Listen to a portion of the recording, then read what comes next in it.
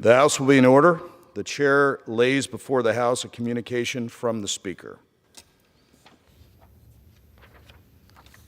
The Speaker's Rooms, Washington, D.C., April 18, 2023. I hereby appoint the Honorable Mike Carey to act as Speaker pro tempore on this day. Signed, Kevin McCarthy, Speaker of the House of Representatives. Pursuant to the order of the House of January 9, 2023, the chair now will recognize members submitted by the majority and the minority leaders for morning hour debate. The chair will alternate recognition between the parties, with time equally allotted between the parties and each member, other than the minority and the minority leaders and the minority whip, limited to 5 minutes. But in no event shall debate continue beyond 11:50 a.m. The chair now recognizes the gentleman from Nebraska, Mr. Bacon, for 5 minutes. Thank you, Mr. Speaker. Mr. Speaker, in honor of Women's History Month, I rise to recognize Deborah Bowers Kipley for her years of dedicated public service in the state of Nebraska. As an arts educator, Debbie's leadership, skills, and initiatives have benefited the minds of our youth for decades. Debbie has a strong interest in the arts from an early age. In 1974, she graduated from Omaha Burke High School, where she participated in band, orchestra, and art. She continued her education, obtaining a bachelor's degree in art education and elementary education from Hastings College. After college, she toured with the Christian Repertory Theater Company before being hired as an elementary arts teacher for Omaha Public Schools. During her time with OPS, Debbie participated in several Nebraska art-based programs. After 13 years with OPS, she wanted to start the elementary art program at Papillion La Vista Community Schools. After obtaining her Master's of Science from the University of Nebraska-Omaha, she earned her doctorates in the administration curriculum and instructions from the University of Nebraska-Lincoln, concentrating on the variation of people's ability to create mental images and the effect this has on learning. As someone who struggled with math, reading, and spelling during her elementary years, Debbie believes her inability to create mental images at that age was the cause of her struggles. Her conclusion was to enhance the 5 senses by using art and learning her elementary teachings to better help students learn. For the last nearly 40 years, Debbie has consistently given back to the community. Just a few of her accolades include Elementary Educator of the Year, President-elect and President of the Nebraska Art Teachers Association, and the Nebraska Art Teachers Roscoe Shields Award for her continued service to art education. She also assisted with the writing and creation of hundreds and thousands of dollars in grant money for the arts. As a now retired educator, Debbie continues to promote the arts by her work with the Congressional Art Competition for the Nebraska Congressional Districts, founded in 1998, and still manages the Papillion La Vista Arts Network, providing a theater experience for elementary and middle school students. Supervising art students, teachers for the University of Nebraska-Omaha is another task that she loves, and she's the president of the Papillion Downtown Business Association. Debbie has always believed in the power of the arts to heal, encourage, and empower. This has been her mantra for all her years of educating youth minds. I salute and thank Debbie for her impression upon the community, that tremendous impact, which will be felt for many years to come. I yield back the remainder of my time. The chair now recognizes the gentlewoman from Ohio, Ms. Capter, for 5 minutes. Thank you very much, Mr. Speaker.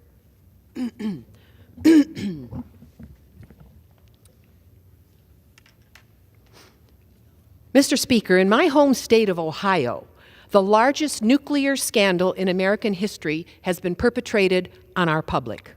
Ohio's only nuclear power is generated in northern Ohio along Lake Erie by plants owned by Energy Harbor, previously known as First Energy. For decades, First Energy customers have paid unknowingly for the outfall of this criminal company's nuclear malfeasance, careless management, and costly outages. And now, criminality. When a hole in the nuclear reactor head at Davis-Besse proved to be the size of a pineapple, jaws dropped too late. Here in Washington at the Nuclear Regulatory Commission, where were they? When a switch failure triggered by First Energy shut off power for 3 days across the entire Midwest, Northeast, and Ontario, Canada, costing our economy $10 billion and 9 lost lives. Those in the commercial nuclear power world should have understood there was a big problem at First Energy. Where were they? Neither the private sector nor the federal government did their jobs. Nuclear power production requires excellence and vigilance. No excuses, no passing the buck. First Energy's business plan started to fail due to its huge repair costs resulting from its own mistakes. As the company sank into debt, rather than aspire to excellence, it resorted to bribery, wire fraud, conspiracy, and racketeering. Thus, the largest commercial nuclear crimes in U.S. history are being litigated in federal court in Cincinnati, Ohio. Convictions for accepting First Energy bribes have been levied against Ohio's former House Republican Speaker Larry Householder and former Ohio Republican Party Chair Matt Borges. They led a criminal scheme in which First Energy bribed them with $61 million in dark money. Householder used it for personal expenses and reelecting himself and a slate of willing Republican and Democratic legislators to bend the law to serve First Energy's financial interests. Once in office, Householder led his hand-picked politicians in a legislative bailout of First Energy, foisting $1 billion plus in corporate nuclear energy and coal losses on Ohio's ratepayers. Never did Householder or his associates express any concern about First Energy's nuclear mishaps, its awesome nuclear responsibility, and what really was required to restore operational excellence.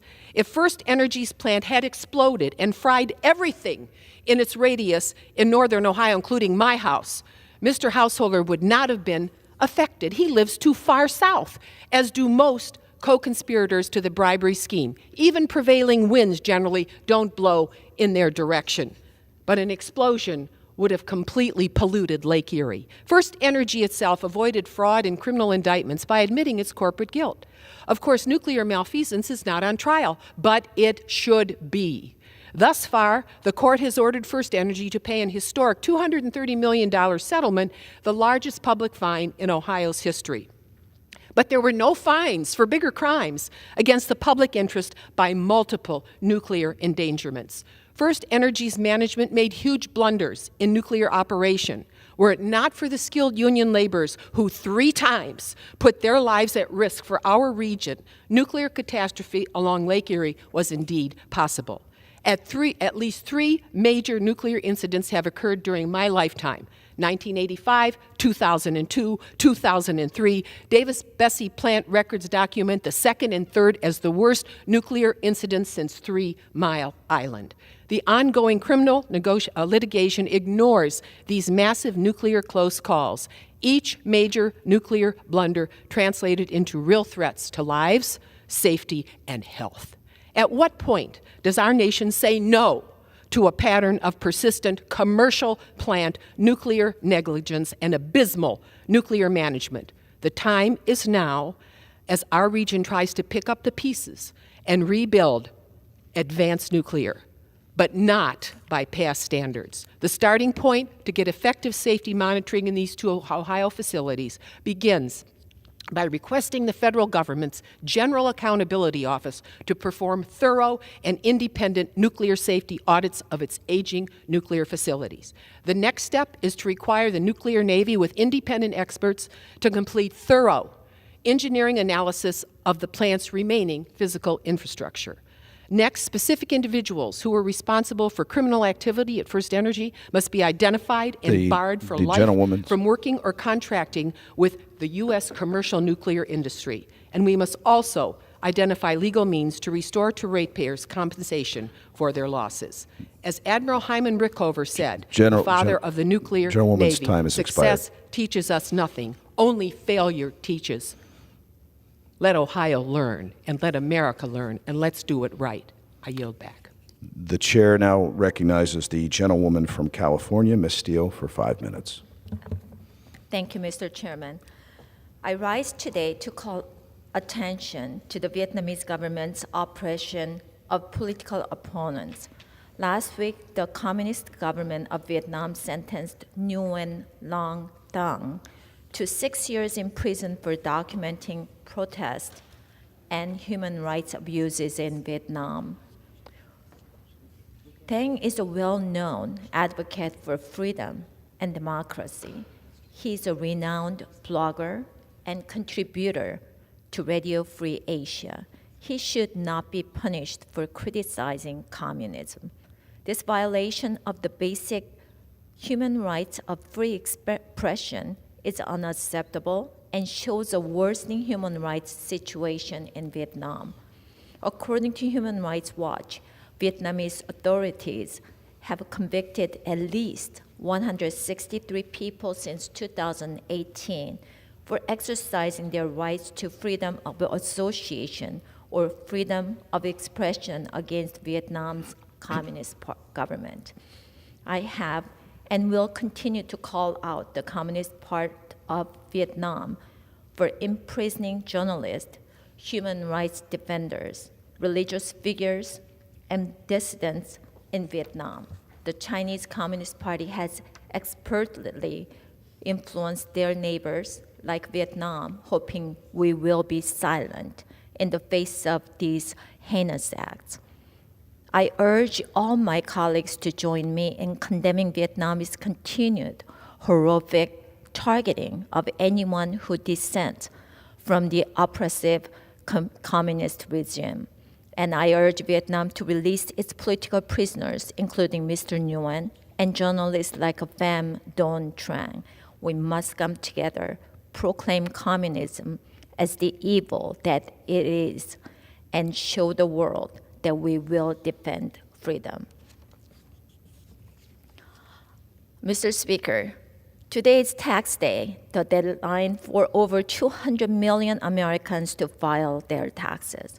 Over the past year, responsible, hardworking families across the nation created a budget, sacrificed to stick to that budget, and paid what they must by law to the government. Meanwhile, their government spent taxpayers' dollars recklessly, resulting in a national deficit over $31 trillion. That is approximately $250,000 per taxpayer. My friends on the other side of the aisle claim that they would close the gap by raising taxes and hiring an army of 87,000 new IRS agents to increase audits, especially on hard-working families making less than $100,000 a year. Collecting more taxes from hardworking Americans will not fix the federal government's responsibility. While California suffers from the highest income tax rate in the country, the state's reckless spending resulted in a deficit of $22.5 billion. High taxes and reckless spending will not solve our nation's problems. That is why the House of Representatives passed my bill with Representative Adrian Smith to defund the IRS's plan to hire 87,000 new agents. The IRS exists to serve the American people, not target them. More taxes and more spending will only result in a higher deficit and a broken economy that will weigh on the backs of our children and grandchildren. Thank you. I yield back. The chair now recognizes the gentlewoman from the great state of Alabama, Ms. Sewell, for 5 minutes.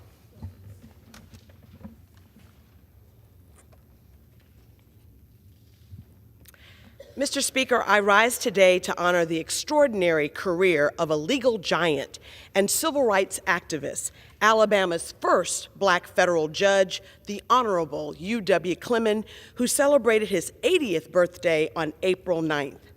A native of Alabama, Judge Clemon was born in 1943. Despite much of his childhood in the segregated school system of Jefferson County, Clemon broke down barriers, graduating as a two-time valedictorian, first at Westfield High School in 1961 and then Miles College in 1965.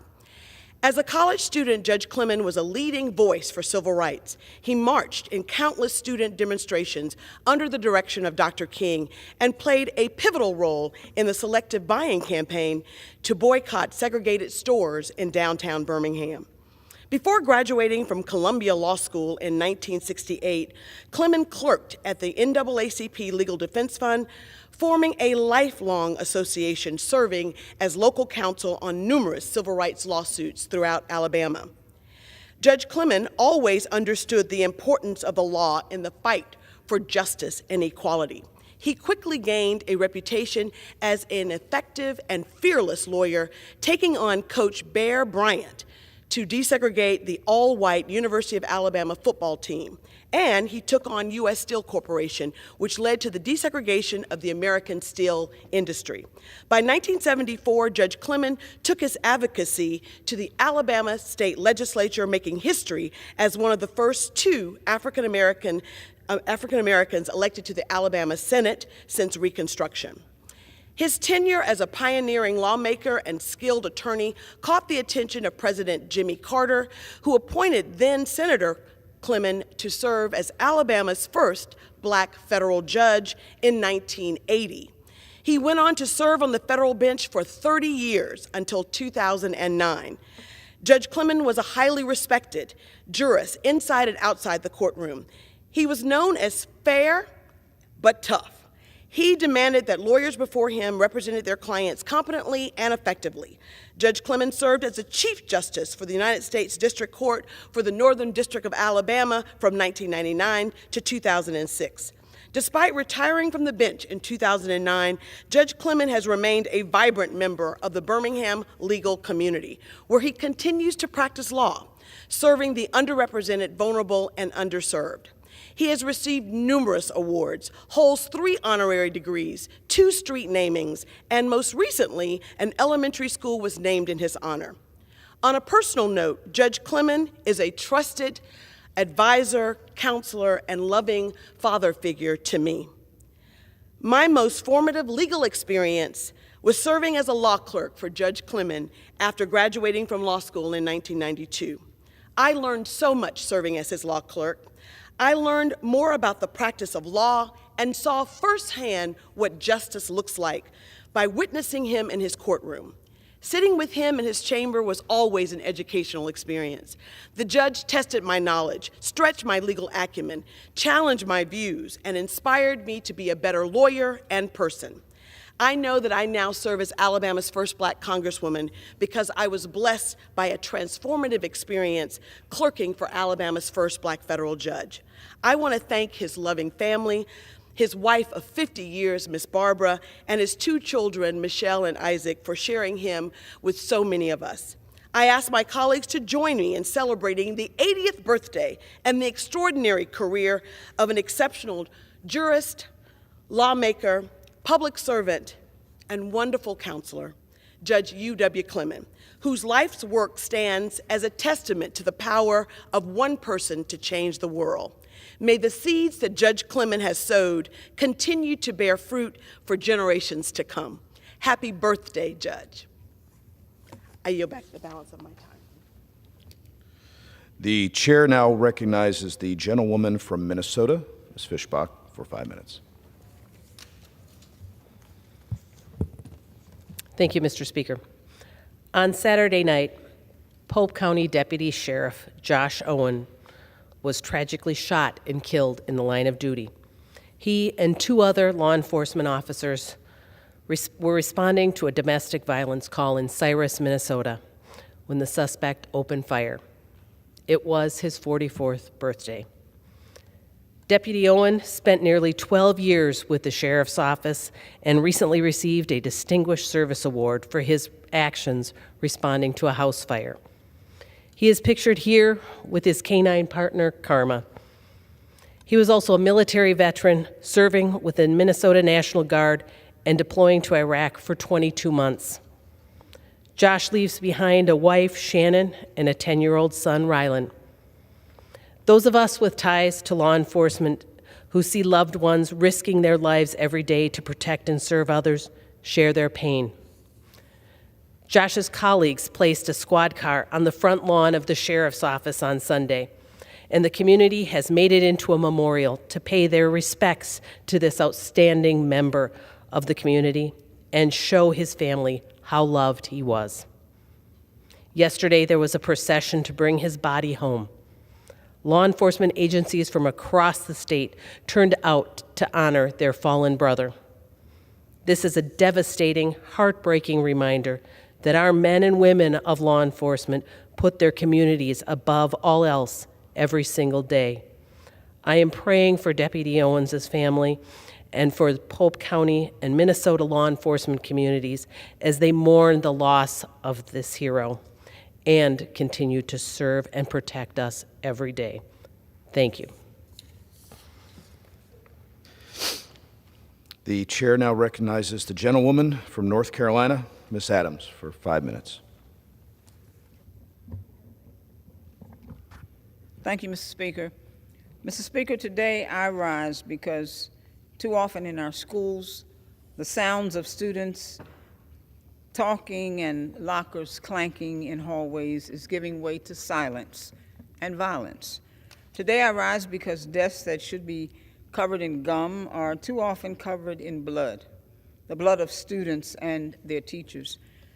Today I rise because 3 9-year-old children and 3 adults are dead in Tennessee, as well as the person who killed them.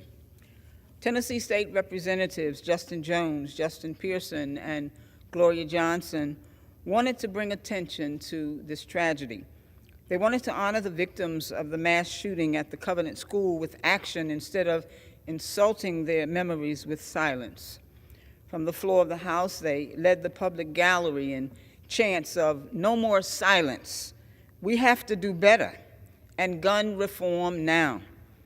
Tennessee Republicans were so afraid of this message that they expelled Justin Jones and Justin Pearson, the 2 black representatives, for their actions. These 2 courageous young men knew, as we do, that we cannot wait to be saved from the gun epidemic. They knew there would be more dead.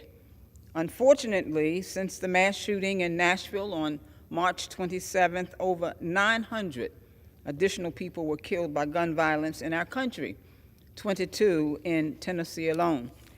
It really makes me sick. It makes me livid that we continue to accept the status quo and that we are comfortable living in a country where at any time our friends, our families, our neighbors, even our children and our grandchildren can die a horrible death because they were in the wrong place at the wrong time when the wrong person had a gun. And so we will be judged if we don't act, not only by history, not only by our God, but by our children who will inherit our country with this metastasized gun cancer still attached. I'm a Christian, and as someone who knows and reads and lives Scripture, I can tell you beyond a doubt that the AR-15, the assault rifle, is the golden calf of Washington, D.C. And too many people in the People's House worship this idol and treat it with reverence. However, just like in Scripture, if we continue to worship this idol, the result will be physical and spiritual death. I stand with Representatives Justin Pearson and Justin Jones in saying no more silence. We have to do better. Gun reform now. No more silence. We have to do better. Gun reform now. Thank you, Mr. Speaker. I yield back. The chair now recognizes the gentleman from California, Mr. Lamaffa, for 5 minutes. Thank you, Mr. Speaker. Today, the House will vote to decide whether to overturn another bad decision by President Biden. His veto of House Joint Resolution 27, which overturned the EPA's and Army Corps of Engineers' overreaching waters of the United States, and yet another rule change to that law, keeps the new expanded definition of WOTUS in place. This change to one of the most abused and litigated federal statutes on the books allows the EPA to regulate every single ditch, every little puddle, every ephemeral stream in America as if they were somehow the Mississippi River or the Sacramento River in my home state. Of course, it's ludicrous, as our nation's commerce, agriculture, and natural beauty are not dependent on a farmer's self-made ditch or irrigation canal or these ephemeral streams. With the expanded WOTUS rule, the federal government can now regulate almost any activity from farming to landscaping that occurs on private property. Treating Americans' private property sacrosanct has been a core principle of this nation for over 2 centuries. Our founders would be horrified to see a United States government agency headquartered here in Washington, D.C., granting itself broad power to regulate every single American on their own land. We've seen the EPA abuse WOTUS before to regulate everything from farming to home building. Ridiculous interpretations on whether you can even plant a fallow field back to a wheat crop that previously had one without a permit that often can take 3 years because there's no motivation from Army Corps or the other regulators to get the job done, and tell the farmer, yes, you may farm your ground the way you did it once before. They sue them for it, they fine them, and basically put them out of business over a farming activity that has occurred. And another example is a couple that's being sued for over WOTUS, and that it's being used as a weapon to prevent a married couple from building their dream home near the shore of a lake, all within the rules. I guarantee you, when the Clean Water Act, when the entire Environmental Protection Act were passed in the early 70s by this Congress, they did not have the intent, nor would they have gotten away with passing legislation that would have been so far-reaching as this. These are about, yes, clean water. They were about protecting species and some of the habitat for them. Not every possible piece of ground in the world that might host one, even though they don't currently. They would not have been able to pass this Congress because people would have run them out of here on a rail. Yet, through court interpretations over time, rulemaking, guidances, this is where we've gotten to. The administration and the previous Democrat administration have been hyper-aggressive on putting waters of the United States rules in place that have little to do with the measurement used to be if it was a navigable stream. Well, navigable used to mean you could actually drive a boat up and down that particular river or what have you. Now, if you can float a rubber duck in it for a half hour after a rain in a pond or a stream or what have you, then they seem to believe that should be a good enough definition for navigable waterways. It's ridiculous, and with the increasing costs of food to Americans and less food choices on our shelves, even empty shelves in this country, this is the move they make to restore to previous aggressive limits the waters of the United States and take away the ability to farm our products already safely, already reliably, already ecologically sound. This is not needed under the Biden interpretation or the previous Obama interpretation. These are property rights and these are land rights that are a cornerstone of our country's founding. And indeed, it's a way to take more control and put Washington, D.C. and put bureaucrats in greater charge of things that used to be good rural issues, rural values that are keeping food on the table for Americans, thereby positioning us to be independent of having to import food, keeping us strong. Food is strategic. Food is a security issue.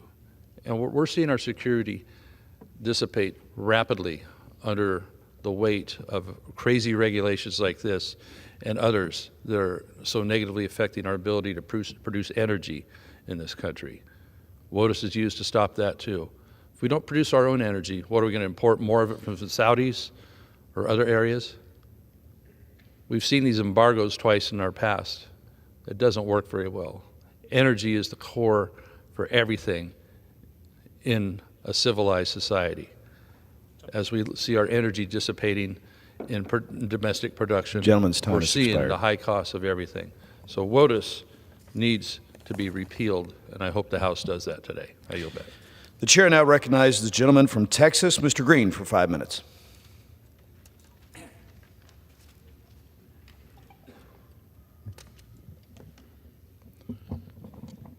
And still I rise, Mr. Speaker. And still I rise as a proud, unbought, unbossed, unafraid, liberated Democrat.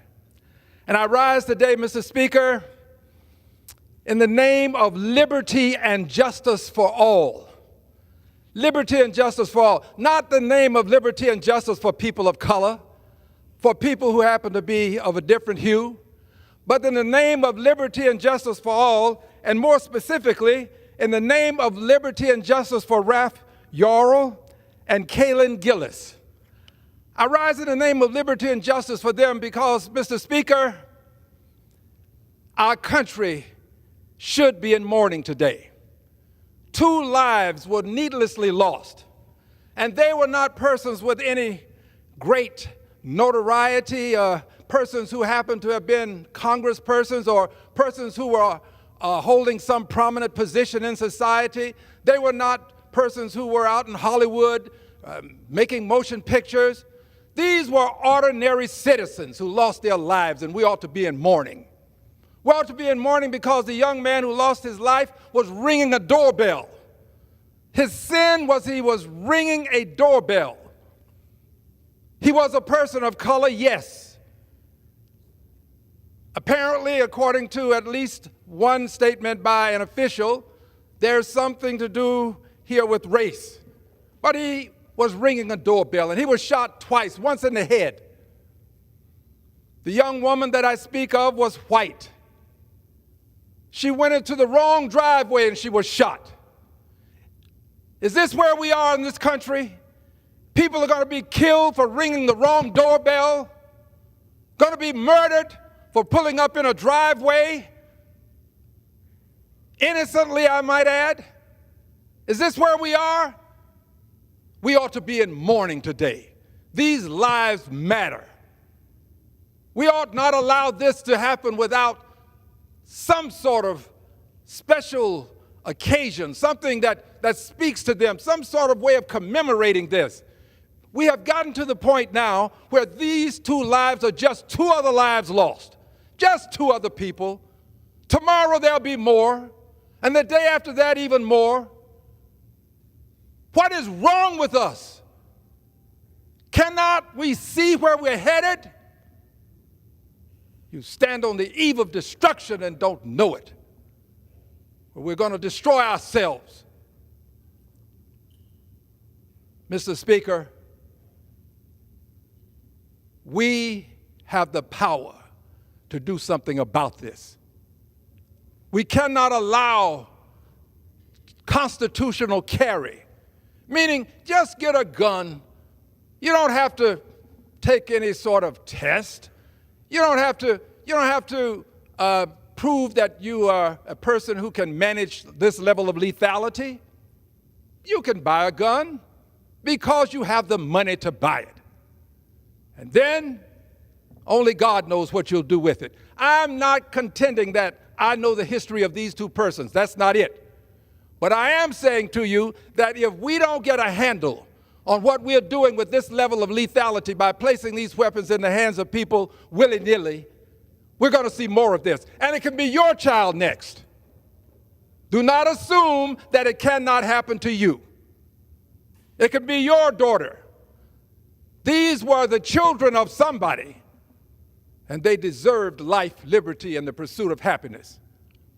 I am totally, completely, and absolutely antithetical to this notion of constitutional carry, where you can just buy a gun because you have the money to buy it.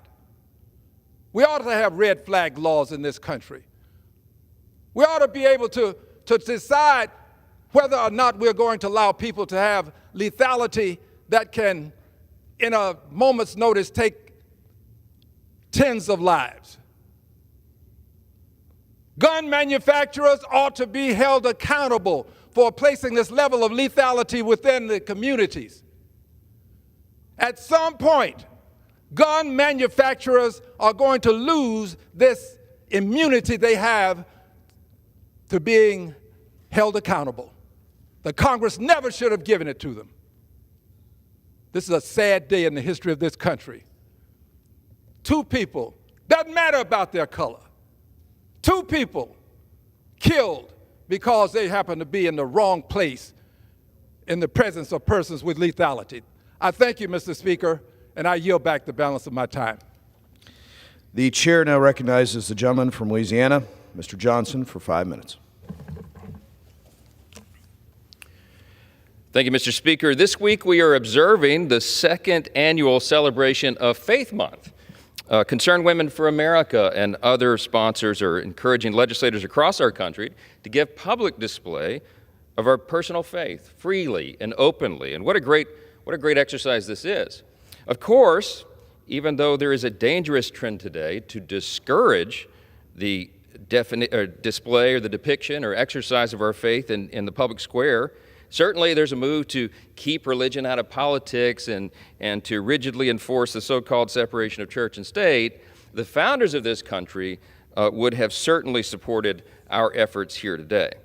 Indeed, this common misunderstanding about the separation concept is an important one. It's one that's useful for us to address, and I think today's a good day to do it. In fact, it's one of my favorite subjects. It's a topic that I've debated and written and taught university courses on for about 25 years, about a quarter century. For 2 of those decades, I was in the courts defending religious freedom cases, and I learned during that time that I really believe that this is among the most misunderstood subjects in our entire culture. See, most people today who insist upon a rigid separation of church and state are unaware that that phrase derives not from the Constitution itself, of course, but from a personal letter that Thomas Jefferson wrote to the Danbury Baptist Association in 1802. He explained that, quote, because religion is a matter that lies solely between man and his God, the language of the First Amendment is a vital safeguard of our rights of conscience. See, Jefferson said he revered, this is another quote, that act of the whole American people which declared that their legislature should make no law respecting an establishment of religion or prohibiting their free exercise thereof, thus building a wall of separation between church and state. That's what he wrote in his letter to the Danbury Baptist. But Jefferson clearly did not mean that metaphorical wall was to keep religion from influencing issues of civil government. To the contrary, it was meant to keep the federal government from impeding the religious practice of citizens. The founders wanted to protect the church from an encroaching state, not the other way around. The majority of the founders, having personally witnessed the abuses of the Church of England, were determined to prevent the official establishment of any single national denomination or religion. Of course, we know that. But here's the point. They very deliberately listed religious liberty, the free exercise of religion, as the first freedom protected in the Bill of Rights because they wanted, here's the key, they wanted everyone to freely live out their faith, as that would ensure a robust presence of moral virtue in the public square and the free marketplace of ideas. Volumes written on this subject, on this topic, can be summarized probably best and most concisely by reference to the sentiments of our first 2 presidents. In his historic farewell address, President George Washington, of course, famously said, of all the dispositions and habits which lead to our political prosperity, religion and morality are the indispensable supports. Our second president, John Adams, came next, and he said, our Constitution is made only for a moral and religious people. It is wholly inadequate to the government of any other. What these 2 founders and their fellow patriots all understood from history was that there are many important rules and practices that can help build and sustain a healthy republic, but the key and the essential foundation of a system of government like ours must be a common commitment among the citizenry to the principles of religion and morality. See, the founders acknowledged in the Declaration the self-evident truths that all men are created equal and that God gives all men the same inalienable rights. However, they knew that in order to maintain a government of the people, by the people, for the people, as Lincoln later articulated, in this nation under God, that those inalienable rights must be exercised in a responsible manner. They thus believed in liberty that is legitimately constrained by a common sense of morality and a healthy fear of the Creator who granted all men our rights. The founders understood that all men are fallen and that power corrupts. They also knew that no amount of institutional checks and balances or decentralization of power in civil authorities would be sufficient to maintain a just government if the men in charge had no fear of eternal judgment by a power higher than their temporal institutions. See, a free society and a healthy republic depend upon religious and moral virtue, not only because those convictions in the minds and hearts of the people make it possible to preserve their essential freedoms by emphasizing and inspiring individual responsibility and self-sacrifice and the dignity of hard work, the rule of law, civility, patriotism, the value of family and community, and the sanctity of every single human life. They knew that this would be important, and without these virtues, indispensably supported by religion and morality, every nation will ultimately fail. Inscribed on the third panel of the Jefferson Memorial here in Washington is a sobering reminder to every American. It says, quote, "God who gave us life gave us liberty. Gentleman's time has expired. Can the liberties of a nation be preserved without it? This is a great time to observe our faith. We should never back down." I thank CWA, and I yield back. The chair now recognizes the gentleman from New Jersey, Mr. Menendez, for 5 minutes.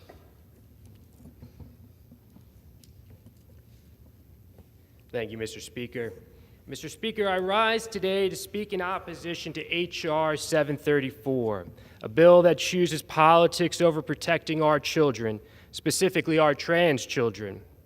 With all the challenges we are facing as a country, with all the challenges so many working and middle-class families are facing, it is astonishing that we are here debating legislation that seeks to target our children. I intentionally say our children because I do believe, as legislators, we should be concerned about every child in America, whether they live in a red or blue state, urban or rural community, and however they choose to identify. Yet Republicans, not just in this body, but in legislatures across the country, have set their mark on trans children. And when we speak of trans children, by most estimates, we are talking about 300,000 people in a country of 331 million, even fewer who participate in school sports. Just think about that. With all the power bestowed upon us, upon this august institution, Republicans are choosing to use that might to prevent trans children from participating in sports. And they do so instead of working with Democrats to provide tangible solutions to the challenges that so many Americans are facing. Why are we not voting today to make permanent the expanded child tax credit, which lifted 2.9 million children out of poverty? Why are we not voting today on legislation that would make pre-K available to all families, and in doing so, alleviate one of the most significant burdens that working parents face each and every day? Why are Republicans not focusing on these issues, debating and voting on real change for the majority of American families? And this week, Republicans will talk constantly about protecting our children. Yet they won't work to solve the gun violence epidemic that we have in our country, an epidemic that continues to be a stain on each and every one of us. We have to acknowledge the complete absurdity that Republicans are more comfortable sending their children to school to participate in active shooter trainings than they are having their children play alongside a trans teammate. The leading cause of death of children in this country, in our country, is gun violence. Yet Republicans are here trying to prevent trans children from participating in sports. The GOP title of this bill is Protection of Women and Girls in Sports Act of 2023. But have we not asked ourselves about the children that this bill seeks to target? Who's protecting them? When will we remember that we show our true strength by concerning ourselves with the most vulnerable amongst us? We are supposed to be the ones who are guided by President Lincoln's encouragement to have faith that right makes might. Being on the side of those who others seek to marginalize is the right side of history and shows true strength. And on the topic of strength, let me be clear about one thing. Every single trans individual in this country who continues to be their true and authentic self in the face of constant bigotry and hate has more strength and courage than anyone who chooses to vote for this bill. As the book of John reminds us, if anyone has material possessions and sees a brother or sister in need but has no pity on them, how can the love of God be in that person? Dear children, let us not love with words or speech, but with actions and in truth. As a father, I know the single greatest gift we can give our children is the love, support, and encouragement they need to be the truest and most authentic version of who they are. Because we, as adults, know that this life is hard, and that giving our kids that support is the least we can do. But instead of trying to make life just a little easier, especially for those individuals who have found the bravery to be open about who they are. Republicans are trying to put out their inner light by making them feel different, by ostracizing them from their peers. As I've said before and will say so long as it needs to be said, I love every single trans individual in this country because they are my brothers, my sisters, my neighbors, and are my fellow Americans. This bill is wrong. Targeting the trans community is wrong, and I won't stand for it. I am a no on H.R. 734 and urge all my colleagues to do the same. I yield back the remainder of my time. The chair recognizes the gentlewoman from Nevada, Ms. Lee, for 5 minutes.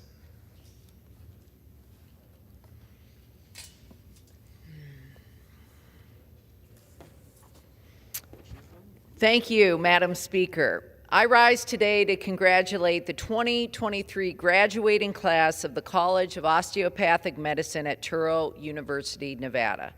This week is National Osteopathic Medicine Week, and I cannot think of a better way to celebrate than by highlighting the incredible success of our future doctors of osteopathic medicine. Not only did these graduates receive a 100% residency match rate, but I'm also proud to say that 50 of them will be staying in Nevada. In Nevada, where they will help fill critical health care needs in our state by helping combat our dire shortage of physicians. Nevada ranks 48th in the nation in doctors per capita. These future healthcare providers will fill in the gaps across our healthcare system, from family medicine and pediatrics to emergency medicine, neurology, and psychiatry. Too many Nevadans in rural and underserved communities do not have access to specialists in their area, which significantly restricts their ability to access healthcare services. I am so proud that these doctors will be filling those critical needs, and I congratulate Touro University.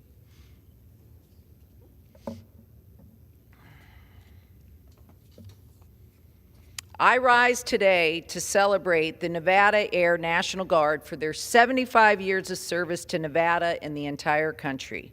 In that time, our service members have supported national security, combat operations, and humanitarian efforts across the globe. The Nevada Air National Guard began as a small fighter squadron comprised of World War II-era P-51 Mustangs, but its units have since evolved, flying in the Korean War, aerial reconnaissance throughout the Cold War, and numerous deployments in Afghanistan and Iraq. But here at home in Nevada, the Air National Guard has also carried out significant humanitarian operations, such as Operation Haylift, a daring supply drop to farmers and miners trapped by winter storms in 1948. And today, the Air National Guard is perhaps best known for its continued use of our military's workforce, the C-130, which, among other impressive capabilities, has been routinely deployed for firefighting operations with the U.S. Forest Service.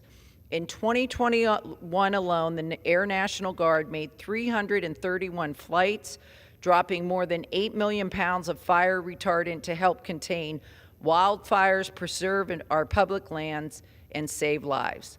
Looking ahead, I look forward to work with the Nevada National Guard on their priorities, including a well-deserved upgrade to their fleet of C-130s as they make an even better 75 years ahead. From Carson City to Reno and the 232nd Combat Training Squadron at Nellis Air Force Base, thank you again to everyone who has made Nevada's Air Guard strong for the past 75 years. Our state and country are safer because of it. Madam Speaker, I rise today on the frightening recent developments concerning the personal freedoms of millions of Americans. A single judge in Texas has dramatically restricted decades-long access to safe and effective abortion medication in all 50 states. Anti-choice extremists have made it clear that this is not the end. They did not stop at overturning Roe v. Wade. They will not stop at preventing women from accessing FDA-approved medications like mifepristone, and they made it clear about their intention to restrict, control, and ban a woman's right to choose with federal legislation. From the courts to Congress, a woman's right to choose is under attack. But we will not be intimidated, and I'm doing everything in my power to stop this. My home state of Nevada, where voters decided by a 2-to-1 margin in 1990 to protect a woman's right to choose, and just last fall voted to reject the extremist politicians leading this crusade to ban abortion nationwide, has made it clear where it stands. And I've made it clear that I'm here to represent my district and my state. Last week, I joined hundreds of my pro-choice colleagues in signing on to an amicus brief that has been filed with the Supreme Court, asking the court to reverse the Texas judge's radical decision. I'm not giving up, and neither should you. I support choice. The majority of Nevadans support choice, and the majority of Americans support choice. Time has expired. It's time for Congress and the courts to do the same. And with that, I yield. The chair recognizes the gentleman from Tennessee, Mr. Cohen, for 5 minutes. Thank you, Madam Speaker. I am the only Democrat congressperson from Tennessee. So in some ways, I represent the entire state on issues of concern to Democrats and people of progress. Tennessee and New York, unfortunately, have been shameful in their conduct recently in the way they relate to government and the lack of the way they relate to meaningful gun reform to protect our citizens from mass shootings. In Tennessee, there was the Tennessee Three legislators who went to the well to protest the fact that after a murder, a terrorist act killing 6 citizens at the Covenant Presbyterian Church, there was no response from the supermajority Republicans in the General Assembly, nor at the time from the Republican governor. They went to the well while the galleries were full of people protesting the lax gun reform laws or gun laws in Tennessee, to protest and say we should have some gun laws to protect our children and to protect people all over our country who are victims of mass shootings. They expelled 2 of the members and tried to expel 3 for simply raising an issue that otherwise would not be raised by a supermajority that was favored by a majority of the people in Tennessee by far. Red flag laws. No more weapons of war being sold. The weapons that people used to do mass shootings at Covenant Presbyterian Church, in Louisville at the bank, and almost everywhere where there are mass shootings in this country. That was shameful for the Tennessee General Assembly to try to expel 3 and to expel 2, and not to take up gun reform. The governor later Governor Lee took up gun reform and said he was for red flag laws. But a red flag law was proposed this week and didn't even get a motion or a second. In New York, the House Judiciary Committee adjourned to New York, or recessed there, to have a hearing yesterday, allegedly concerning a state official, the DA, Mr. Bragg, and his record that they called pro-crime and anti-victim. What they really went to New York to do was to act as Donald Trump's public relations firm and defense firm, something the United States Congress is not empowered to do for any individual, not empowered to do to go into another jurisdiction where federalization laws say that the states have their own prosecutors and the federal government is not supposed to go in and ask for information that they could then give to the defense, and attacked Mr. Bragg. The facts were well pointed out that New York is a safe city and safer than most of the major cities in Mr. Jordan, the chairman's state of Ohio. They attacked Mr. Bragg and said he was supported by George Soros. What does that have in common with Tennessee? The people they went after were minorities. Mr. Bragg, the first African-American elected DA in the borough of Manhattan, and in Tennessee, the 2 youngest members of the General Assembly who happened to be African-American, a minority group by far in Tennessee and the Tennessee General Assembly. They accused Mr. Bragg of being supported by George Soros, which he was, but we know that's a trope for anti-Semitism. So they go after minority religion, minority DA, and try to appeal to their base and try to help Donald Trump. That's shameful as well. Shame on the Judiciary Committee of this House. Shame on the General Assembly of Tennessee. Do your job, protect your citizens, pass meaningful laws to restrict weapons of war, impose red flag laws so we can stop people from committing crimes, mass murders in this country, which has become too commonplace, and uplift our political dialogue to where we don't attack minorities to get away with really obfuscating our real purpose, which is supporting Donald Trump, who committed the two worst crimes in this country, or two of the worst crimes in this country. One, trying to steal the 2020 election and telling people it was a steal fraudulently and getting campaign contributions. And two, in 2016, if Mr. Bragg is right, in covering up payments to a porn star to win the 2016 election illegally. Now, the worst crime in New York was 9/11, but there was a thing called the Central Park Five. 5 black youths who were alleged and convicted of killing a jogger in Central Park. This was back, I think, it was in the 20th century. Mr. Trump took out full-page newspaper ads in 3 papers and said all those 5 should get the death penalty. They got sentences. They didn't get the death penalty. But later they were exonerated when it was shown that somebody else committed the crimes. But not after they spent 41 years in prison, an average of 8 years apiece, and not after the state had to pay $41 million for their time in prison. Did Donald Trump apologize? No, he doesn't apologize. Expired. Shameful.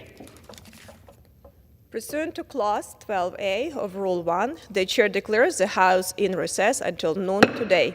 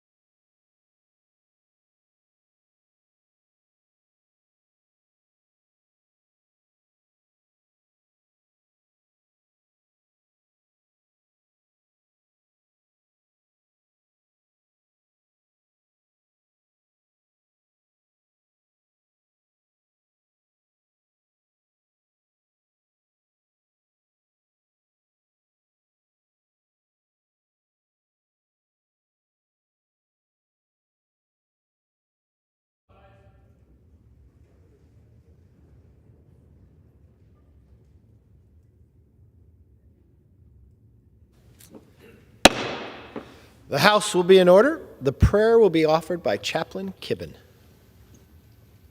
Would you pray with me?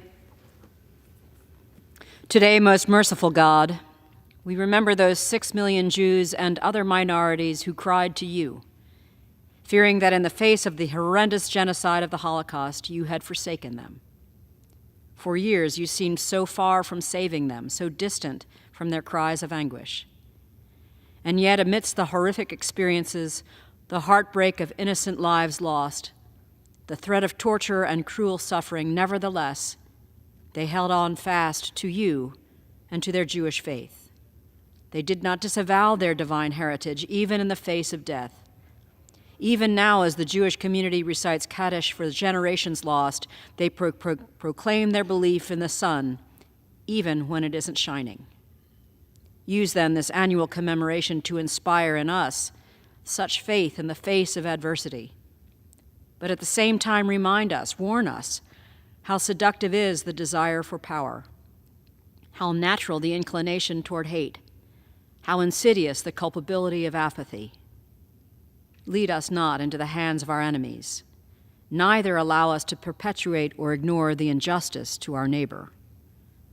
Remind us that you will not forsake your people. You will not hide your face from us. For in you do we find strength to live justly. In you do we find reason to live rightly. In your most holy and merciful name we pray. Amen. Amen.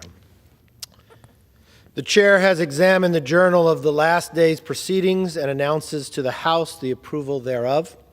Pursuant to Clause 1 of Rule 1, the journal stands approved. The Pledge of Allegiance will be led by the gentleman from Ohio, Mr. Balderson. Pledge allegiance to the flag of the United States of America and to the republic for which it stands, one nation, under God, indivisible, with liberty and justice for all. The chair will entertain up to 15 requests for 1-minute speeches on each side of the aisle. For what purpose does the gentlewoman from Virginia seek recognition? I rise to address the House floor for 1 minute and to revise and extend my remarks. Without objection, the gentlewoman is recognized for 1 minute. Mr. Speaker, I rise today as a former female athlete, mother of 2 daughters who are athletes, lifelong runner, and former coach of girls' sports teams. This week, we will vote on a bill to protect women in girls' sports. I led a similar bill in the Virginia Senate and look forward to supporting this measure in the U.S. House. I feel passionately about this issue and want to convey how important it is to protect women's sports for future generations. This bill is not about discriminating against any group of people, but rather protecting the benefits of allowing biological girls to push themselves and bond over a shared physical goal. Allowing women to excel in a physical activity promotes teamwork, sportsmanship, and self-confidence. Women's sports offer opportunities for young girls to discover their strengths and teach them that hard work pays off. Title IX protected these opportunities and allowed young women in this country to compete and win in fair fields of play. Biological men and women are physically different and should be respected for those differences. Failing to acknowledge these differences takes away opportunities for girls and women to succeed on the playing field. We cannot allow for this to happen. I'm proud to support the Protection of Women and Girls in Sports Act, and I strongly urge all of my colleagues to do the same. Thank you, and I yield back. For what purpose does the gentleman from Texas seek recognition? To address the House for 1 minute, Mr. Speaker, to revise and extend my remarks. Without objection, the gentleman is recognized for 1 minute. Thank you, Mr. Speaker. Mr. Speaker, and still I rise. And I rise today again in the name of liberty and justice for all, more specifically, liberty and justice for Ralph Yarl and Kaylin Gillis, as promised in our Pledge of Allegiance. Mr. Speaker, earlier today in making a floor speech concerning these 2 persons who are victims of gun violence, I incorrectly indicated that both lost their lives.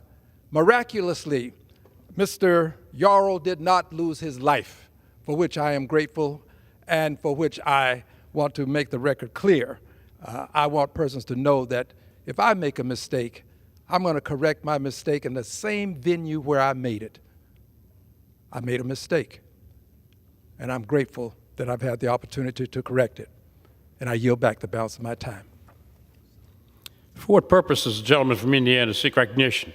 Mr. Speaker, I ask unanimous consent to address the House for 1 minute and to advise and extend my remarks. Without objection, the gentleman is recognized for 1 minute. Mr. Speaker, I rise in support of legislation I'm introducing today, a balanced budget amendment to the U.S. Constitution. This is the first bill I'm introducing as a member of Congress, and it's because I believe that we need to get our fiscal house in order, as it's the issue of our time. For the first time ever, we risk passing off to our kids and grandkids a country with fewer opportunities and less freedoms than the ones we inherited. And our out-of-control debt is the reason why. What was a problem a decade ago is quickly becoming a full-blown crisis. We didn't get into this mess because anyone thinks that the path that we're on is sustainable. We got here because Congress has lacked the political will to do anything about it. And that's why we need to fundamentally reform how this place operates in order to get the outcomes that Americans deserve. States across America are required to balance their books. In Indiana, we make responsible spending choices and exercise fiscal discipline every single day. It's high time we brought that same Hoosier common sense to Washington. And a balanced budget amendment is the way to do it. So I encourage my colleagues to support my legislation and join me in the fight to restore fiscal responsibility. Thank you, Mr. Speaker, and I yield back. For what purpose does the gentleman from New York seek recognition? Without objection, the gentleman is recognized for 1 minute. Mr. Speaker, day in and day out, our dedicated letter carriers and postal workers deliver to America for America. But processing and delivering the mail should never leave these workers stranded, threatened, or at risk of losing their lives. However, that's what appears to have happened during a massive winter storm that hit Buffalo and western New York in December. After numerous personal accounts of unsafe conditions for postal employees, we are calling on the Office of Inspector General in coordination with the Occupational Safety and Health Administration to investigate. Whether emergencies happen, especially in Buffalo in the wintertime, we need a clear process to protect America's postal workers when they do. I yield back. For what purpose does the gentleman from Virginia seek recognition? Mr. Speaker, I ask unanimous consent to address the House for 1 minute and revise and extend my remarks. Without objection, the gentleman is recognized for 1 minute. Thank you, Mr. Speaker. Last fall, the American people voted for a Republican-led House majority to reverse course from the failures of the Pelosi-led House of the 116th Congress. In just the first 100 days, House Republicans have kept our promises by passing the Parents' Bill of Rights and the Rein-In Inflation Act, repealing funding for Biden's IRS Army, and unleashing American energy with H.R. 1 while preserving our SPR and protecting it from China. We've also restored the People's House back to its rightful owners and ensured our colleagues show up for work by ending proxy voting, held government accountable, defended life, and forced the president to end the COVID national emergency once and for all. As a catalyst for these results and continued victories, we've secured the most transparent, open, and member-driven rules package in the House's history. Change has come to the People's House, and it's here to stay. Mr. Speaker, I yield back. Gentleman from Massachusetts seek recognition. Consent to address the House for 1 minute and revise and extend my remarks. Without objection, the gentleman is recognized for 1 minute. Mr. Speaker, the world is confronting an unprecedented food security crisis. The World Food Program reports that a record 349 million people across 79 countries face acute food insecurity. The COVID-19 pandemic flattened economies, fractured supply chains, and caused huge spikes in inflation. Then came Russia's invasion of Ukraine, one of the world's most important bread baskets. But during Global Child Nutrition Month, I'm not just hopeful that tackling these challenges is possible, I am confident that we can. That's because the U.S. government, our farmers, and NGOs have responded to the crisis with historic investments, expanding global food, nutrition, and agricultural programs, including Food for Peace, McGovern-Dole, Feed the Future, USAID's nutrition, maternal, and child health programs, and the Bill Emerson Humanitarian Trust. It's easy to turn on the news and become overwhelmed. But the U.S. has not only been ready to provide support to those who are hungry, we've been at the forefront. Each of these proven programs deserves our support, and I call upon my colleagues to increase funding for these programs in the annual appropriations bills. There are lives in the balance. We can end hunger now. I yield back. For what purpose does the gentleman from Ohio seek recognition? Thank Thank you, Mr. Speaker. I ask for unanimous consent to address the House for 1 minute and revise my remarks. Without objection, the gentleman is recognized for 1 minute. Thank you, Mr. Speaker. Today I rise to pay tribute to my dear friend, Delaware County Sheriff Russ Martin, who officially retired this week from his post as Delaware County Sheriff after nearly 34 years of dedicated public service and law enforcement. Sheriff Martin first began his career in law enforcement as a dispatcher while attending Bowling Green State University. He later became a police officer for the city of Delaware and then served 8 years as the city's chief of police. In 2012, he was first appointed to the Delaware County Sheriff. As Delaware County Sheriff, he added police body cameras, restored the department's cold case unit, and advocated for life-saving equipment to empower citizens and to support first responders. Fitting for a man who teaches courses on leadership and ethics, Sheriff Martin's own legacy is one marked by compassion, integrity, and devotion. On behalf of the Ohio's 12th Congressional District, I would like to wish Sheriff Martin the very best as he embarks on new adventures alongside his loving family. As a grandfather, father, husband, volunteer, and champion for law enforcement. Thank you, Mr. Speaker. I yield back. For what purpose does the gentleman from California seek recognition? Mr. Speaker, to address the body for 1 minute without objection. Without objection, the gentleman is recognized for 1 minute. Mr. Speaker, I rise today to honor Cal State Fullerton's president, Fram Verge, and his spouse and partner of 37 years, Julie. And I congratulate both of them on their upcoming retirement after more than 5 years at Cal State Fullerton. As president of Cal State Fullerton, the largest university today in California, Fram and his great partner, Julie, have been part of the Titan community. Under both their leaderships, Cal State Fullerton is today the largest university in California and is #1 in graduating women in California. And today, Cal State Fullerton is the #4 best bang for your buck university in the United States. Before coming to Cal State Fullerton, Fram served as Executive Vice Chancellor, General Counsel, and Secretary to the Board of Trustees of the Cal State University system. Before coming to Cal State University, Fram was a partner at O'Melveny and Meyer. Fram and Julie are involved in a lot of nonprofits, and they both founded and have supported the Yambi Rwanda, a nonprofit dedicated to improving the lives of Rwandans. Congratulations, President Fram Verge and Julie, on your retirement. I'm sure it's not going to be your retirement. And as a Cal State Fullerton alumni, I'm proud to consider you both very good friends. Go Titans. For what purpose does the gentleman from New Jersey seek recognition? I seek unanimous consent to address the House for 1 minute and to revise and to extend my remarks. Without objection, the gentleman is recognized for 1 minute.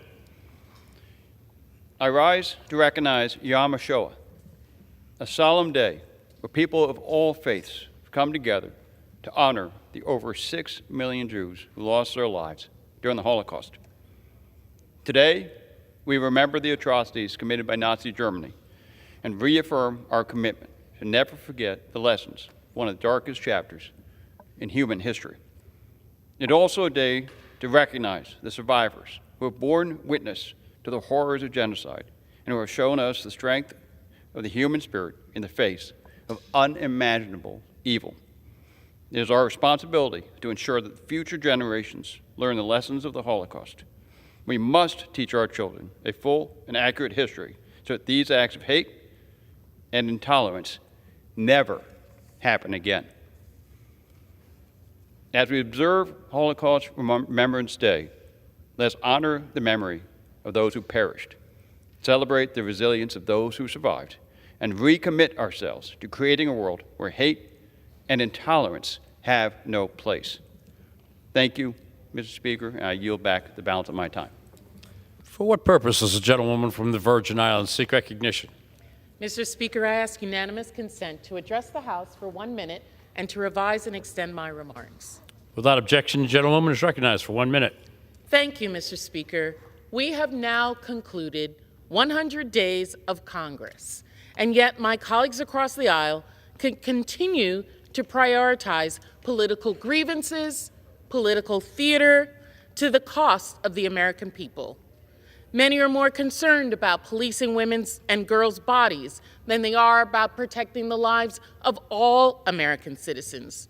The recent attempt to deny women access to FDA-approved medication because of its use in medical abortions is yet another attack on Americans' personal freedom.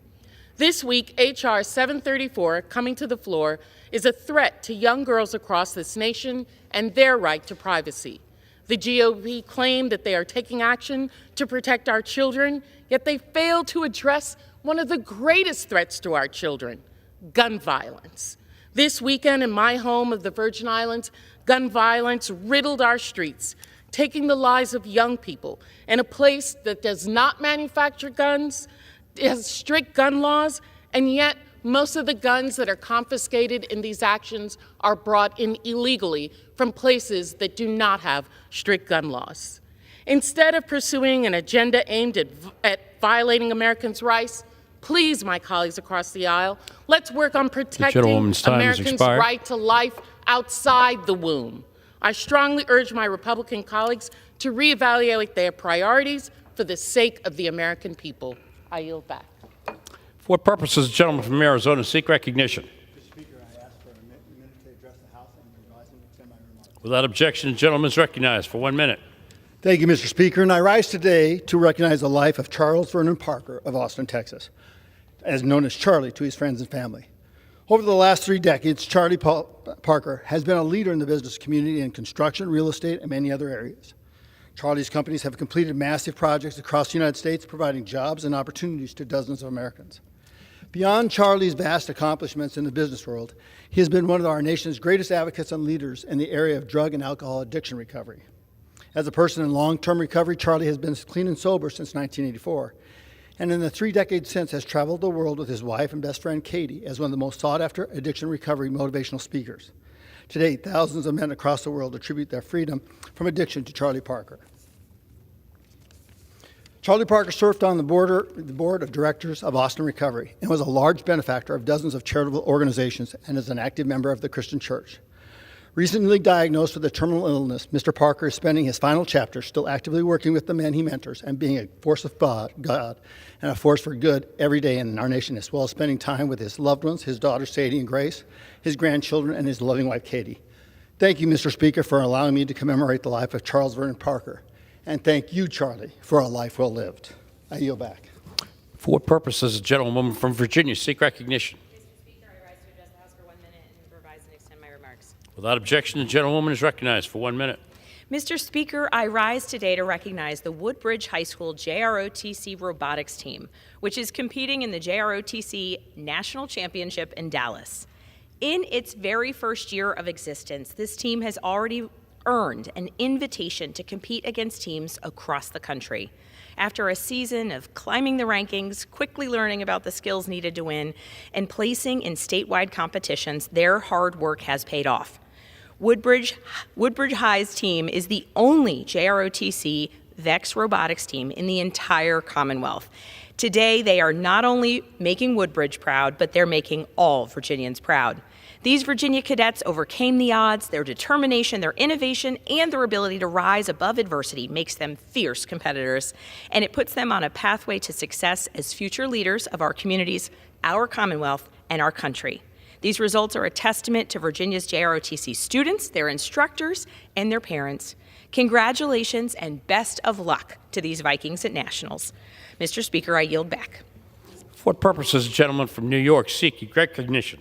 I ask for unanimous consent to address the House for 1 minute and to revise and extend my remarks. Without objection, the gentleman is recognized for 1 minute. Thank you, Mr. Speaker. 50 years ago, Syracuse University made a commitment to high school students to help prepare them for college. It also made a commitment to educators to help them continue to grow in their profession. And it made a commitment to the education community as a whole to continue important research. The Syracuse University Project Advance is an enhanced concurrent enrollment project that is serving over 200 other partner schools. It has helped more than 750 educators become Syracuse University adjuncts. We celebrate 50 years of the Syracuse University Project Advance program today. As a supporter of choice in education, I applaud SU for their continued efforts locally to provide programs that give students access to the tools necessary for their careers and prepare them for college. The Syracuse University Project Advance increases dialogue between major local university and our local high schools. It offers innovative courses, and it allows students the option to stay local and be prepared for the next chapters in their life right in their hometowns. Mr. Speaker, I yield back. For what purpose does the gentleman from California seek recognition? Without objection, the gentleman is recognized for 1 minute. Thank you, Mr. Speaker.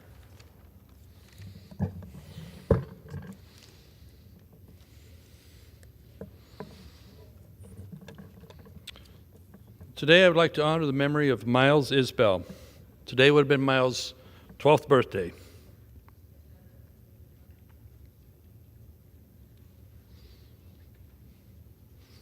At the age of 9, Miles was diagnosed with brain cancer. While undergoing treatment, he refused to stop living his life to the fullest extent possible. He stayed active at school while undergoing treatment. He became a real-life trooper and an outspoken candidate for cancer research, while in one night raising $3 million for the cancer research facility. Last September, the players on the San Francisco Giants baseball team wore pediatric cancer bracelets in Miles' honor. They brought him to several games, and he was able to meet several of the team's star players. Miles had a tenacity that few of us could match.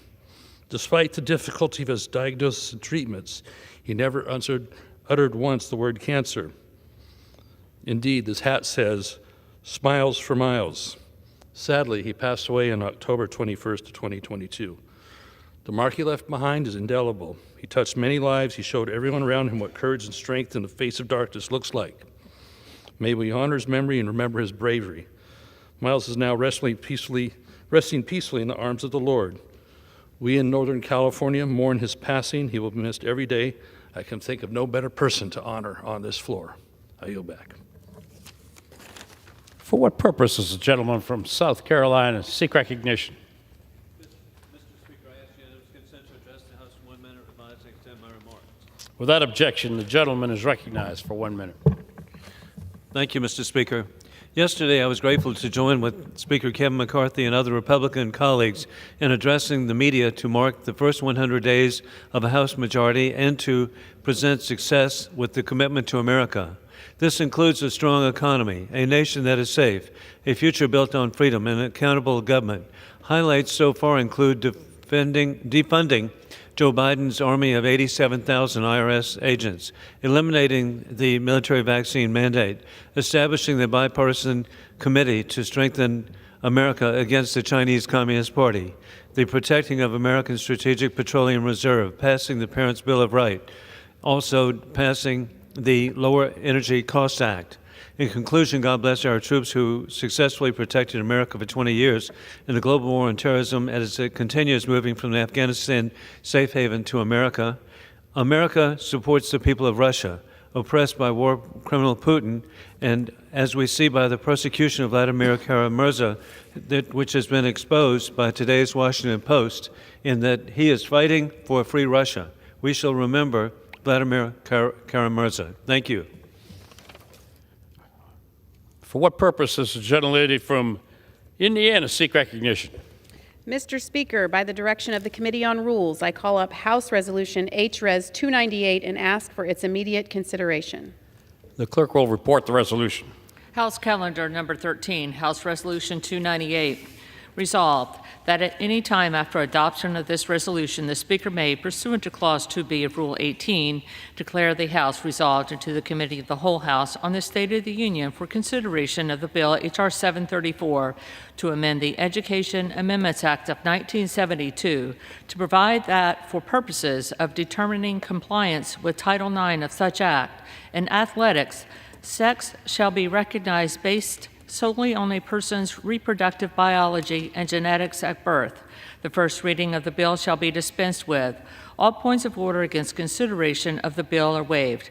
General debate shall be confined to the bill and shall not exceed 1 hour, equally divided and controlled by the chair and ranking minority member of the Committee on Education and the Workforce or their respective designees. After general debate, the bill shall be considered for amendment under the 5-minute rule. In lieu of the amendment in the nature of a substitute recommended by the Committee on Education and the Workforce, now printed in the bill, it shall be in order to consider as an original bill for the purpose of amendment under the 5-minute rule, an amendment in the nature of a substitute consisting of the text of Rules Committee Print 118-3. That amendment in the nature of a substitute shall be considered as read. All points of order against that amendment in the nature of a substitute are waived. No amendment to that amendment in the nature of a substitute shall be in order except those printed in the report of the Committee on Rules accompanying this resolution. Each such amendment may be offered only in the order printed in the report, may be offered only by a member designated in the report, shall be considered as read, shall be debatable for the time specified in the report, equally divided and controlled by the proponent and an opponent, shall not be subject to amendment, and shall not be subject to a demand for division of the question in the House or in the Committee of the Whole. All points of order against such amendments are waived. At the conclusion of consideration of the bill for amendment, the committee shall rise and report the bill to the House with such amendments as may have been adopted. Any member may demand a separate vote in the House on any amendment adopted in the Committee of the Whole to the bill or to the amendment in the nature of a substitute made in order as original text. The previous question shall be considered as ordered on the bill and amendments thereto to final passage without intervening motion except one motion to recommit. Section 2. Upon adoption of this resolution, it shall be in order to consider in the House the joint resolution, House Joint Resolution 42, disapproving the action of the District of Columbia Council and approving the Comprehensive Policing and Justice Reform Amendment Act of 2022. All points of order against consideration of the joint resolution are waived. The joint resolution shall be considered as read. All points of order against provisions in the joint resolution are waived. The joint resolution shall be debatable for 1 hour, equally divided and controlled by the chair and ranking minority member of the Committee on Oversight and Accountability or their respective designees. The previous question shall be considered as ordered on the joint resolution to final passage without intervening motion except one motion to recommit if otherwise in order. The gentleman from Indiana is recognized for 1 hour. Mr. Speaker, for the purpose of debate only, I yield the customary 30 minutes to the gentlewoman from New Mexico, pending which I yield myself as much time as I may consume. During consideration of this resolution, all time yielded is for the purpose of debate only. Mr. Speaker, I ask unanimous consent that all members have 5 legislative days to revise and extend their remarks. Without objection. H.Res. 298 provides for consideration of 2 measures, H.R. 734 and H.J.Res. 42.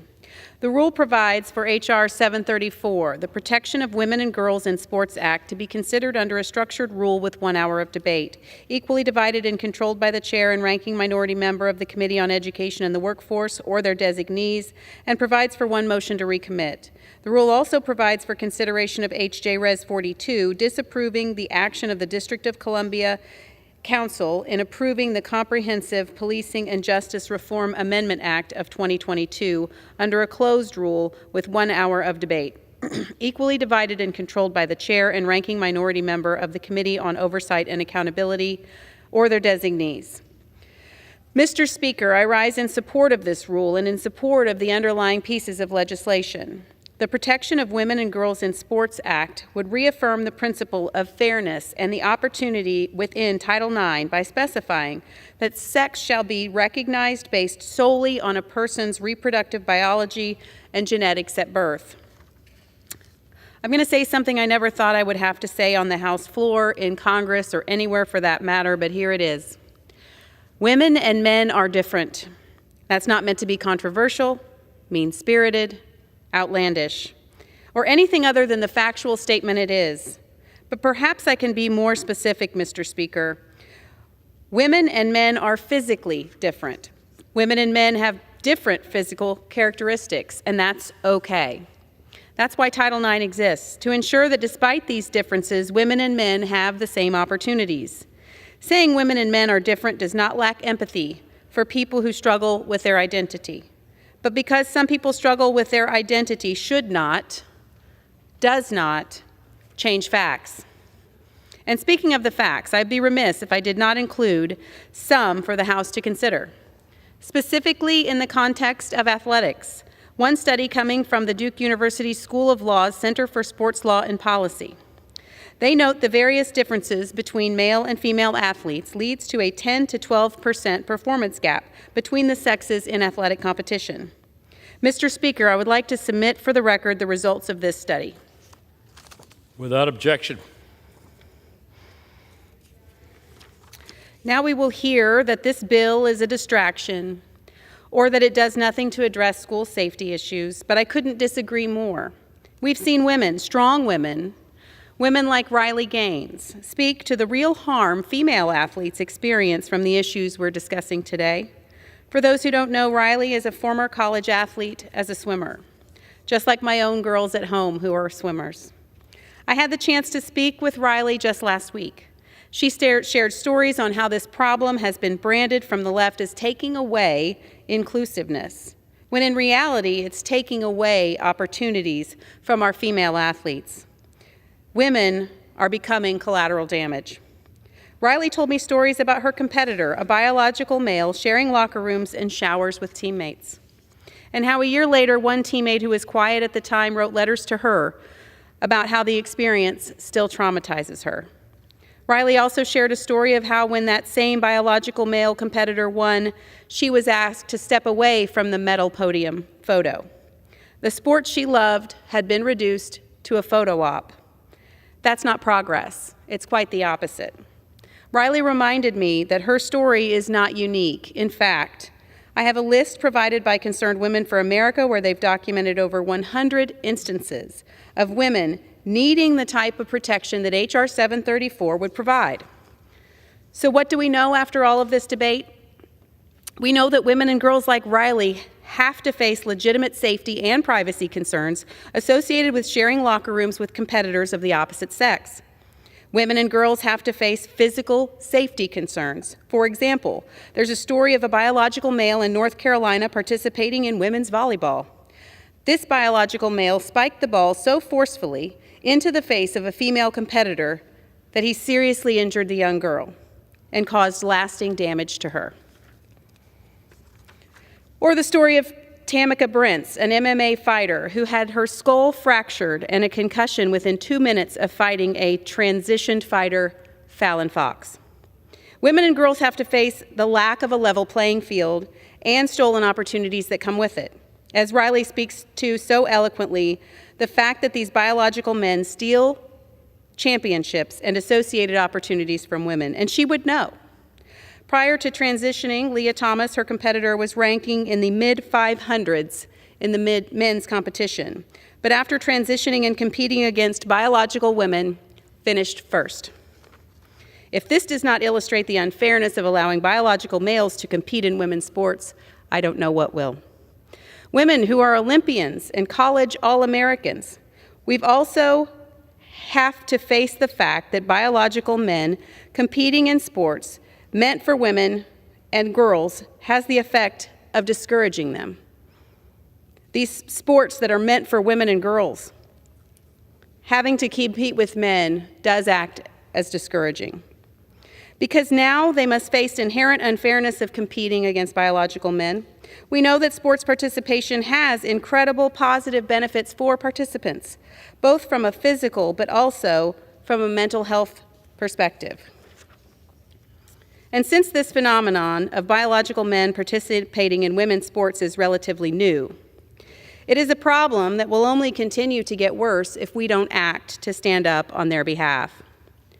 Speaking of problems that will get worse if we don't act, I want to turn now to H.J. Res. 42. This resolution would disapprove of the District of Columbia's Council's Comprehensive Policing and Justice Reform Amendment Act of 2022. Plain and simple, H.J. Res. 42 is about backing the blue. In January of this year, the D.C. Council passed the Comprehensive Policing and Justice Amendment Reform Act, effectively making the job of our police officers even harder. And Mayor Bowser declined to sign or veto it, which allowed it to continue in the process, ultimately reaching here, the Congress, for disapproval.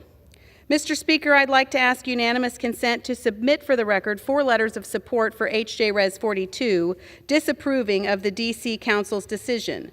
1 from the National Fraternal Order of Police, 1 from the National Association of Police Organizations, 1 from the United States Capitol Police Labor Committee, and finally 1 from the Commonwealth of Virginia's Attorney General. Without objection. It is this last letter from Virginia's Attorney General that I think makes an important point. Quoting directly from the letter, "Unfortunately, due to the proximity of our communities, D.C.'s crime problem has become Virginia's problem. What happens in the nation's capital certainly has consequences for our neighboring communities, but I'd also argue that it has consequences across the country. The decisions made here often affect decisions around the country and in other major cities. Therefore, we must think carefully when we review legislation that would allow outside groups to target individual officers and make it more difficult for those officers to do their jobs. We certainly don't want that to catch on. D.C., as of this month compared to last year, has had total crime rise 23%, seen homicides increase by 31%, and sexual abuse crimes rise a staggering 84%. Why would we be trying to implement measures alienating law enforcement officers? It's beyond me. We should be doing everything we can to show law enforcement officers that we stand with them, especially in areas where crime is on the rise and out of control. We should make it easier, not harder, for them to do their jobs. I urge my colleagues to support this rule. Our female athletes and police officers here in the nation's capital and around the nation. With that, I reserve the balance of my time. The gentlewoman from Indiana reserves. The gentlewoman from New Mexico is recognized. Thank you so much, Mr. Speaker. And I also thank the gentlelady from Indiana for yielding me the customary 30 minutes, and I yield myself such time as I may consume. Mr. Speaker, today we consider a rule for 2 bills that do not address the most pressing issues in our country. Over the last 2 weeks in New Mexico, I spent my time in my beautiful large district in classrooms, meeting with healthcare providers, learning from tribal leaders, talking to students and their parents.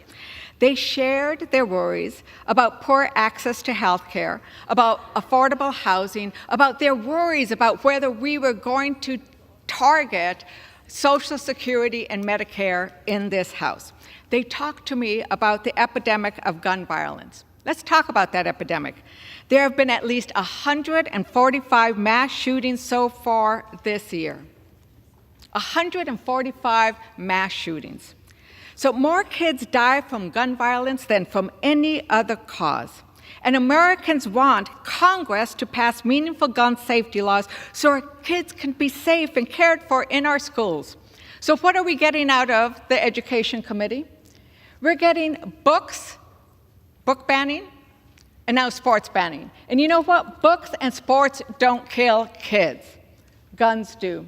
I have behind here just some of the names of the many children who have died in their classrooms and in their schools.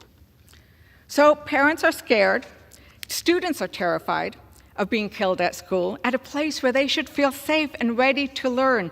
Kids should be able to go to a 16th birthday party and come home again. But the bills this rule makes in order won't fix the scourge of gun violence in this country. While kids are dying from gun violence, the answer from the House Republicans' majority is to bully trans girls with H.R. 734 and undermine D.C.'s local laws. That's not okay. Today, I stand in strong solidarity with some of the most vulnerable students in our schools, trans girls. Trans kids deserve to be understood. They deserve to be loved. They deserve an opportunity to play on a team and make friends. Today, the Republican majority has brought up yet another bill that is meant to divide us, to get people angry and upset over things that are not key to whether they can have what they want their kids to accomplish in school. H.R. 5, which the Republican majority passed in March, was about banning books. H.R. 734, which we are debating this week, is about bullying kids. The problem is this. When you bully these kids, it can lead to their death. I'm worried that this bill will lead to rising suicide rates among the most vulnerable kids in our schools. Studies have proven that when we welcome trans kids with compassion and kindness, they are less likely to attempt suicide. Studies have shown that the problem isn't whether a kid is trans or not, it is, are they accepted?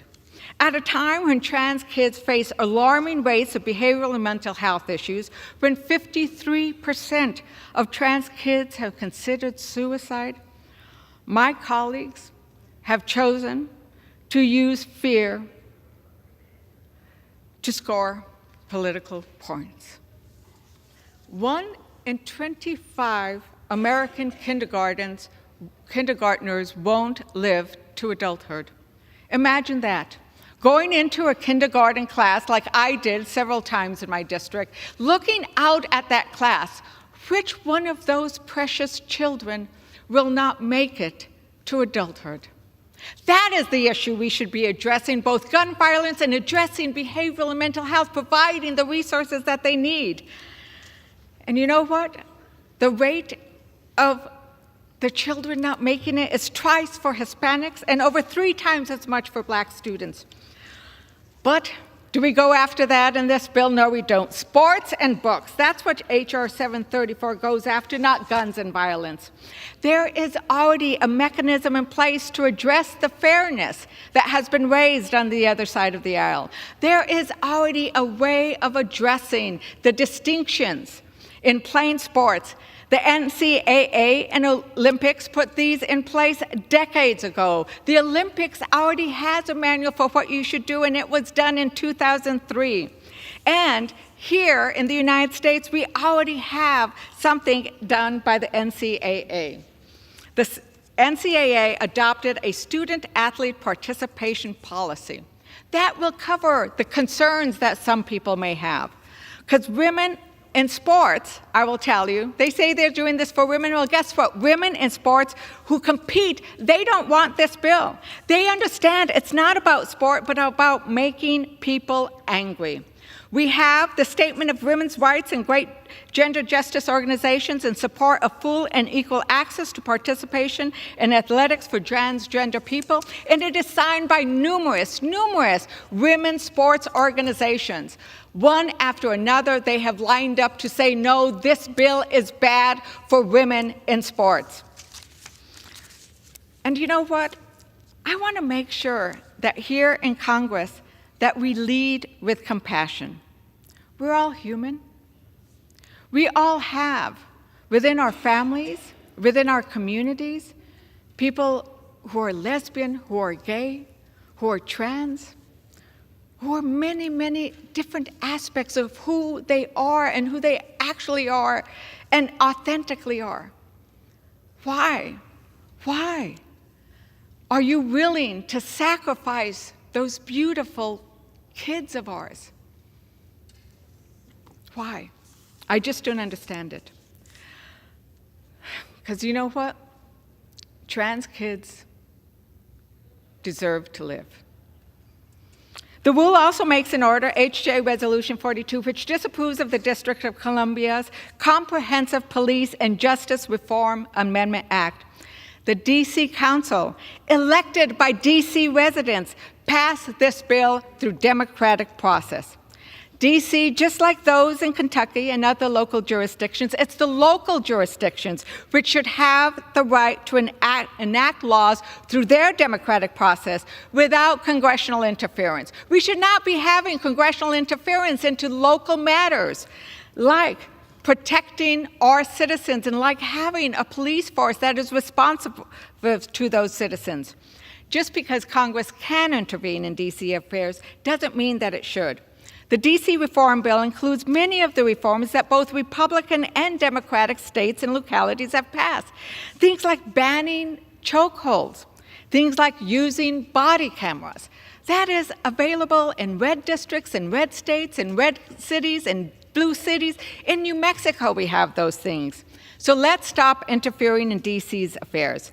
Let's put forward legislation, in contrast, that addresses the needs of all Americans. I urge my colleagues to oppose the rule, and I reserve.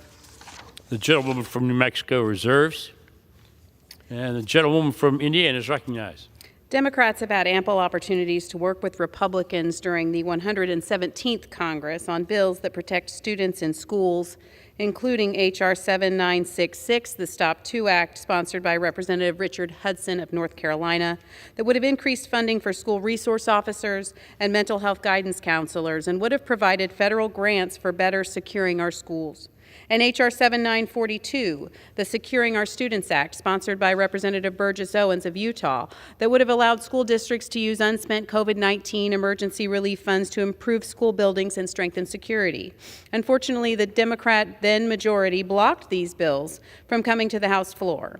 In addition, the House recently passed H.R. 5, which includes provisions ensuring the rights of parents to be informed about violent incidents in school and ensuring that school boards cannot censor the voices of parents who are expressing concerns about any such violent incidents.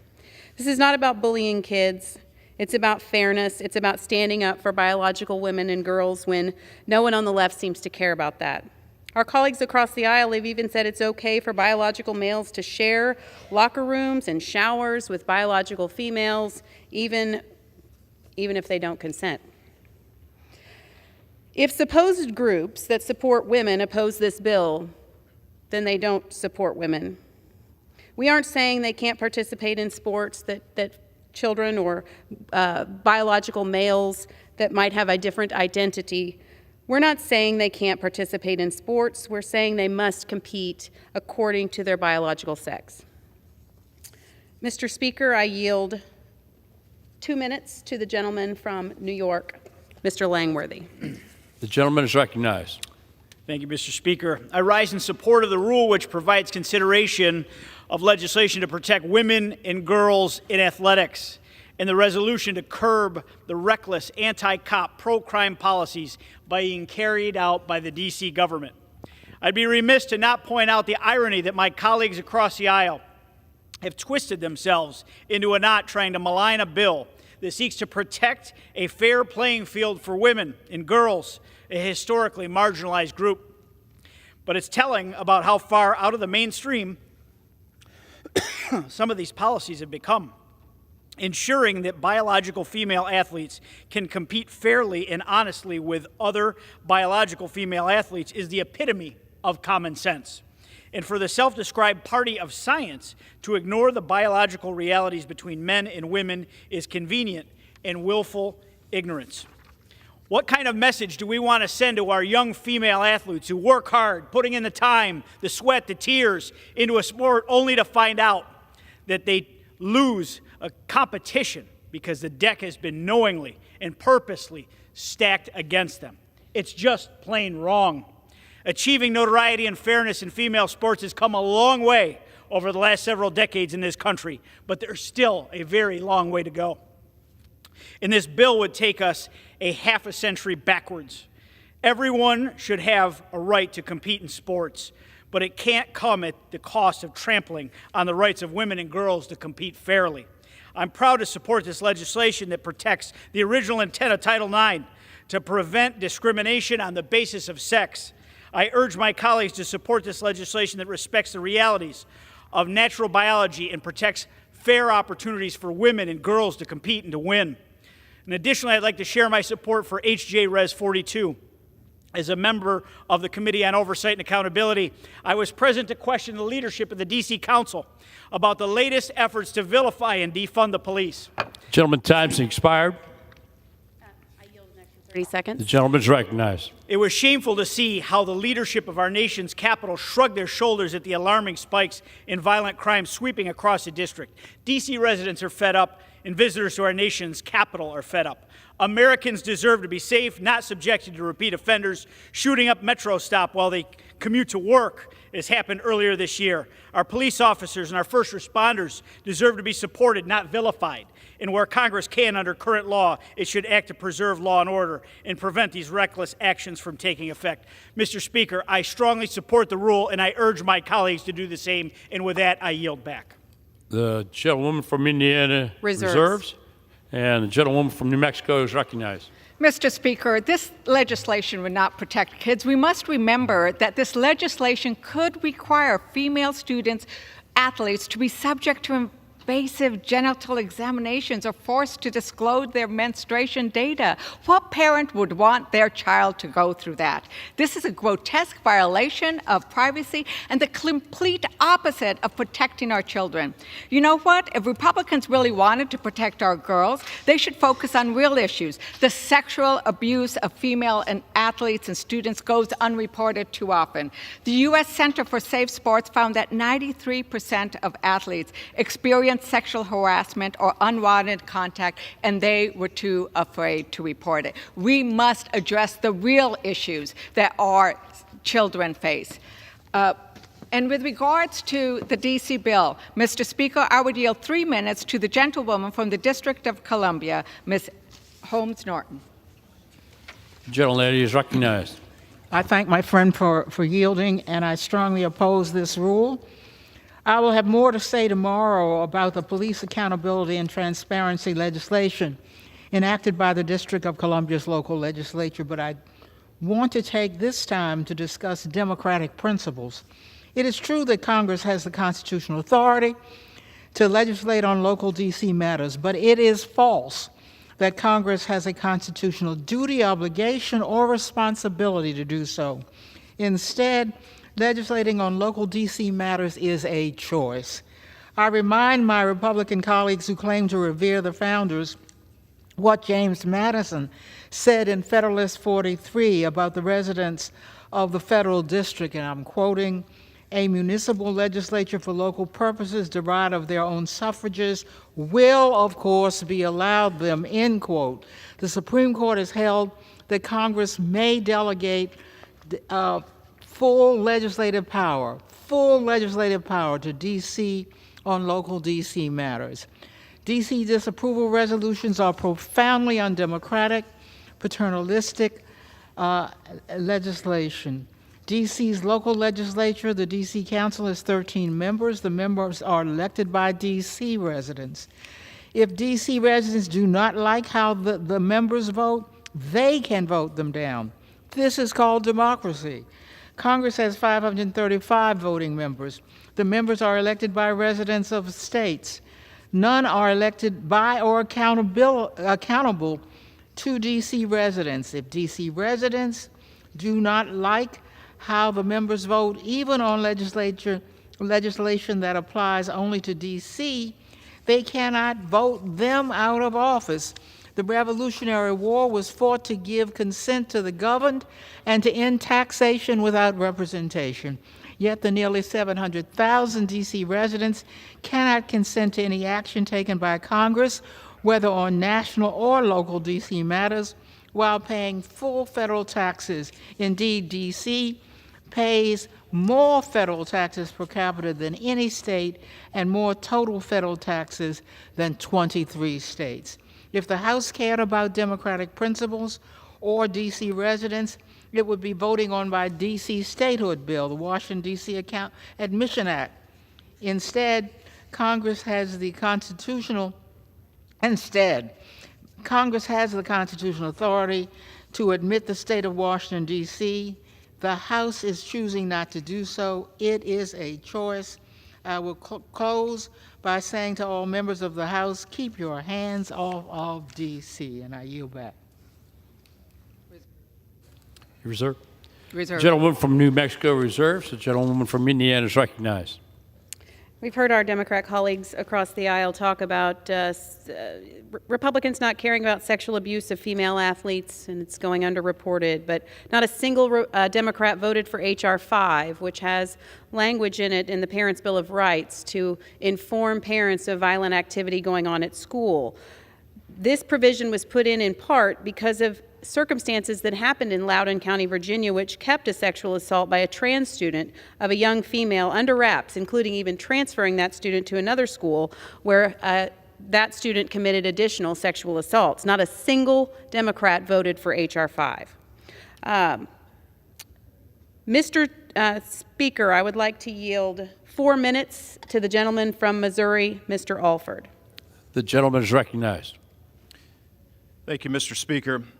I rise today in strong support for the rules package of H.R. 734, the Protection of Women and Girls in Sports Act. Well, here we are again, Mr. Speaker.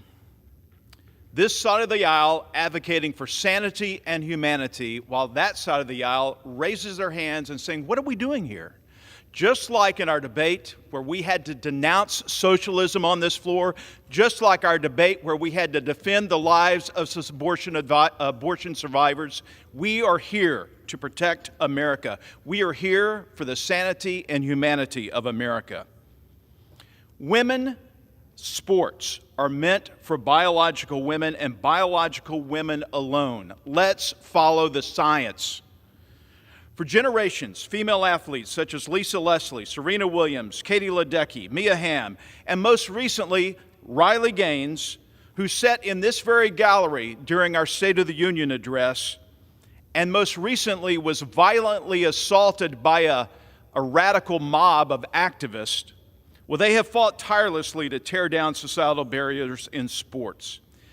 This movement, Mr. Speaker, is making a mockery of their brave dedication and overall progress for women in general. Now, my colleagues across the aisle want to insult the hours of blood, sweat, and tears that these women have invested into their sports and their careers. We're not going to stand for it. Enough is enough. The emperor has no clothes. Some 50 years ago, Congress passed Title IX to give women the opportunity to compete at levels never seen before. Women broke barriers, and now this radical movement wants to break their spirit. It is an insult to that legislation and to the progress society has made. It is an insult, yes, that we are even here today having to debate this very issue. Women deserve protections and a fair playing field and a fair swimming pool. Is that too much to ask for, Mr. Speaker? This legislation will give them just that. H.R. 734 states that sex in the athletic context must be recognized based only on a person's reproductive biology and genetics at birth. It also clarifies that a recipient of Title IX funding is violating the prohibition against sex discrimination if the school allows a person whose sex is male to participate in a women's athletic activity. Simply put, we cannot ignore the biological differences between a male and a female. To do so would be ignorant and disservice to the sporting world. Mr. Speaker, this is not about hate. This is about love. This is about love for our country, love for the advancement that women have made, and love for sanity. Let's give women the protection that they deserved and the protection that they have earned. Thank you, Mr. Speaker, and I yield back. This is the gentlelady reserve. Reserve. The gentleman from Indiana reserves. The gentlewoman from New Mexico is recognized. Mr. Speaker, our opposition to this bill is not radical. Indeed, the Republican governor of Utah also opposed a similar bill, and in his veto message, he talked about the fact that even though he might not understand what it means to be trans, even though he doesn't understand the science which might be conflicting, he said, I choose to err on the side of kindness and compassion, because he wanted to make sure that the children lived. The children, the few children in his state who play sports, the few trans children in his play sports. He said, why are we heaping so much hatred on those children? I want them to live. And the reason why that concern is so profound is because the fact that transgender kids have an extremely high risk of suicidal behavior. In 2021, suicide was the second leading cause of death for kids ages 10 to 14 and 20 to 34. Nearly 1 in 5 trans kids attempted suicide that year. I want our trans kids to live. Mr. Speaker, I yield 2.5 minutes to the gentleman from Massachusetts, the distinguished ranking member of the Committee on Rules, Mr. McGovern. The gentleman is recognized for 2.5 minutes. Mr. Speaker, our Rules Committee meeting last night was an embarrassment. Republicans went on and on about locker rooms, the same creepy stereotypes they leaned on when they tried to stop gay marriage. On and on about fairness, but no mention of the unfairness girls' sports teams face when it comes to unequal resources, unequal pay, and unequal treatment. On and on about safety, but no mention of the #1 reason America's schools are unsafe, gun violence. Our kids are being slaughtered, for God's sakes. Does anybody on the other side even care? Republicans claimed trans people don't even exist, which makes me wonder why they've wasted all our time on their creepy obsession with controlling the lives of people they think aren't even real. Republicans now believe Congress should be empowered to pick and choose which kids should be allowed to play on the soccer team. You can't make this stuff up. What's next? A bill about who can play together at recess? Republican hypocrisy is breathtaking. Republicans want to ban trans kids from sports, but they won't ban child marriage in states like West Virginia and Tennessee.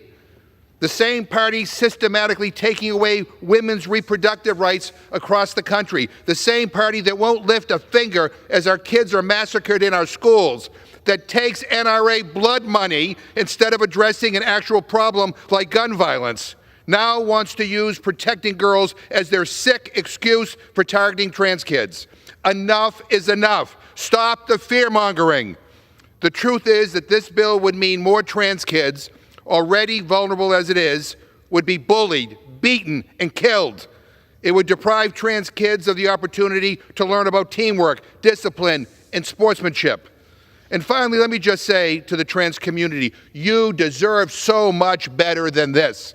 I hope you know that you have allies in Congress and across the country who care about you and who will fight for you. It shouldn't be a radical idea to respect people for who they are. And it shouldn't be a radical idea to love people for who they are. And I say to my Republican colleagues, stop the lies, stop the bigotry, stop the hate, leave kids alone.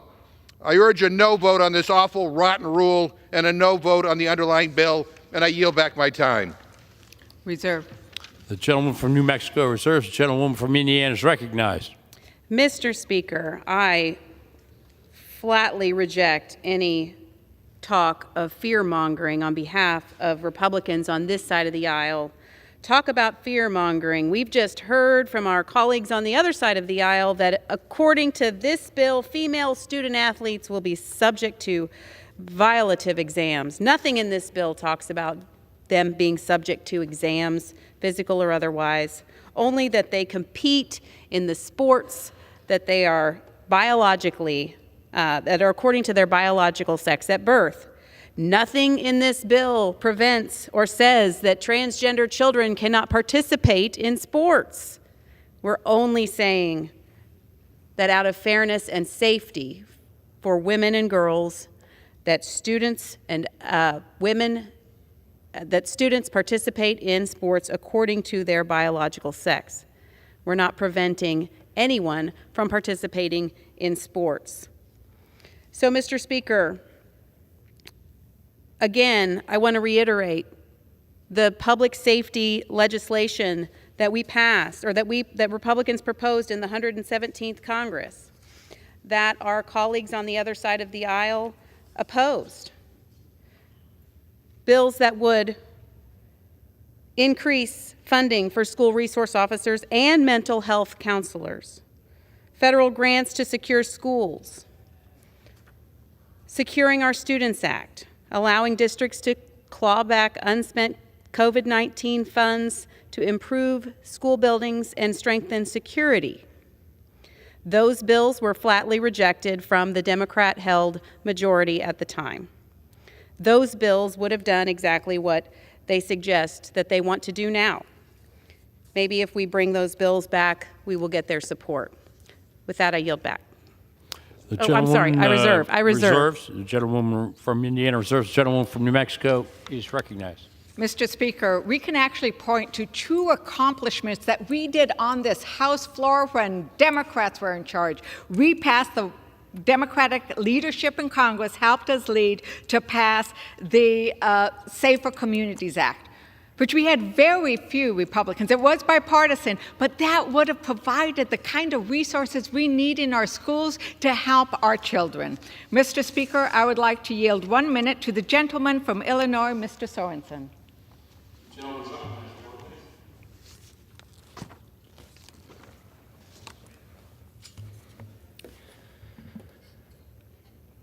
Thank you, Mr. Speaker. Every day, I hear from parents who worry about their children's safety in school, from bullying to gun violence. Yet instead of addressing the issues that are relevant today, we're debating a bill that takes away certain kids' ability to learn. Like how to be a part of a team, how to build friendships, how to set goals, how to work with one another. Every child in America should learn this. It's hard to be a kid today. It's hard to go to school. It's hard to make friends, and it's hard to fit in.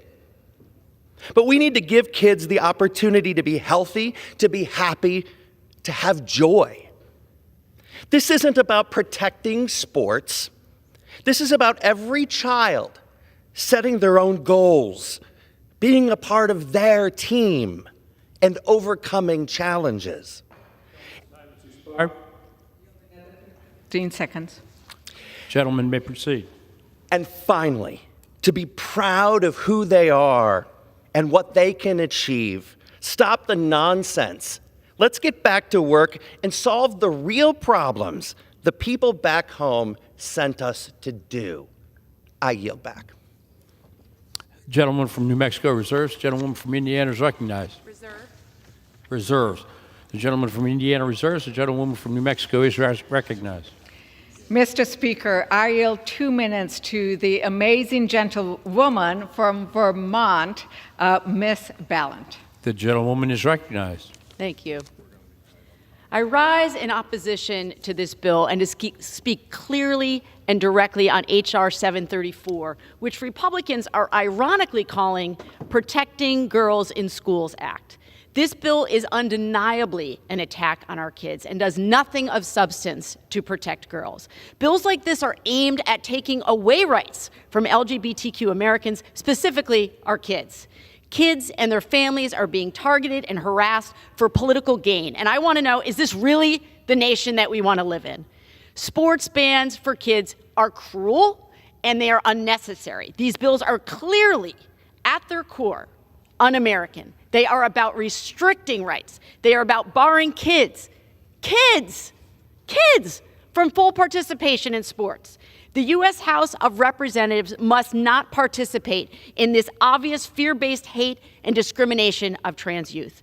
We risk lives when we don't stand up clearly and loudly against discrimination of all kinds. This bill would have us believe that we should be afraid of trans youth. Nothing could be farther from the truth. When I talk to these kids and their families, when I listen deeply to these kids and their families, what they say is, I just want to live my life. I just want to have friends. I want to be myself. I don't want to go to school and be picked on. They need our support. They do not need us demonizing them and fear-mongering and bullying. Today, Republicans blocked our amendments which would have actually supported our girls in schools. My amendment would have strengthened protections against harassment in schools based on sex, race, color, national origin, disability, and age. It would have restored protections against harassment and ensured equal opportunities for all students. It would also require schools to take additional steps to protect students that have experienced sex-based harassment. We cannot keep putting our children in harm's way with this hateful rhetoric that is coming directly from inside the halls of Congress. Instead, let's actually do our jobs and take real steps to actually protect our children. Thank you. The gentlewoman's time has expired. Reserve. The gentlewoman from New Mexico reserves. The gentlewoman from Indiana is recognized. Thank you, Mr. Speaker. This is the bill that they say is demonizing, H.R. 734, to amend the Education Amendments of 1972 to provide that for purposes of determining compliance with Title IX of such act in athletics, sex shall be recognized based on a person's reproductive biology and genetics at birth. Nothing in this subsection shall be construed to prohibit a recipient from permitting males to train or practice with an athletic program or activity that is designed for women or girls, so long as no female is deprived of a roster spot on a team or sport, opportunity to participate in a practice or competition, scholarship, admission to an educational institution, or any other benefit that accompanies participating in the athletic program or activity. It makes me wonder, Mr. Speaker, if our colleagues on the other side of the aisle have read this bill, given their vehement opposition to it. I reserve. The gentlewoman from Indiana reserves. The gentlewoman from New Mexico is recognized. Mr. Speaker, I yield 1.5 minutes to the gentleman from California, Mr. Gomez. The gentleman is recognized for 1.5 minutes. Thank you, Mr. Speaker. Here we go again. Republicans are attacking one of the most marginalized, most discriminated groups in our country, trans Americans, and just to score cheap political points. And yes, cheap political points, because this is from something from the top down, from the head of the Republican Party here in Congress to each of the states that have introduced anti-trans legislation. And it's especially sick when you look at the statistics. Over 50% of trans youth considered suicide just last year. Let that sink in. 50%. Not a fraction, 50%. And yet, rather than address pressing issues like gun violence, the leading cause of death for our children, Republicans are attacking trans and other LGBTQ kids. And it shows exactly who they are. Bigots and bullies. And I said that once, and I'll say it again. Bigots and bullies. This isn't their first attacks on the trans community, as I mentioned. At the start of this Congress, my Republican colleagues threatened to revoke funding for an organization in my district that helps trans Americans find jobs and mental health resources. Ooh, big conspiracy, trying to help people with mental health issues and help them find jobs. But if they think their attacks will stop me from supporting the trans community, they are simply wrong. Transgender, non-binary, intersex youth want to participate in team sports for the same reason as their cisgender peers, to be part of a team, learn sportsmanship, and challenge themselves. And as a brother of an LGBTQ American, I find their attacks offensive. With that, I yield back, and we're going to vote no on this piece of legislation. The gentlewoman from New Mexico reserves. The gentlewoman from Indiana is recognized. Mr. Speaker, I reserve. Gentlewoman from Indiana reserves. The gentlewoman from New Mexico is recognized. Mr. Speaker, if we defeat the previous question, which I hope we do, I will offer an amendment to the rule to provide for consideration of a resolution that affirms the House's unwavering commitment to protect and strengthen Social Security and Medicare, and states that it is the position of the House to reject any cuts to the program. Mr. Speaker, I ask unanimous consent to insert the text of my amendment into the record, along with any extraneous material immediately prior to the vote on the previous question. To discuss our proposal, I yield 1.5 minutes to the gentlewoman from Oregon, Ms. Hoyle. The gentlewoman is recognized. Thank you. My Democratic colleagues and I are here to defend Social Security and Medicare and to support our nation's seniors. My district has the lowest median household income in Oregon. We have over 160,000 seniors who rely on Social Security for their retirement. My colleagues across the aisle are approaching Social Security as if it's an unearned handout. It's beyond offensive. That is not what it's meant to do. That is not what it's meant to be. People have paid into this system their whole lives. They should be able to get their contributions back, and that's the promise of our Social Security program. Right now, we only tax income up to $160,000 a year to fund Social Security. Millionaires and billionaires who get their income from investments, instead of earning their money by the hour like most of my constituents and like most working Americans, aren't paying their fair share into Social Security at all. We must change the system by finally requiring the wealthiest Americans pay into Social Security at the same rate as all the hardworking nurses and firefighters across this country. We can expand benefits, not cut them. I'm not in Congress to protect billionaires. I'm here to make sure those who've paid into a system their whole lives and who've worked hard, including our fishermen, electricians, school teachers, can retire with dignity and welcome in a new generation to the workforce. It's our responsibility to make sure that Social Security can be successful into the future. It's time for the House majority to stop playing games with people's lives with bills that don't do anything. Gentlewoman's time has expired. And support Social Security and Medicare. Reserve. The gentlewoman from New Mexico reserves. Gentlewoman from Indiana is recognized. Mr. Speaker, I reserve. Gentlewoman from Indiana reserves. Gentlewoman from New Mexico is recognized. Mr. Speaker, I yield 1.5 minutes to the gentlewoman from Texas, Ms. Garcia. The gentlewoman from Texas is recognized for 1.5 minutes. Thank you, Mr. Speaker. Across the country, state legislatures, including my home state of Texas, have advanced legislation seeking to ban transgender kids from participating in sports. Sadly, very sadly, this bill here today in Congress is seeking to do the same. The so-called Protection of Women and Girls in Sports Act up for consideration today is nothing more than another extreme MAGA Republican political stunt taking away the focus from the real issues affecting American people. It would stipulate that Title IX compliance ban gender and intersex girls and women from participating in sports. Denying children access to a place where they can gain mental and physical health benefits does not protect women in sports. It harms women in sports.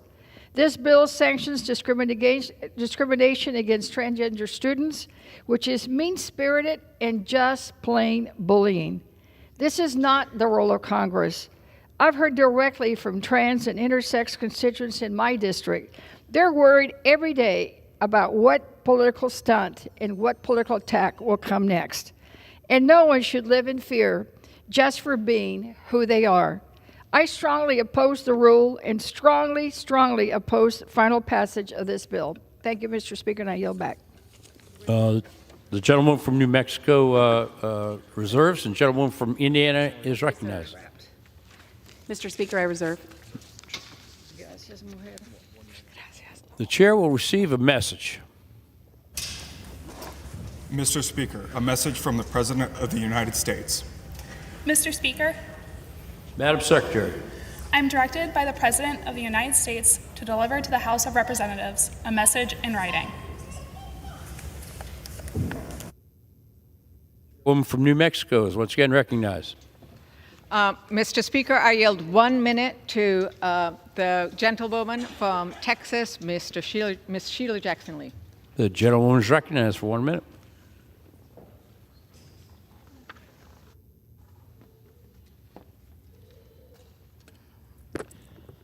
Let me thank the gentlelady for her kindness.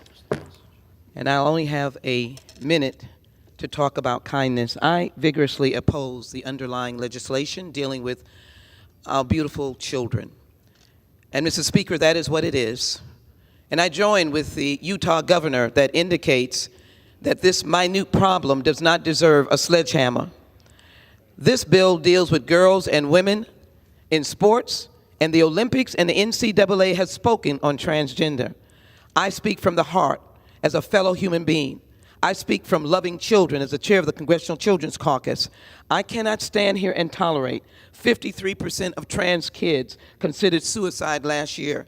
They want to belong, they want to have friends, they want to play sports. And if you're 5 years old, 12 years old, this Congress has no right in interfering with a beautiful community. It is, in fact, a blessing to have a world and a nation that has people who are different.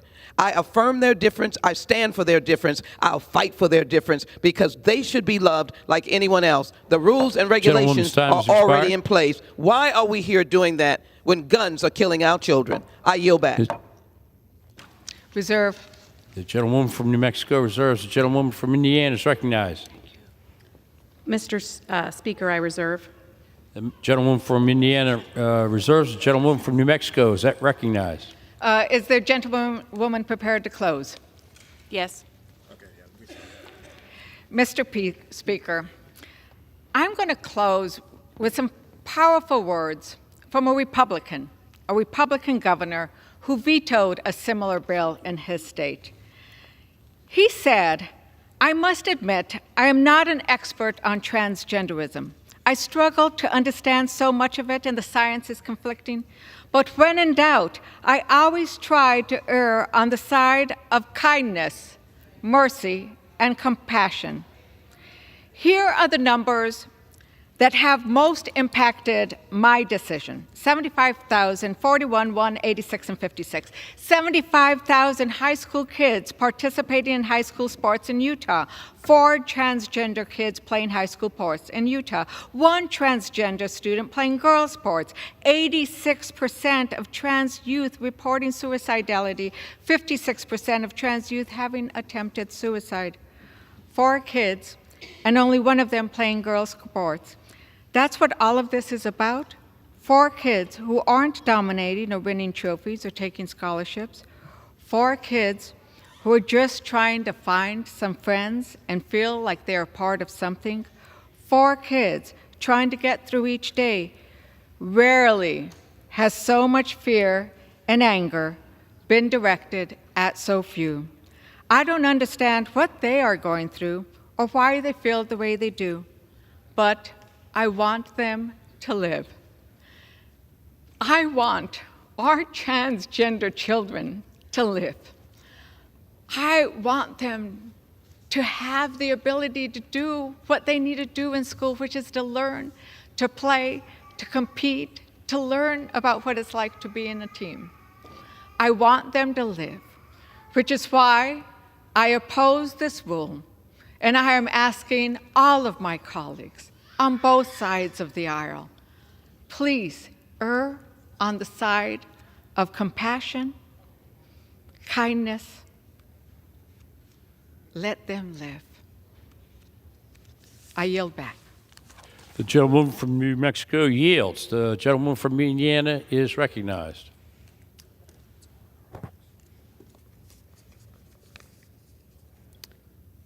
Thank you, Mr. Speaker. I'm prepared to close and yield myself the balance of my time. Is recognized. They can say it all they want. It doesn't make it true. This bill demonizes no one. It doesn't prohibit anyone from participating in sports. We've heard a lot about the trans community today and the high percentage of trans students who committed suicide last year. I want to reiterate, those that are truly concerned about the mental health status of trans students would have supported H.R. 7966, the Stop 2 Act, in the 117th Congress to provide additional funding for mental health guidance counselors. Again, I've read the text of the bill. There is nothing in it that prohibits trans students from participating in sports. We're simply saying that they must compete against their own biological sex. Like I said at the beginning of my remarks, I never thought I would have to say certain things on the House floor. I never thought we'd have to consider bills protecting sports for women and girls or legislation to support law enforcement officers. But if we don't support them, who will? For me, those two things come naturally, and I hope anyway, we're about to see robust support from both sides of the aisle on these common sense issues. But even as I speak these words, I'm aware that the President of the United States has issued statements of administration policy on these two bills, stating his opposition and intent to veto them should they reach his desk. How sad we can't support all women and girls in athletics. How sad we've decided to support activists over frontline police officers who are contending with increases in crime across the board. But unfortunately, this is where we are. We heard today about the Utah law being vetoed and that it was for students. But in the state of Connecticut, it was one transgender student that took the state championship, took it away from, in state track and field, from a biological female. Unfortunately, this is where we are. This is why these two bills are necessary. And despite this statement from the President, I believe we must act to advance these two important pieces of legislation. I urge my colleagues to support this rule and the underlying legislation it provides for. Mr. Speaker, I yield back the balance of my time and move the previous question on the resolution. The question is on on ordering the previous question on the resolution. Those in favor say aye. Aye. Those opposed say no. In the opinion of the chair, the ayes have it. The gentleman from New Mexico is recognized. I ask for a recorded vote, Mr. Speaker. Does the gentlewoman ask for the yeas and nays? Yeas and nays. The yeas and nays are requested. Those favoring a vote by the yeas and nays will rise. Seeing a sufficient number having risen, the yeas and nays are ordered. Members will record their votes by electronic device. Pursuant to Clause 9 of Rule 20, the chair will reduce to 5 minutes the minimum time for any electronic vote on the question of adoption of the resolution. This is a 15-minute vote.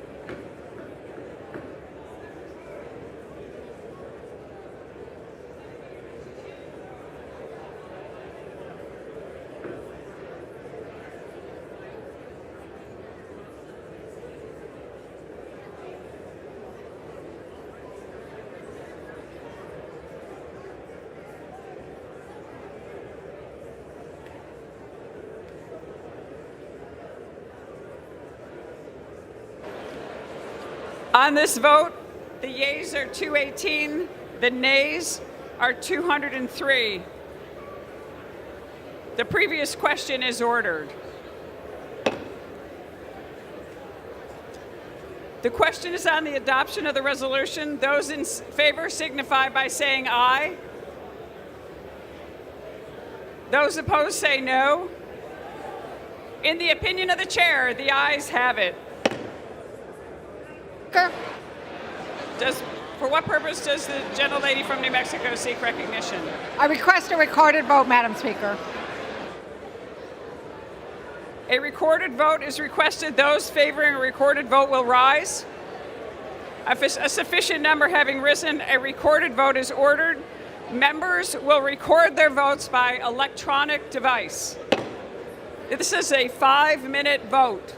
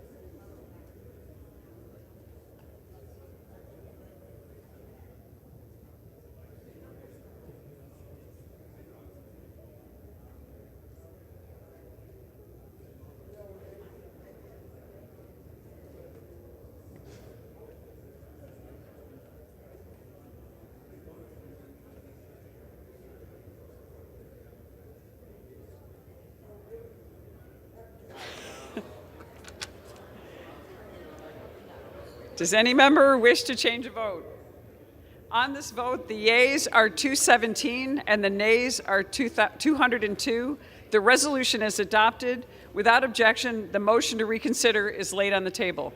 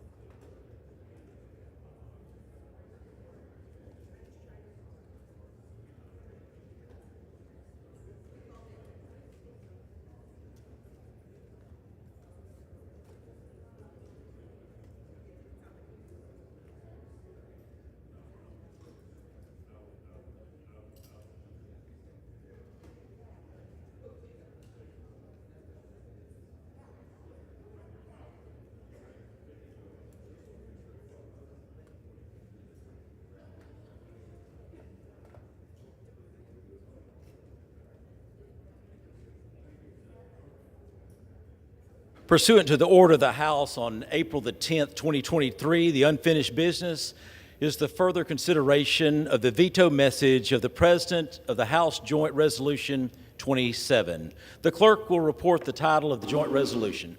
Joint Resolution, House Joint Resolution 27, Joint Resolution, providing for congressional disapproval under Chapter 8 of Title 5 United States Code of the rule submitted by the Department of the Army Corps of Engineers, Department of Defense, and the Environmental Protection Agency relating to revised definition of waters of the United States. The question is, will the House reconsider pass the joint resolution, the objections of the President to the contrary notwithstanding? The gentleman from Missouri, Mr. Graves, is recognized for 1 hour. Thank you, Mr. Speaker. Mr. Speaker, for the purposes of debate, I'd yield the customary 30 minutes to the gentleman from Washington, Mr. Larson, the ranking member of the Committee on Transportation and Infrastructure, pending which I yield myself such time as I may consume.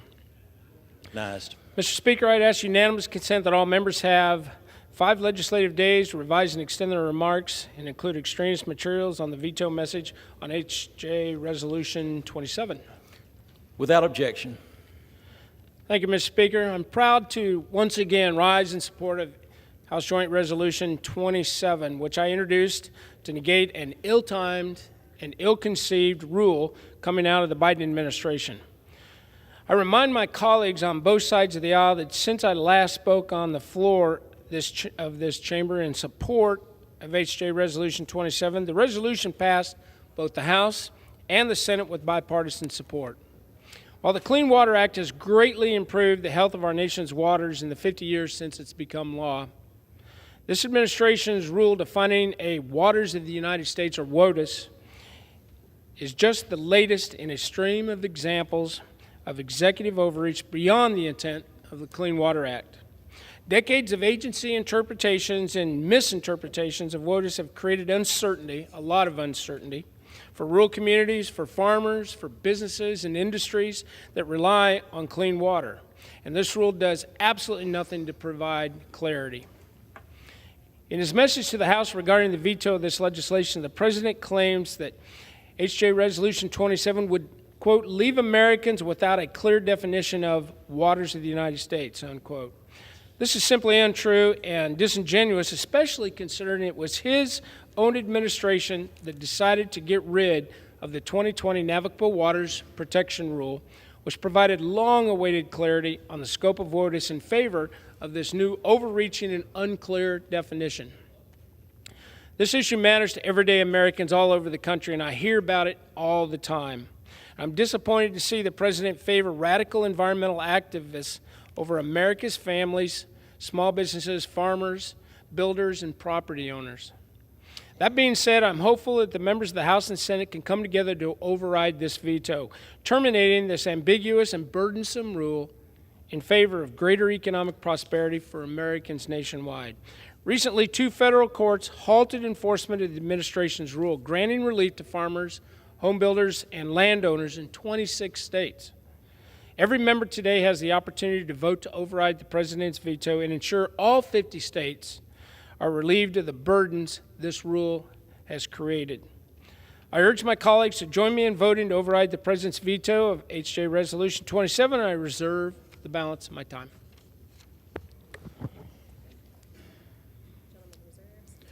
Thank you. The gentleman reserves. Members are reminded to refrain from engaging in personalities toward the president. The gentleman from Washington is recognized. Thank you. Thank you, Mr. Speaker, and I yield myself as much time as I may consume.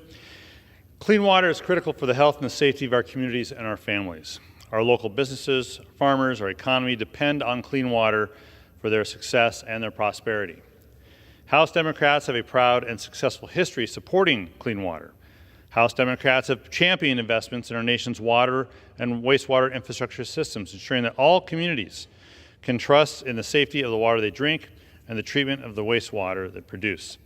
Last Congress, House Democrats provided historic bipartisan investment in our nation's infrastructure through the Bipartisan Infrastructure Law. Specifically for clean water, the BIL invests almost $13 billion in clean water infrastructure and is creating jobs in communities across the country. The BIL showed what Congress can do when we focus on the needs of American families. And today, I would put to you that we are doing the opposite and putting polluters over people with this doomed veto override attempt. In my own state of Washington, we are defined by clean water, including the health of the Puget Sound and hundreds of crystal clear lakes and thousands of miles of rivers and streams that run through our state. My constituents know that rivers, streams, and the wetlands are intrinsically connected. Pollution that starts in one body of water does not stay put. House Democrats know we can protect clean water while providing certainty to do business, for businesses and for farmers and for everyone who depends upon clean water for their lives and livelihoods. This is especially true for the 117 million Americans who depend upon smaller streams as a source of drinking water at a time when many states continue to face historic droughts. Now, my colleagues on the other side of the aisle say they want clean water rules that are simple, clear, and easy to follow, and so do we. We agree on that.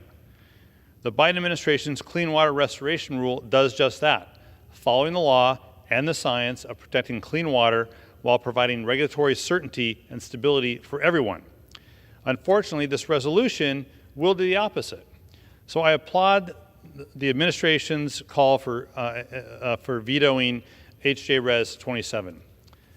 Now, the argument is that they want bright lines in the regulation of clean water, yet the only proposal that my colleagues on the other side of the aisle seem to support is the Navigable Waters Protection Rule of the previous administration, a proposal that removed federal protections on roughly half of the nation's wetlands and 70% of its rivers and streams.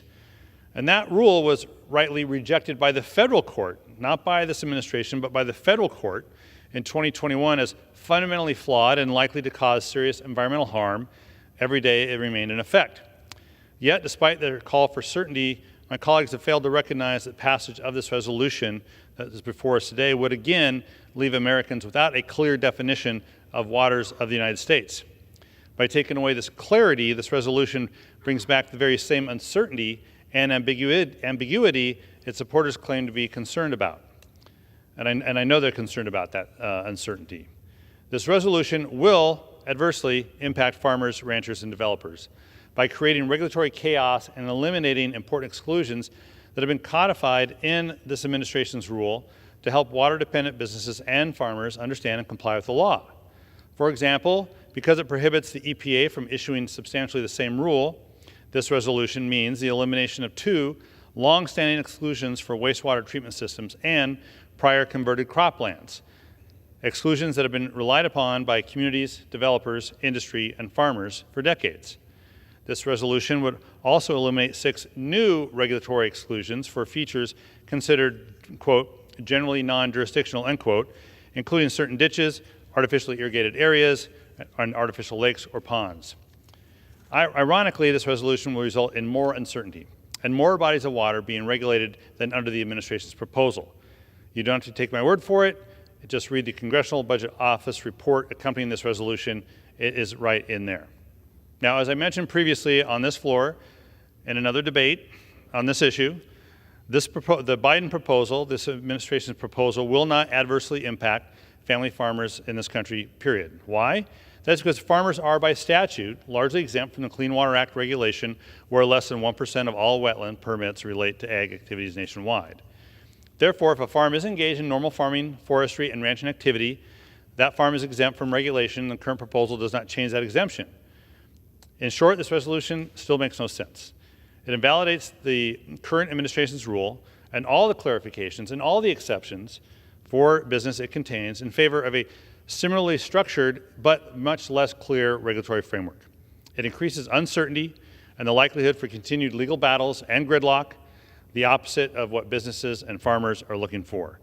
So I support this administration's efforts on clean water, both through the implementation of critical bipartisan infrastructure law investments in water infrastructure and its veto of this short-sighted resolution. This resolution represents a step backward for clean water, increases uncertainty for businesses, and doubles down on the infighting and on the chaos. So I urge my colleagues to continue to oppose this resolution and work towards real predictability for businesses that need it and clean water for communities that cannot survive without it. And with that, I reserve the balance of my time. The gentleman reserves the balance. The gentleman from Missouri is recognized. Thank you, Mr. Speaker. At this time, I would yield 1 minute to the chairman of the Highway and Transit Subcommittee, the gentleman from Arkansas, Mr. Crawford. The gentleman from Arkansas is recognized. Thank you, Mr. Speaker, and I thank the chairman for his leadership on this. And here we are again, once again, to speak against the Biden administration's new Waters of the United States rule. This is a bridge too far.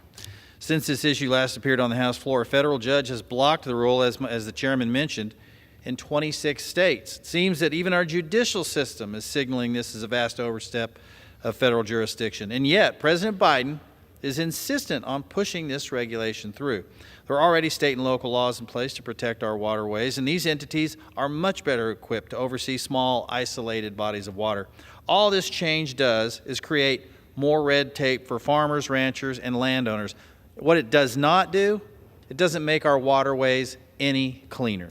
I urge my colleagues to support this measure, and I give it the power back to the states. And with that, I yield back. I reserve. Thank you. The gentleman reserves. The gentleman from Washington is recognized. Mr. Speaker, I'd like to submit the following letter from 111 organizations opposed to overriding the veto of this Congressional Review Act resolution into the congressional record.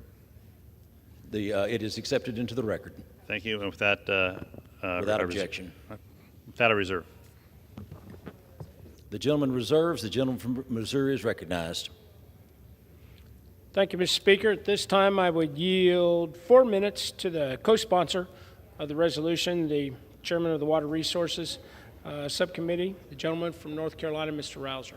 Gentleman from North Carolina is recognized.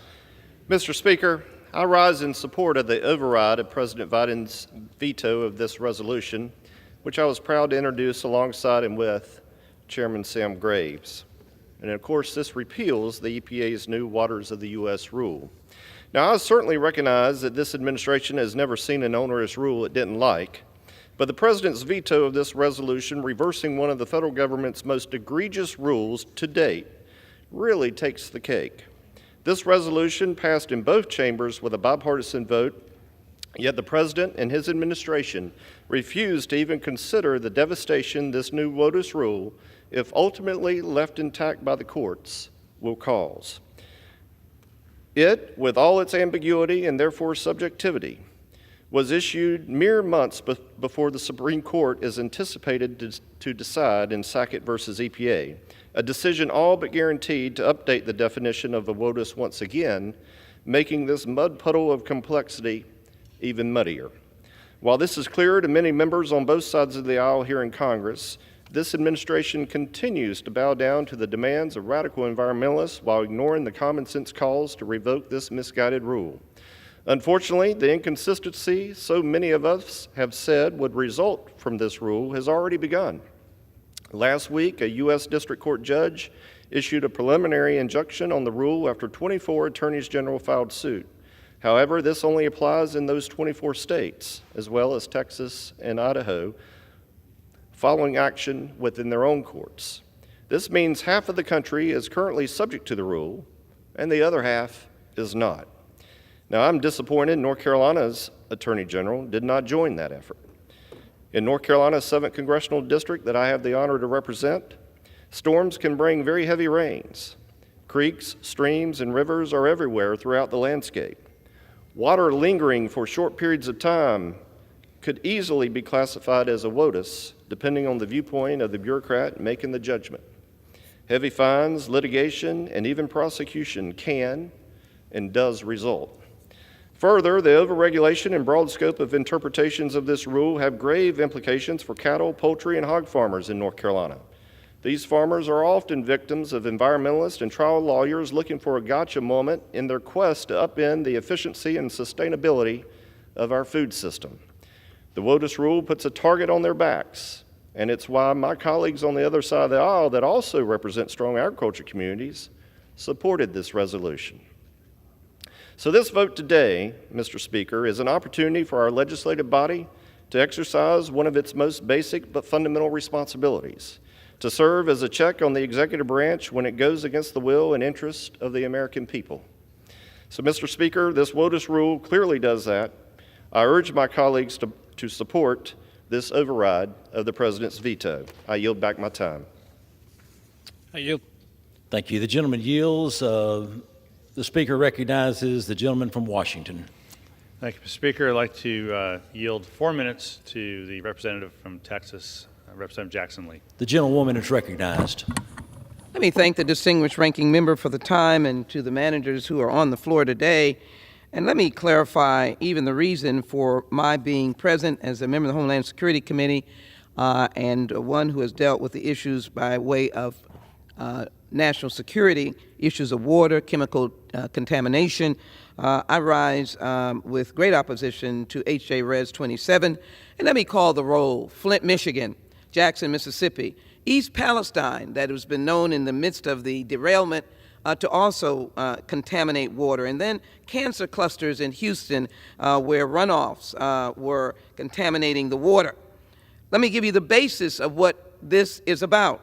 The rule that we're trying to oppose reestablishes critical protections for the nation's vital water resources by returning to the long-standing 1986 regulations with appropriate updates, exclusions, and streamlining clarifications.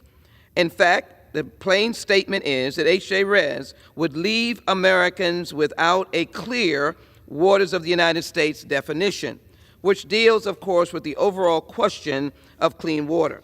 I oppose it because it does clarify the categories of water bodies and wetlands that be subject to the government protection under the Clean Water Act. People are suffering across America, and to my good friend, with the lawsuit by 24 states, we have 50 states. And it is very clear that my good friends in the red states, the AGs, thought that they would undermine the President's direction on clean water. H.J. Res. 27 will carelessly bind the hands of federal agencies working to protect our country's water supply and quality while giving instability for farmers and developers. This does not work. H.J. Res. 27 was to become law. It may have a detrimental effect on the Clean Water Act, a law that prohibits the discharge of pollutants into our country's rivers and safeguards the quality of our water resources. We are a smart and big country.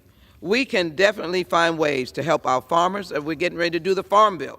And we can definitely find ways to help those who engage in economic development. It is important to prevent this joint resolution in order to maintain the Clean Water Act because the CWA places restrictions on the number of pollutants that can be emitted and mandates that any plant that releases pollutants into U.S. waters acquire a permit. Mr. Speaker, is that too onerous?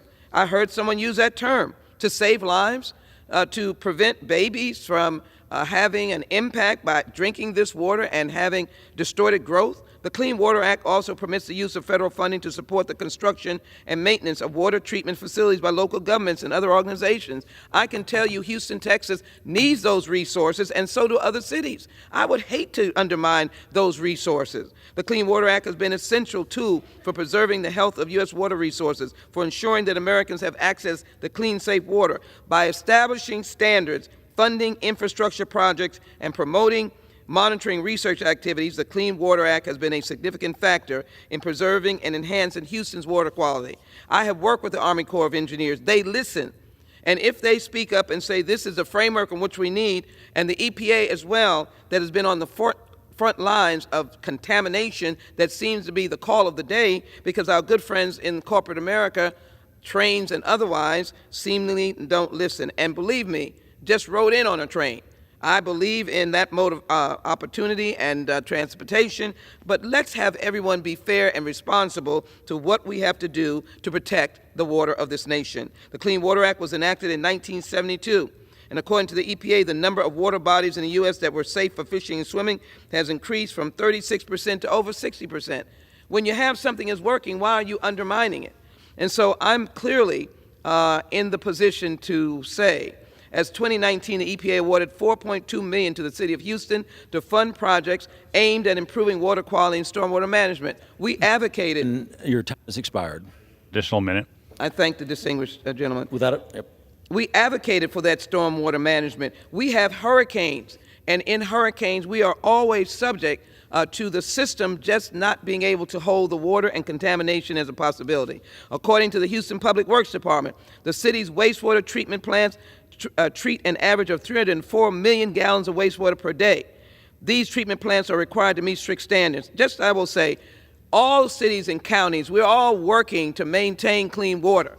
We have a situation that we're working on, my local community of Houston, wastewater and sewage. What do you think we would do without the Clean Water Act? Please don't undermine us. Don't undermine the local people. Listen to the roll call: Flint, Jackson, Mississippi, East Palestine, and many others. Let us oppose this particular HJ Res, and let us recognize that we have the responsibility, if nothing else, if we're doing nothing else, we have got to be responsible with HJ Res 27, opposing it so that we can stand up for the children of this nation. Time has expired. I ask my colleagues to oppose HJ Res 27. I yield back. Thank you. Time is reserved. The gentleman from Missouri is recognized. Thank you, Mr. Speaker. At this time, I would yield 2 minutes to the gentleman from California, somebody that personally knows how disruptive this rule can be, Mr. Duarte. Thank you, Mr. The Chairman. gentleman Thank is you, Mr. recognized. Speaker. Thank you. I wish we were here talking about clean water, because we could all agree. As we did back in 1974, we passed the Clean Water Act, and we gave the government all it needed to deliver clean water to America. The rivers no longer burn. Trains do fall in rivers, but that's a jurisdictional river. That is not what we're talking about today. What we're talking about today is how much dry land, how much farmland, how much rolling hills, grassy fields, with no frogs, no fish, no water, most of the year, is going to be regulated by this administration. Now, back when we passed the Clean Water Act, bipartisan Republicans, Democrats got together and we gave the government jurisdiction to protect our clean drinking water. Our harbors, our rivers, our streams, they're protected. Our lakes are protected. Our drinking water is protected, and nothing here today will have any impact on whether we have safe drinking water or not. As a farmer, I was prosecuted under the Clean Water Act for planting wheat in a wheat field that had been planted to wheat with the same practices many times before. What we're talking about here today is expanding the authorities of the Clean Water Act to regulate almost every activity, construction, farm production, energy exploration, that can happen on open fields that might from one time or another pocket a little bit of water. When I went through delineation on my property, it took 2 years just to get enough rain to be able to tell where the wetlands were under the previous clean water rule. So let's not pretend this is about clean water. This is about government control of land. It's about affordable food. It's about affordable housing. It's about use of our lands by private landowners for economic purposes. What we're doing today here is telling the president he didn't have authority to do this back in 1974. The gentleman's time has expired. He doesn't have authority to do it today. Thank you. I yield back. Reserve. Thank you. The gentleman reserves. The gentleman from Washington is recognized. Thank you. I'd like to yield 2 minutes to the representative from New York, Representative Tonko. The gentleman is recognized. Thank you, Mr. Speaker. I thank the gentleman for yielding. I rise in strong opposition to H.J. Res. 27, the Congressional Review Act, joint resolution of disapproval targeting the Clean Water Restoration Rule. Our waterways, like the mighty Hudson and Mohawk rivers that flow through my district in New York's capital region, are key economic engines as drivers of heritage tourism and outdoor recreation, as well as cherished gathering spaces for our communities if we indeed care for them. The Biden administration's Clean Water Restoration Rule restores protections for the rivers, the streams, and the wetlands that constituents in all of my district areas rely upon. I will reinstate key safeguards to stop big polluters from recklessly dumping waste into our water systems and damaging the fragile wetlands that are so crucial for the resilience of our coasts. Importantly, the rule is grounded in science, an important fact. It restores the same science-based approach that presidential administrations have utilized for decades to assess the conditions of upstream waters to protect the health of downstream ecosystems and communities. Our water systems are fragile and interconnected, and as an engineer, I know the importance of using a science and data-driven approach to achieve the very best results for our communities. The dangerous legislation before us today is an attempt to overturn these finalized regulations. This is an attack on the clean water that is critical to the health of our communities, our nation's economy, and particularly our agricultural and energy sectors. So with that, I urge members to oppose it, and I yield back. Thank you. The gentleman reserves his time. The gentleman from Missouri is recognized. Thank you, Mr. Speaker. At this time, I'd yield 3 minutes to the gentleman from Tennessee, Mr. Burchett. Gentleman from Tennessee is recognized. Thank you, Mr. Speaker. Mr. Chairman, appreciate you and your leadership, brother.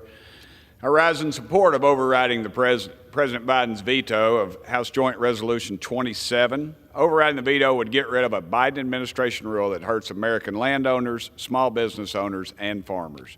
Back in 2020, the EPA addressed a long-standing problem. It got rid of a broad and confusing definition of waters in the United States, also known as WOTUS, and replaced it with a definition that was much more specific and easier to understand. But no good deeds left unpunished, Mr. Speaker. Landowners need to know if their body of water meets the definition of WOTUS, because if it does, then it's subject to a much stricter environmental regulations. But of course, the Biden administration is doing what it does best, and it's messing up the situation. It's like my dad used to say about education. The problem we have with education is we called in the people that created the problem to fix it, and that's what they're doing. It repealed the clear definition of WOTUS from 2020 and replaced it with a more confusing and ambiguous one. This means a lot more landowners, small business owners, and farmers will need to hire expensive lawyers and consultants just to figure out if their body of water now qualifies as a WOTUS. Another example, bringing in the bureaucrats to fix a problem that they've created. A lot of my constituents are farmers and landowners, of course. Many of them are both of those. It's hard enough for them to take care of their land and follow these crazy environmental regulations without adding the burden of trying to figure out what these regulations are in the first place. Basically, what we've done, we've taken this away from the mom and pop farmers, the people that have inherited the land, that respect the land. No one respects the land more than a farmer, Mr. Speaker. And we're replacing it with multinational globalist corporations who control politicians like the puppet masters that they are. This administration needs to stop throwing bureaucracies at every situation it can get its hands on. Mr. Speaker, it just doesn't work. This time it will hurt Americans who work hard to take care of their land and their businesses. Mr. Speaker, I yield the remainder of my time. Thank you. The gentleman reserves. The gentleman from Washington is recognized. Thank you, Mr. Speaker. Before reserving my time, I just want to remind again for the record that the federal courts blocked the implementation of the previous administration's Navigable Waters Protection Rule. It wasn't this administration. And in response to that, the administration developed a new rule, this particular one that we're debating today. So it just needs to be said for the record that the federal courts made a decision about the previous administration's rule, not this particular administration. With that, I reserve the balance of my time. Thank you. The gentleman reserves. The gentleman from Missouri is recognized. Thank you, Mr. Speaker. At this time, I'd yield 2 minutes to the gentleman from New York, Mr. Williams. The gentleman from New York is recognized. Thank you, Mr. Speaker. Mr. Chairman, the redefinition of these Waters of the United States rules is really only about one thing, and that is government overreach. When faced with the crisis, the government is given a broad mandate and loves very vague rules. Just recently, we remember the incredible rules of the COVID crisis and the extraordinary powers granted to government to affect this crisis. Remember the definition of essential businesses, essential personnel, essential services, and you have some idea, really, of what the Waters of the United States redefinition desired by activist courts and desired by our current administration. You can imagine the effect it'll have on our lives. The Clean Water Act was a broad power given in 1974 to clean up polluted waterways. And guess what? It worked. We have clean waters and clean rivers. Extraordinary success since the high point of pollution in the 1970s. But with a government that is hungry for power, as we learned most recently in COVID, the bureaucrats remembered that vague rules allow for extraordinary powers. You're not a farmer, you're a polluter. You're not a homeowner, you're a polluter. You're not a home builder, you're a polluter, you're guilty until proven innocent. My colleagues across the aisle say that this provides clarity, and it does. But clarity for who? This rule provides clarity only to EPA regulators who will have extraordinary authority. It doesn't provide clarity to homeowners, farmers, and home builders. So, the gentleman's time has expired. I ask my colleagues to... The gentleman's time has expired. Reserve. The gentleman reserves. The gentleman from Washington is recognized. Continued reserve. The gentleman reserves. The gentleman from Missouri is recognized. Thank you, Mr. Speaker. At this time, I would yield 2 minutes to the Chairman of the Economic Development and Public Buildings Subcommittee, the gentleman from Pennsylvania, Mr. Perry. Gentleman from Pennsylvania is recognized. Thank you, Mr. Speaker, and I thank the chairman for his leadership on this issue. Let's be clear, we're not talking about the Clean Water Act. We're talking about the waters of the United States of America, Mr. Speaker. And definitionally, what's happened here is the administration didn't like what was in the rule, in the regulations. They just changed the definition. That's what they didn't like it, so they changed the definition such that under this rule, nearly every single property across the entire United States subject to one drop of rain is now open to enforcement by the federal government, not your state government, not your local government, the federal government coming in to tell you that you're a polluter, that you're misusing your land because a drop of rain landed on it. And people say, oh, you don't really mean a drop of rain. Yes, I do mean a drop of rain because you see, Mr. Speaker, it is the EPA that will determine the definition on a case-by-case basis arbitrarily, which is what they want. And that's why it's important that we override the president's veto. See, he didn't veto on behalf of the United States of America because the United States of America sent the people to this chamber to vote on what they wanted, and we passed the Congressional Review Act to say we don't want the definition changed. Well, the president doesn't like that, so on behalf of bureaucrats that work in Washington, D.C., half of which probably don't even have a yard, they probably live in a high-rise, they don't even have grass, but yet they're going to tell you how you're going to live your life and how you're going to use your land based on the federal government's rule. Threats of imprisonment under ambiguous terminology, threats of financial ruin is what belies this bill and the American people if we allow this to go. I urge adoption. We must override the president's veto. We must stand for the American people and individual property rights, which are the bedrock, the foundation of the United States of America. And with that, Mr. Chairman, I yield the balance. The gentleman yields. Reserve. The gentleman reserves. The gentleman from Washington is recognized. I'll just yield myself 1 minute to clarify. that if this passes and we override the veto message, Mr. Speaker, the end result will be reverting to a rule that was created in around 2007, 2008. Not the last administration's rule, but another rule that I don't think either side likes. But that said, I will reserve the balance of my time. Thank you. The gentleman reserves. The gentleman from Missouri is recognized. Thank you, Mr. Speaker. At this time, I would yield 2 minutes to the gentlelady from Oklahoma, Ms. Bice. The gentlelady from Oklahoma is recognized. Thank you, Mr. Speaker.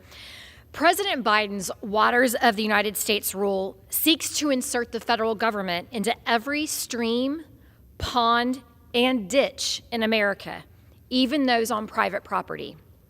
When I'm back in Oklahoma, I regularly hear from farmers, ranchers, energy producers, and small businesses about their concerns with the Biden administration's WOTUS rule.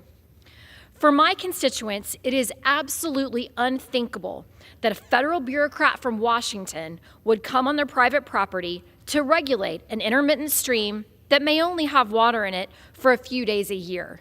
This is a huge overreach. It is also worth noting that regulations such as WOTUS, along with others from federal, state, and local governments, account for up to 25% of the price of a new single-family home and over 40% for a multifamily development. Under WOTUS, the significant nexus test would result in an increased regulatory uncertainty for Oklahomans. Furthermore, the ambiguous nature of his policies will further delay vital projects on strict timelines. Despite bipartisan opposition to the WOTUS rule, President Biden still elected to veto the resolution. American families, farmers, and small businesses are suffering under the economic crises caused by President Biden's policies. The last thing they need are more burdensome regulations. Today's vote to overturn Biden's veto would empower local landowners instead of giving power to unelected federal bureaucrats. I urge my colleagues to support the resolution. Thank you, Mr. Speaker. I yield back. Thank you. The gentlewoman yields. The gentleman from Missouri reserves. Reserve. The gentleman from Washington is recognized. I reserve. The gentleman from Washington reserves. The gentleman from Missouri is recognized. Thank you, Mr. Speaker. At this time, I'd yield 2 minutes to the gentleman from Kansas, Mr. Mann.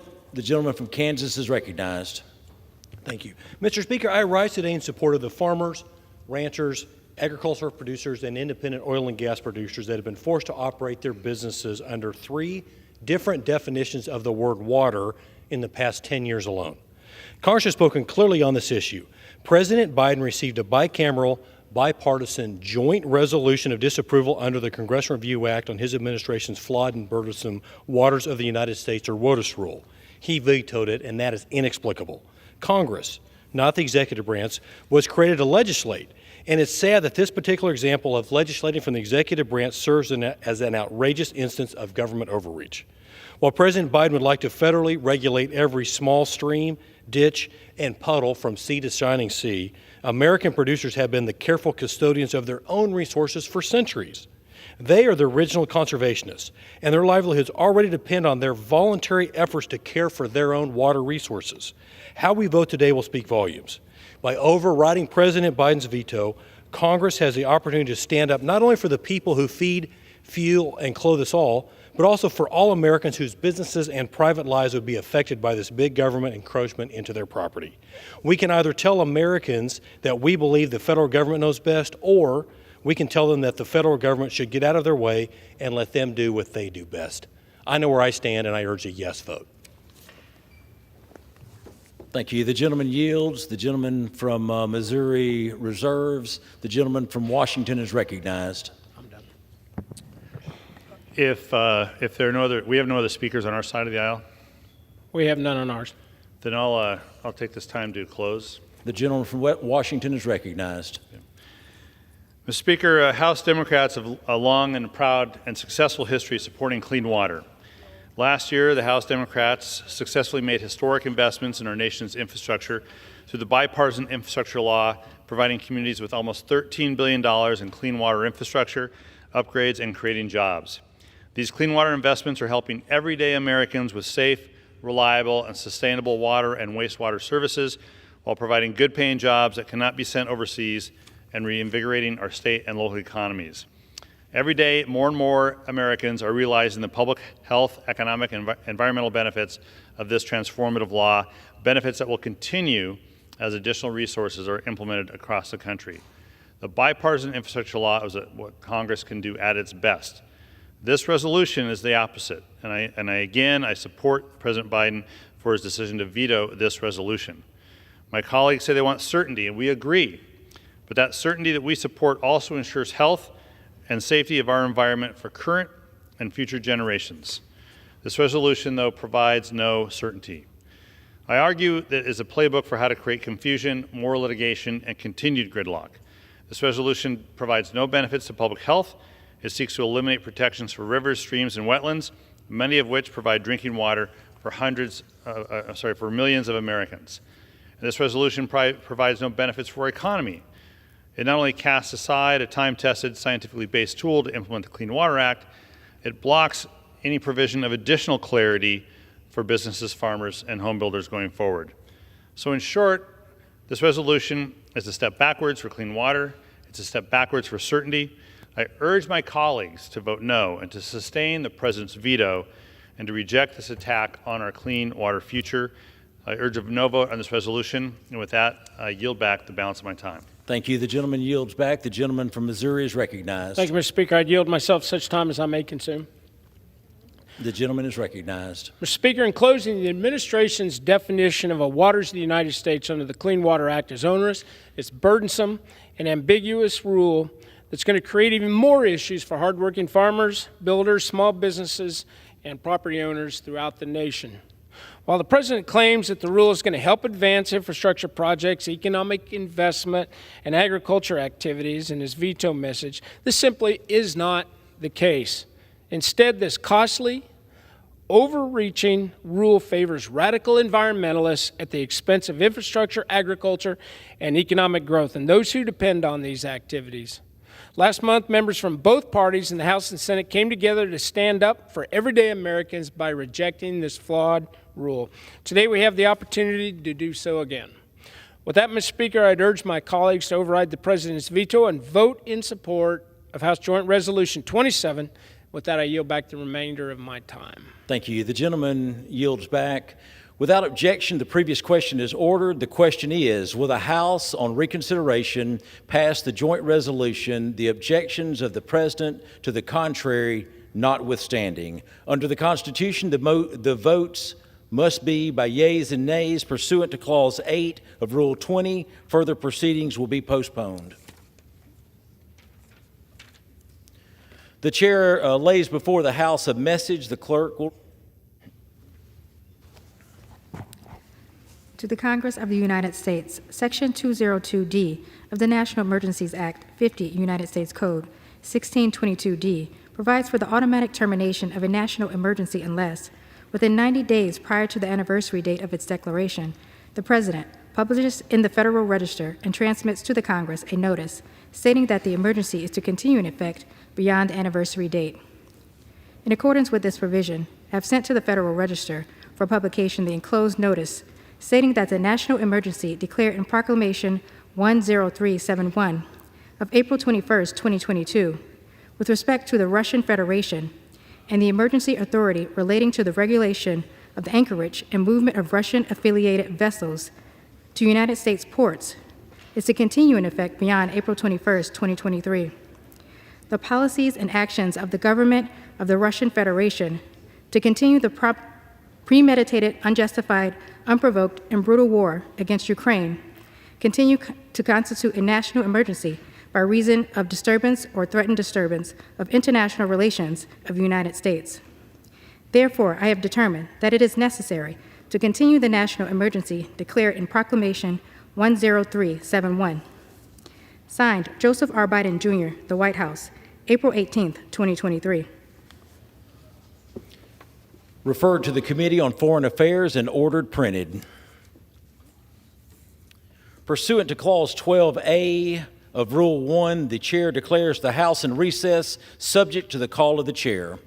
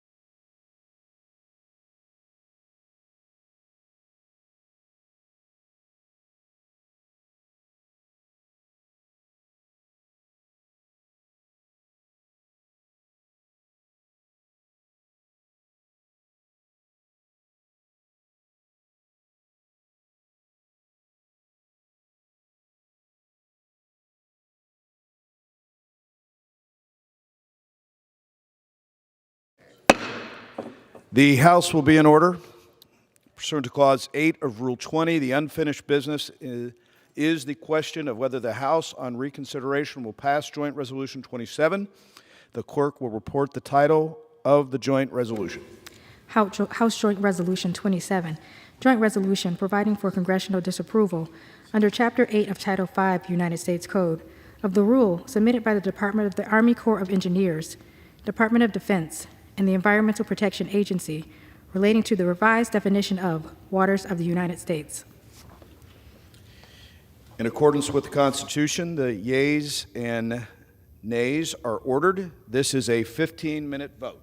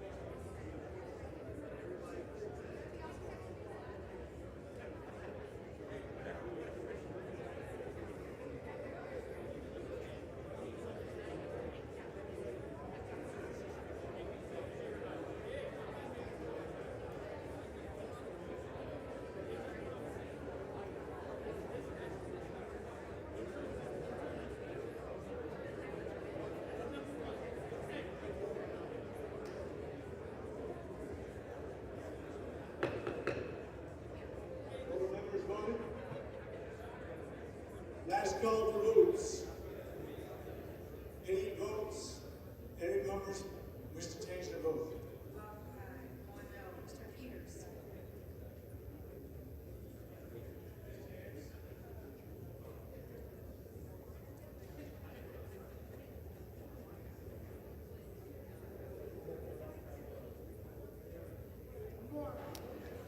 On this vote, the yeas.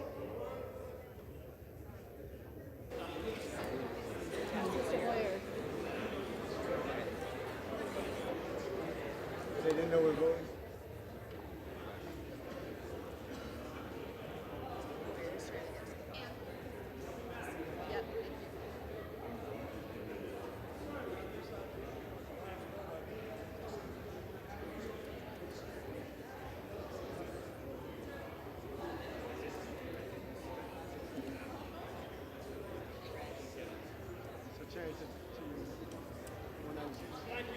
Mr. Hoyer Yes, sir. votes no.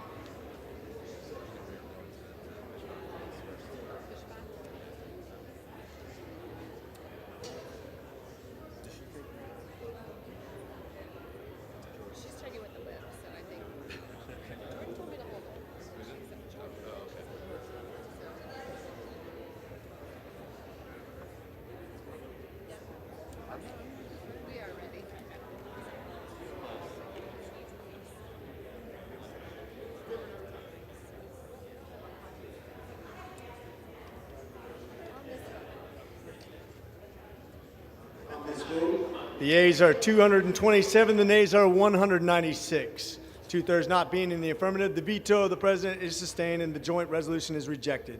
The veto message and the joint resolution are referred to the Committee on Transportation and Infrastructure. The clerk will notify the Senate of the action of the House.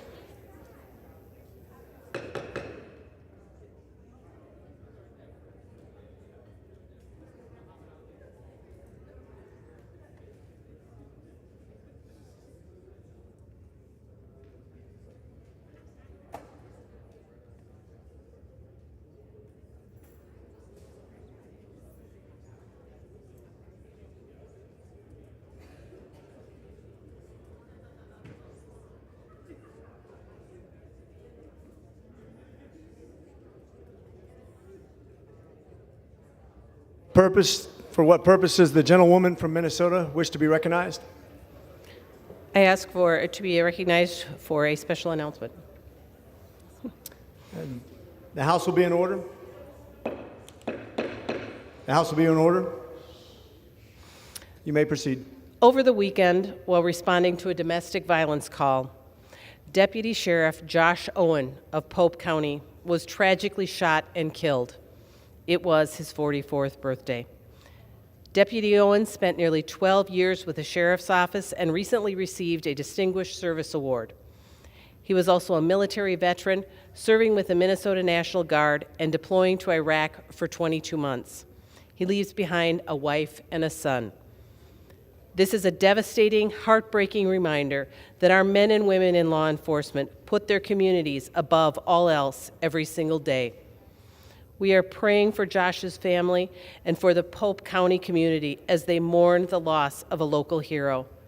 I ask now that we have a moment of silence in honor of Pope County Deputy Sheriff Josh Owen.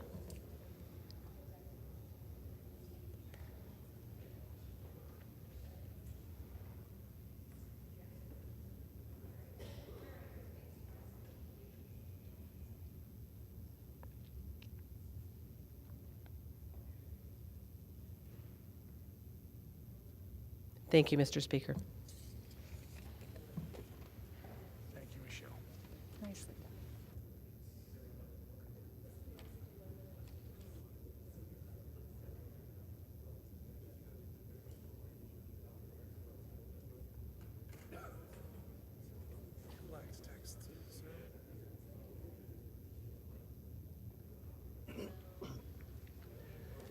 The chair will now entertain requests for 1-minute speeches.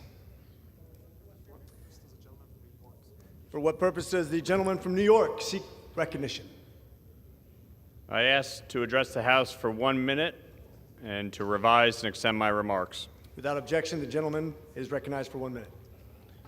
Mr. Speaker, today I rise to recognize Yom HaShoah, Holocaust Remembrance Day. On this day, we honor and remember those who suffered and lost their lives in one of the darkest moments in human history, the Holocaust. Yom HaShoah is a day of remembrance, a day to pay tribute to the millions of innocent men, women, and children who were brutally murdered by the Nazis and their collaborators, a day to reflect on those atrocities and a day to commit ourselves to never forgetting or letting this ever happen again. Over 6 million Jews killed. Earlier today, I joined a number of my congressional colleagues at a ceremony recognizing this somber day. We were joined by Holocaust survivors, descendants, who shared their stories and experiences, which were heartbreaking. So as we light candles and say prayers today and this week in memory of the victims of the Holocaust, let us also renew our commitment to building a world that honors survivors, respects all faiths, and ensures that this never happens again. Thank you, Mr. Speaker. I yield back. For what purpose does the gentleman from New Jersey seek recognition? To address the House for 1 minute, revise and extend my remarks. Without objection, the gentleman is recognized for 1 minute.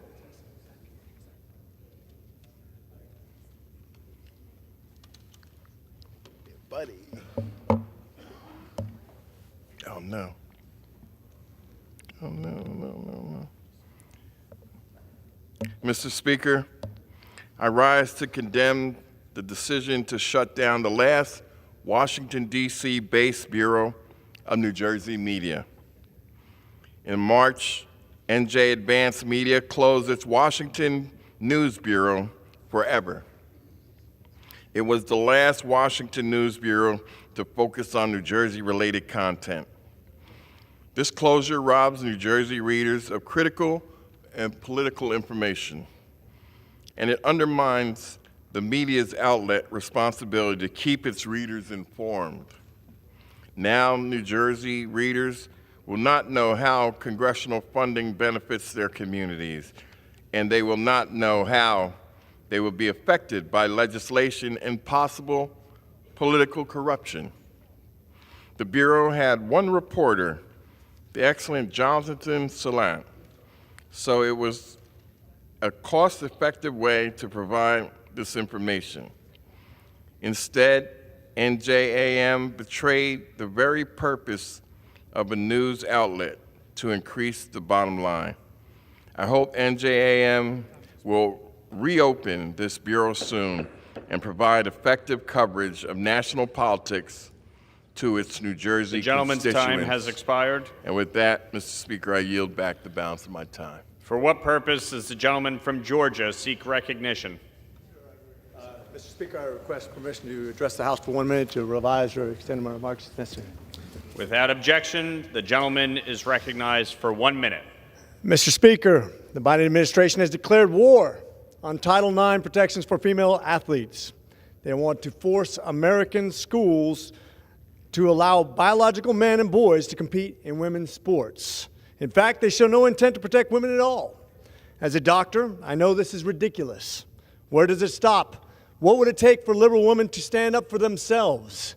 Perhaps when all the scholarships for women are given to biological men, when all the female sports records are broken, all the medals are taken, all the awards stolen, and every Woman of the Year title or Best Actress Oscar is given to a man, perhaps then President Biden and his media allies will finally decide to enforce Title IX and protect young women. But we're not going to wait around for them. I'm proud to co-sponsor the GOP bill to protect women's sports and save Title IX for Americans' female student athletes. And with that, I yield. For what purpose does the gentleman from North Carolina seek recognition? Mr. Speaker, I ask the unanimous consent to address the House for 1 minute and to revise and extend my remarks. Without objection, the gentleman is recognized for 1 minute. Mr. Speaker, I rise to discuss a topic important to the people of North Carolina's 1st Congressional District, addressing access to health care. April is Medicaid Awareness Month, and I was honored to kick it off with my fellow State Medicaid Expansion Caucus co-chairs and Protect Our Care. North Carolina has passed critical legislation that Governor Roy Cooper has signed into law, creating a pathway to expanding Medicaid in our state, showing the significance and power of bipartisanship. Mr. Speaker, nearly 100,000 Eastern North Carolinians have access to health care that would come as a result. And there will be a creation of roughly 3,000 jobs in one of the most economically distressed parts of the state while saving our rural hospitals. Mr. Speaker, nearly 2 million Americans remain trapped in the coverage gap. Medicaid Awareness Month is a perfect time to make a bipartisan appeal. Let us work together to close that gap so that the greater good of Americans will benefit. I yield back. For what purpose does the gentleman from Georgia seek recognition? Ask unanimous consent to address the House for 1 minute to revise and extend my remarks. Without objection, the gentleman is recognized for 1 minute. Mr. Speaker, I rise today to recognize Martha Zoller, who was recently named as Talker Magazine's 2023 Woman of the Year. Ms. Zoller has been known as a well-respected conservative voice in talk radio since the start of her career in 1994. Ever since then, she has kept people across the state of Georgia and the nation informed on the news and the state of American politics with her radio broadcast. In addition to her time in radio, Ms. Zoller has served in the political world as well. She has spent time as a state director for field offices for Governor Brian Kemp, and she was a senior staffer for Senator David Perdue from 2014 to 2018. Ms. Zoller's career in both radio and politics, while also being a mother and grandmother, is a testament to her character and her commitment to both her family and her community.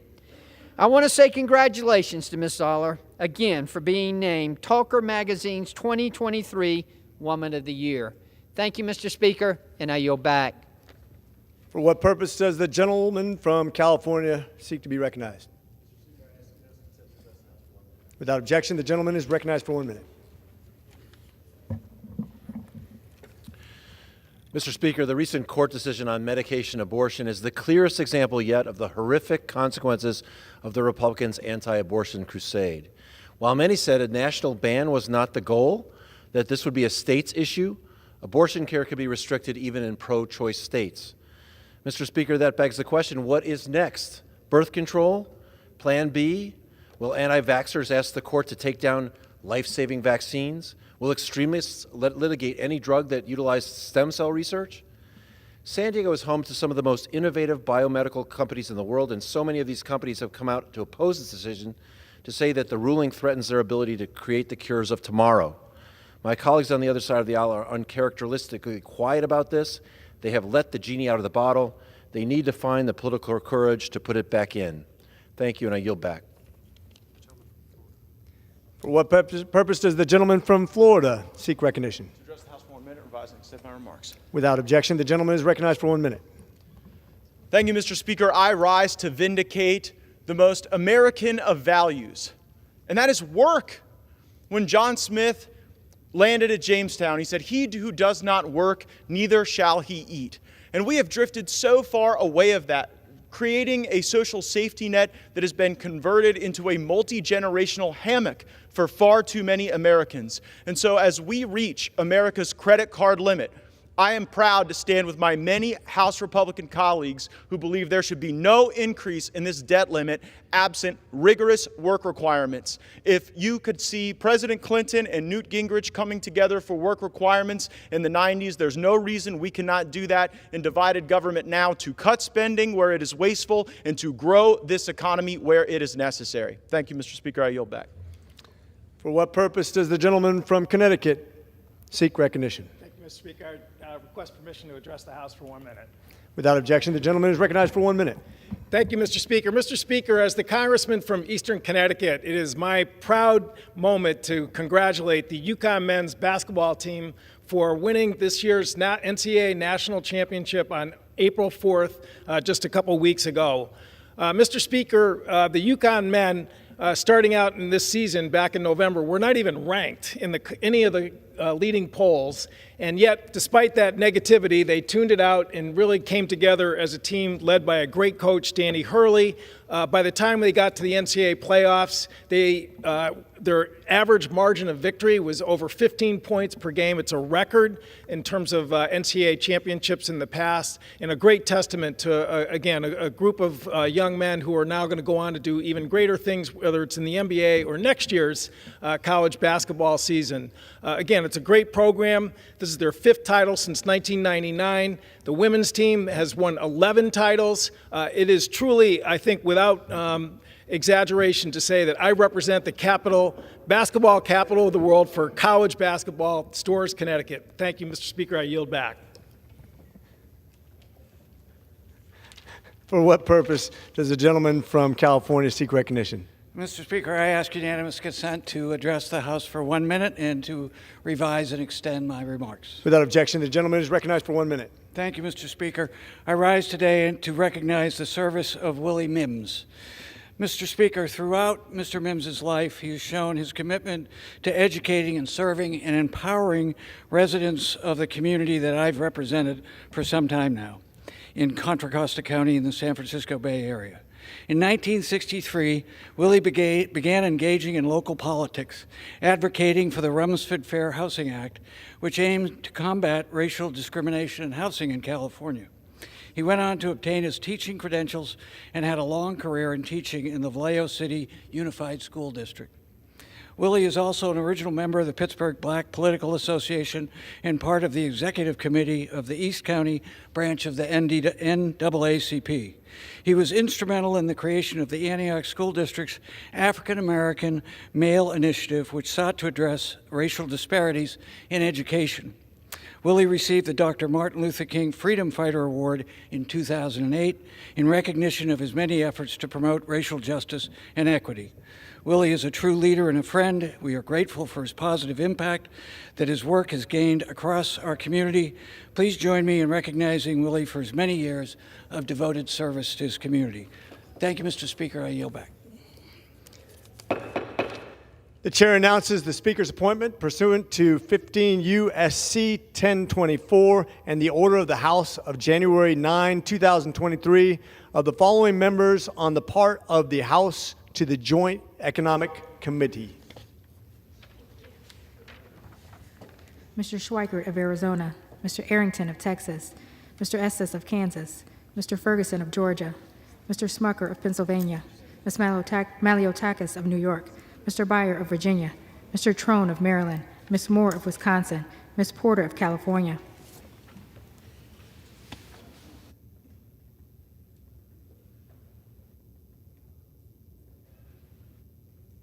Under the Speaker's announced policy of January 9, 2023, the gentleman from Georgia, Mr. Carter, is recognized for 60 minutes as the designee of the Majority Leader.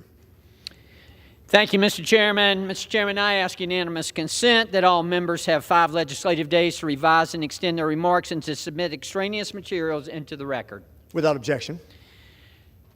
Mr. Chairman, today could be the last tax day our country ever has.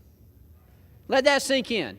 Today could be the last tax day our country ever has.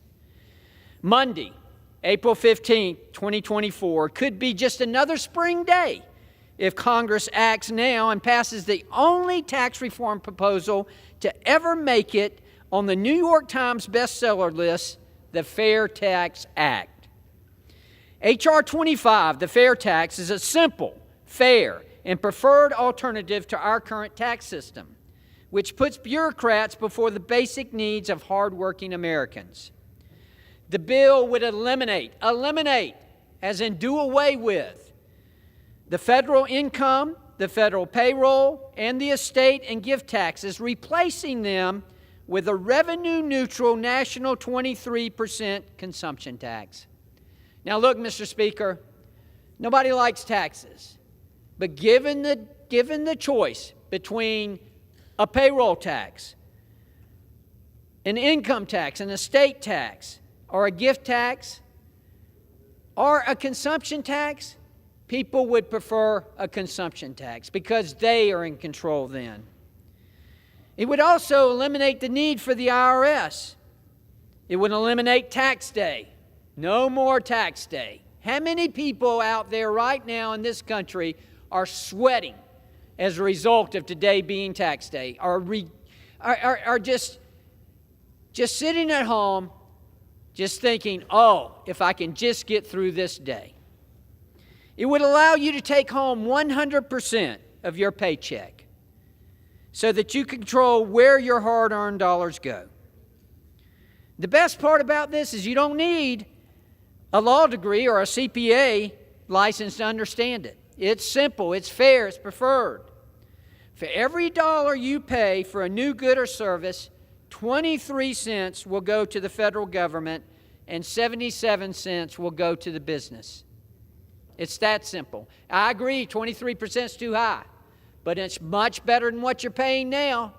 Much better than what you're paying now, because this time, have you ever looked at your paycheck? Ever looked at how much you get paid and how much you get to take home? It's ridiculous. No more, no less, no legal or financial expertise would be required. As I said, 23% consumption tax is a lot. No one likes paying taxes, me included. I don't like paying taxes. I understand it, and I'm certainly willing to do my part. But I would surely prefer to have control over it instead of some unelected bureaucrat in Washington, D.C., as it is now having control over it. But what many consumers fail to realize, and what Washington Democrats conveniently ignore, is that today's sticker prices are already inflated to cover corporations' tax burdens. Every tax imposed on businesses, whether it's corporate, FICA, or other taxes, is passed down to the consumer.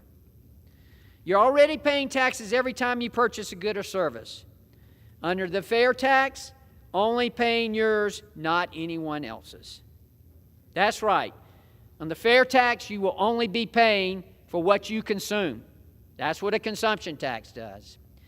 I'm going to pause right now, and then I'll come back and finish what I've got to say about this. But this time, I want to recognize my friend from Arizona who wants to speak on this fair tax. The gentleman from Arizona, Mr. Biggs.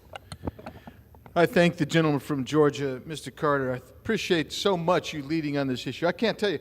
I was thinking as you were talking about the first job I ever had, and I was making, this is really going to date me, but I was making $2.50 an hour. And I thought, holy mackerel, that's $100. I was working 40 hours. I'm going to bring home $100. No, it was $75. And that was a million years ago. I'd bring home less today because everything else has gone up. And I'll just tell you something about that. I've watched that same thing happen to each one of my children. And we live in this world where the federal government kind of clamps down on you. I appreciate this so much. The Fair Tax Act would repeal all federal corporate and individual income taxes, payroll taxes, self-employment taxes, capital gains taxes, death taxes, gift taxes, and replace them with a revenue-neutral consumption tax. You know what's so nice about a consumption tax is you choose whether you're going to pay it. You choose whether you're going to pay it because it's how you consume. We pay too much already in federal taxes, and under this administration, they're paying silent taxes they never voted for. Since this administration took over, Americans are paying nearly 15% more for goods and services due to the inflation tax. Look, I have introduced legislation, I know others have as well, to repeal the 16th Amendment to permanently abolish the federal income tax. This is a fantastic bill that you have, Mr. Carter. I don't need to remind you that the federal government takes up to 37% away from families, away from your dinner tables, away from your gas tank, and pays for drag shows in Ecuador and $85,000 Bob Dylan statues, for Pete's sakes. Americans know how to spend their own money better than politicians do. And under the fair tax workers, everybody's going to take home 100% of their paycheck with no federal taxes withheld. Americans would decide how much they pay in taxes through the choices they make to purchase and consume goods and services. That means that Americans would keep their entire paycheck they worked for and have the freedom to decide how they spend their money. Now, flat taxes are sometimes criticized as disproportionately affecting lower-income Americans negatively, but the fair tax accounts for that by providing a prebate. This prebate is an advanced tax refund to every legal American family at the beginning of every month to purchase goods and services tax-free up to the national poverty level. And that's been compared, quite frankly, to the earned income tax credit, which is part of our Byzantine structure today. Now, when I was in law school, my first year in law school, and this is also 100 years ago, this is back before you had the internet. This is back when I worked for a tax firm. I was their librarian. Every week I went in and for hours updated a room full of tax books, the regulations and the code itself being updated all the time, as Congress would decide who gets a special break and who doesn't. But the fair tax instead encourages economic growth. It's more efficient, it's more productive than our current tax code. This means investment, wages, and consumption are higher than they are under the current income tax. In light of the Democrat majority in Congress and the Biden administration, both of which have made clear their policies are to tax, spend, and control the American people, the fair tax provides the perfect alternative that gives Americans more freedom. Without a national income tax, there would be no need to file taxes or to have an IRS, which this bill defunds. You had me at hello with that. In addition to closing the many loopholes in the current tax code, the fair tax would reach a much larger group of taxpayers, which 9 states have already seen the benefits of firsthand by eliminating their state income taxes. Representative Carter, thank you for letting me speak on behalf of your bill. I think it's a wonderful bill. I support it. I encourage all of my colleagues to support this bill. And with that, Mr. Chairman, I yield back.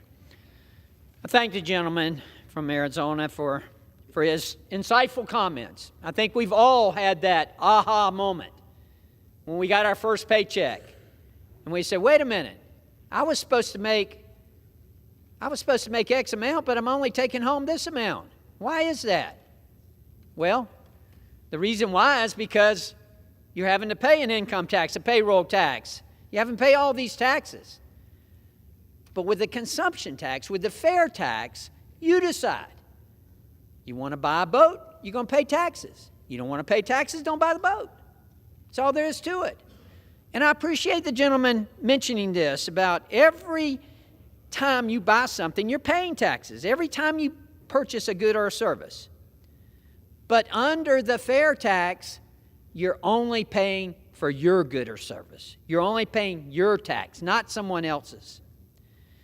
There's no other tax proposal, serious tax proposal, that would overhaul the largest and the most regressive tax that the majority of Americans pay, the payroll tax, while making the United States the most competitive place in the world to do business. It honestly baffles me that my friends on the other side of the aisle haven't embraced this proposal with open arms, because it will save taxpayers time, money, and headaches, while ensuring that those with more money to spend, aka the wealthy, after all, when they buy a boat, it's a big boat, usually a yacht, and the taxes on a yacht a lot bigger. Now, I'm going to buy a John boat. Taxes aren't going to be as much on it, but they buy yachts, and the taxes are high on that, so they're going to pay their fair share. That's one of the criticisms that I always hear. Oh, the wealthy, they don't pay their part.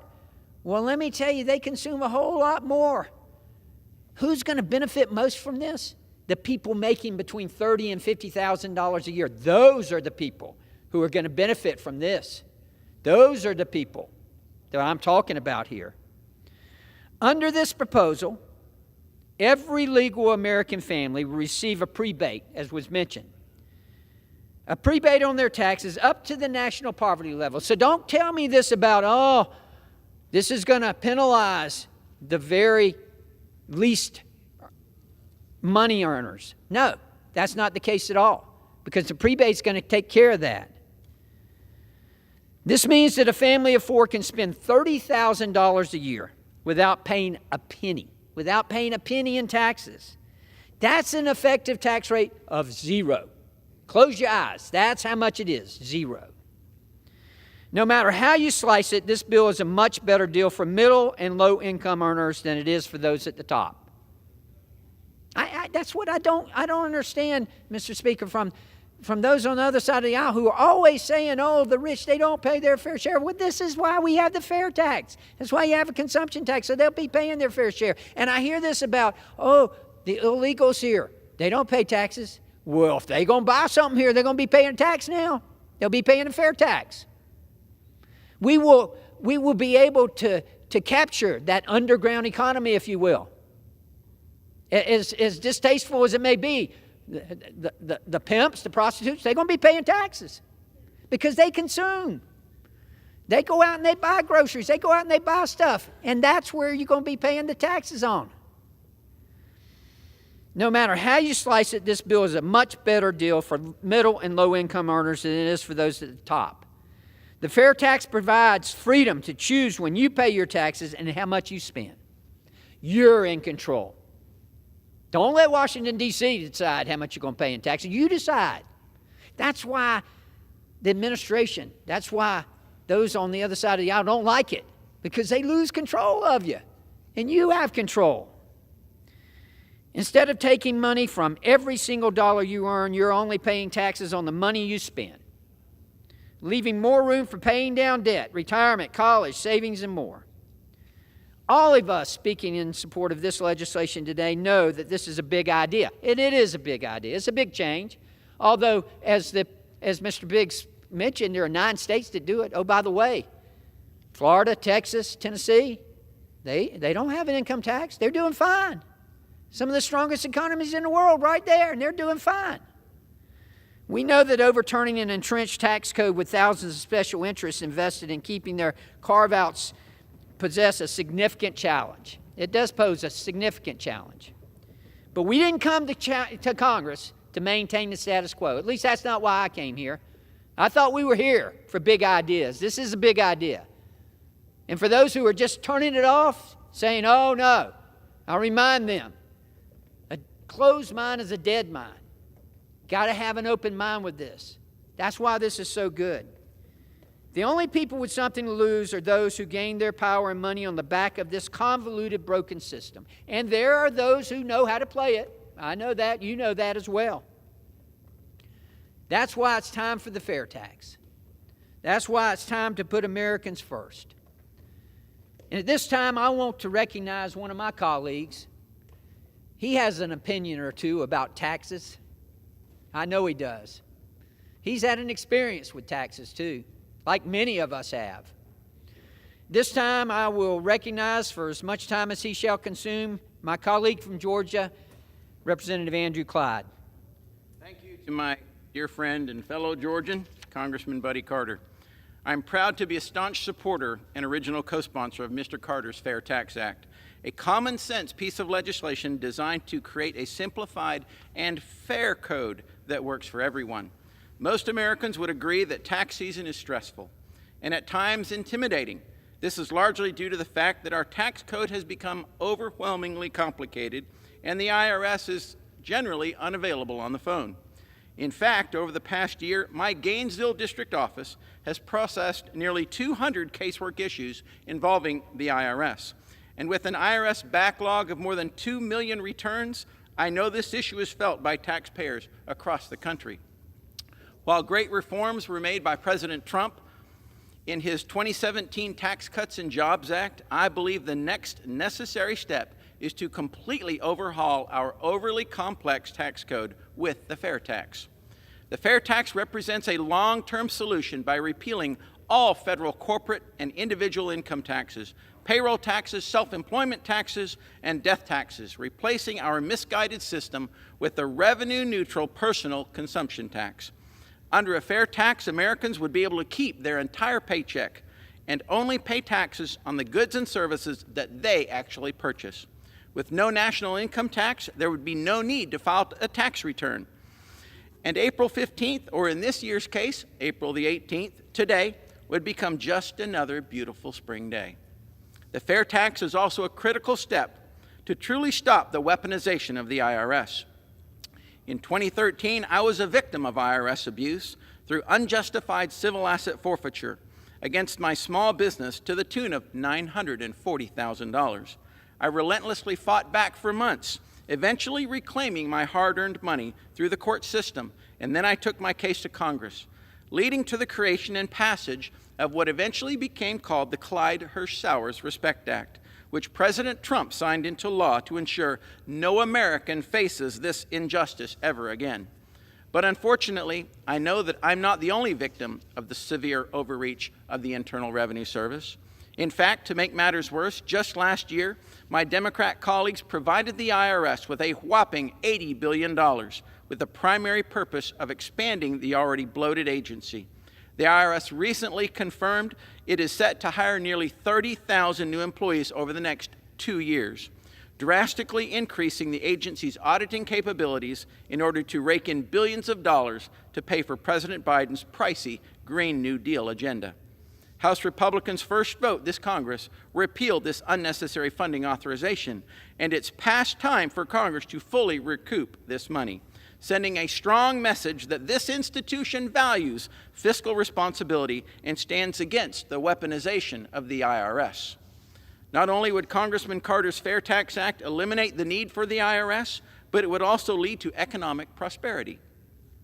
Economists resoundingly agree that the fair tax would significantly boost our nation's economy. Eliminating corporate taxes would incentivize corporations to headquarter in the United States, which would provide new jobs and economic development in our communities. The cost savings these companies experience will drive the competitive market, ultimately lowering prices of goods and services for Americans. In turn, Americans would have more freedom to reinvest in the economy, since there would be no tax on pure investments. In closing, I am a proud supporter of Rep. Carter's Fair Tax Act, and I strongly urge my colleagues to support this common sense bill to not only simplify but also improve our tax system. Thank you to my friend, and I yield back. I thank the gentleman, and he brings up some great points. You know, I want to very quickly go over a couple of myths, if you will. I know you find it hard to believe, but there are some myths out there about the fair tax. First of all, the myth is the fair tax rate is really 30%, not 23%. And I agree, 23% is too high. Wish it could be lower. But it's not 30%. You see, our current income tax is expressed as an inclusive tax. When directly comparing the fair tax to our current income tax, the fair tax rate is 23%. Under the fair tax, if you pay $100, simple math now, you pay $100 for a good, $77 goes for the good, and there's an inclusive $23 tax. If you take the $23 as a percentage of the $100, the tax rate is 23%. Unfortunately, opponents of the fair tax, and unbelievably there are some out there, they typically speak of the fair tax in terms of an exclusive tax, simply because the rate sounds higher to consumers. It is 23%. Simple math, 23%. Not only do opponents of the fair tax fail to admit that the inclusive and exclusive rates have consumers paying the same amount of money, but they also compare the exclusive fair tax rate to the inclusive income tax rate. That's unfair and that's misleading. That's a myth. It is 23%. Again, I get it. I know that's too high. I wish it would be lower. But it's not 30%, it's 23%. The only other thing I want to mention at this point is that the myth is that the fair tax, and we mentioned this earlier, that it would hurt the poor and give the rich a huge tax cut. Baloney. The fair tax is the only progressive tax reform bill currently pending before Congress. Each household, as I mentioned earlier, will receive a monthly rebate based on federal poverty levels and household size that will allow families to purchase necessary goods such as food, shelter, and medicine essentially tax-free. 0%. This is similar to our current individual exemption and refundable tax credit system. Essentially the same thing, but just far simpler. Further, the fair tax is not riddled with shelters and loopholes, meaning wealthy taxpayers cannot minimize what they pay in taxes, regardless of how many lawyers and accountants they hire to advise them. It's simple, it's fair, it's preferred. I want to go now to another colleague from Georgia, great new member of our delegation, who certainly knows a thing or two about taxes, having been in business for many years himself, the gentleman from Georgia, Representative Mike Collins. Thank you, Mr. Carter. And as someone that represents the great University of Georgia, it's nice to see you pick up the football and run with this thing. And you're also right. I have spent my private life over 30-plus years in one of the most regulated and taxed industries that there are in this country. So, yeah, it is very near and dear to my heart. And I want to thank you also for leading on a Georgia original bill which originated with Congressman John Linder. You know, the IRS was weaponized early on in the Obama administration. And the only thing that came out of that, the result of that, was Lois Lerner being found in contempt of Congress, and then you saw the issue go away. Now, the Biden administration, with the addition of 87,000 IRS agents, their new target, the middle class and small businesses. It's time for a new tax system that works for all Americans. So today, I rise in support of H.R. 25, the Fair Tax Act. Our tax act system is in desperate need of reform, and this bill will let Americans keep their hard-earned paychecks and get rid of the IRS. The Fair Tax Act will eliminate payroll and income taxes and greatly reduce compliance costs on small businesses by replacing all of these with a consumption tax on new goods and services. The current tax system is purposely complicated, burdensome, and confusing. So only the well-navigated can navigate the loopholes. So why wouldn't we want to make it simpler and more understandable so that small businesses and workers can thrive?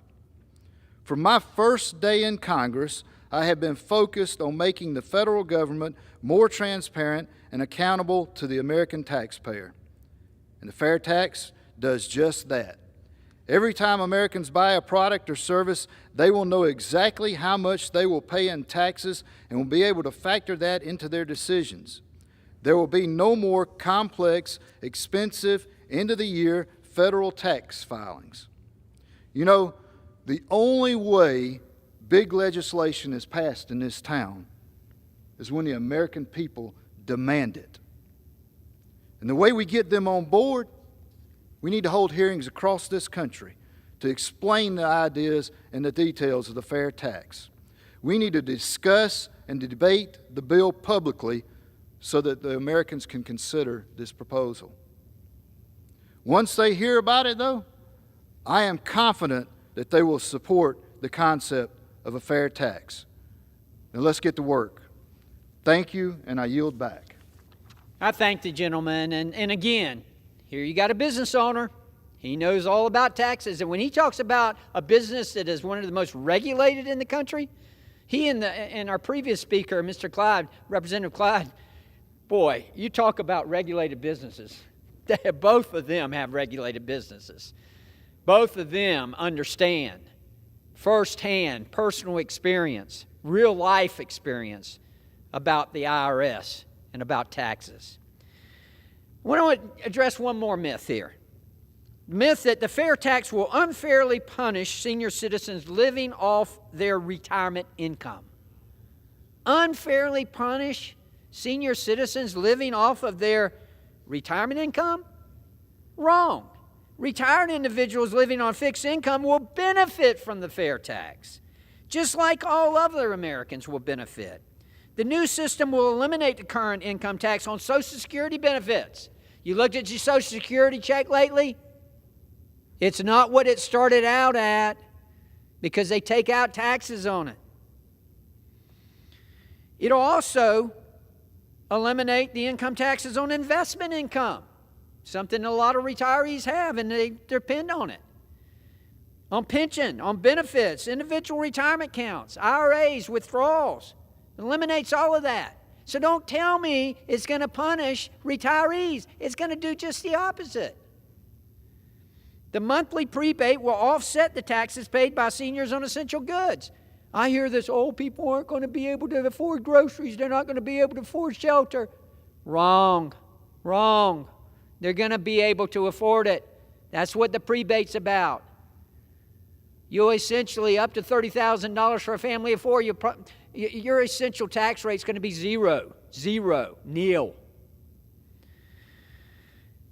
Again, senior citizens living off of their retirement income after the initial implementation of the fair tax, if prices increase penny for penny, seniors will receive additional Social Security benefits until prices return to or below pre-fair tax levels.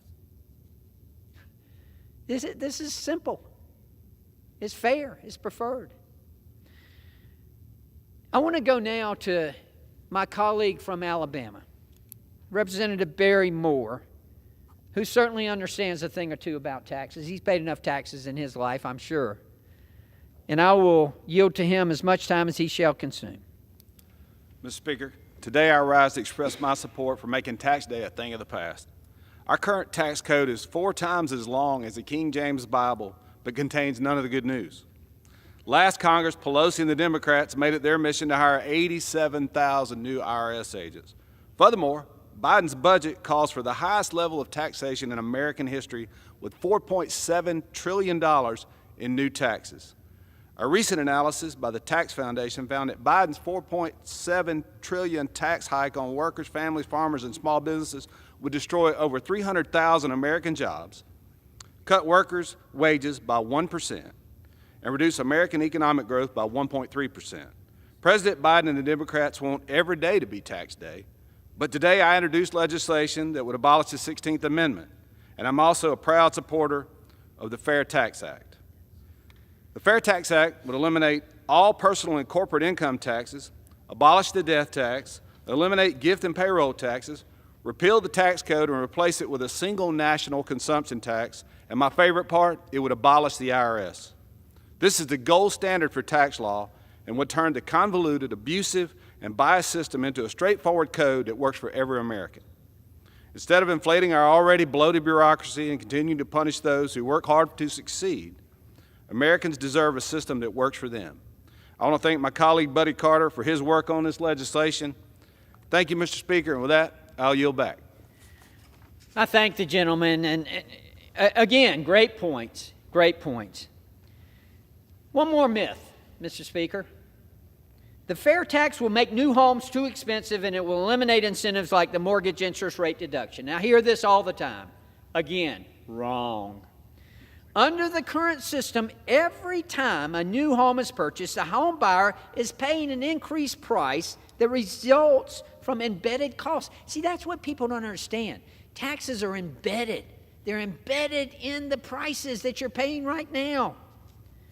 Under the fair tax, when you buy a new home, these embedded costs are eliminated, meaning the cost for consumers can fall relative to the price of home construction and compliance costs. Additionally, under the fair tax, mortgage interest rates are expected to drop as interest income falls toward the tax-free bond rate. Mortgage interest rates are expected to fall under the fair tax. Wow. At this time, I want to yield as much time as he shall consume to a great advocate of tax reform, the gentleman from Virginia, Representative Bob Good.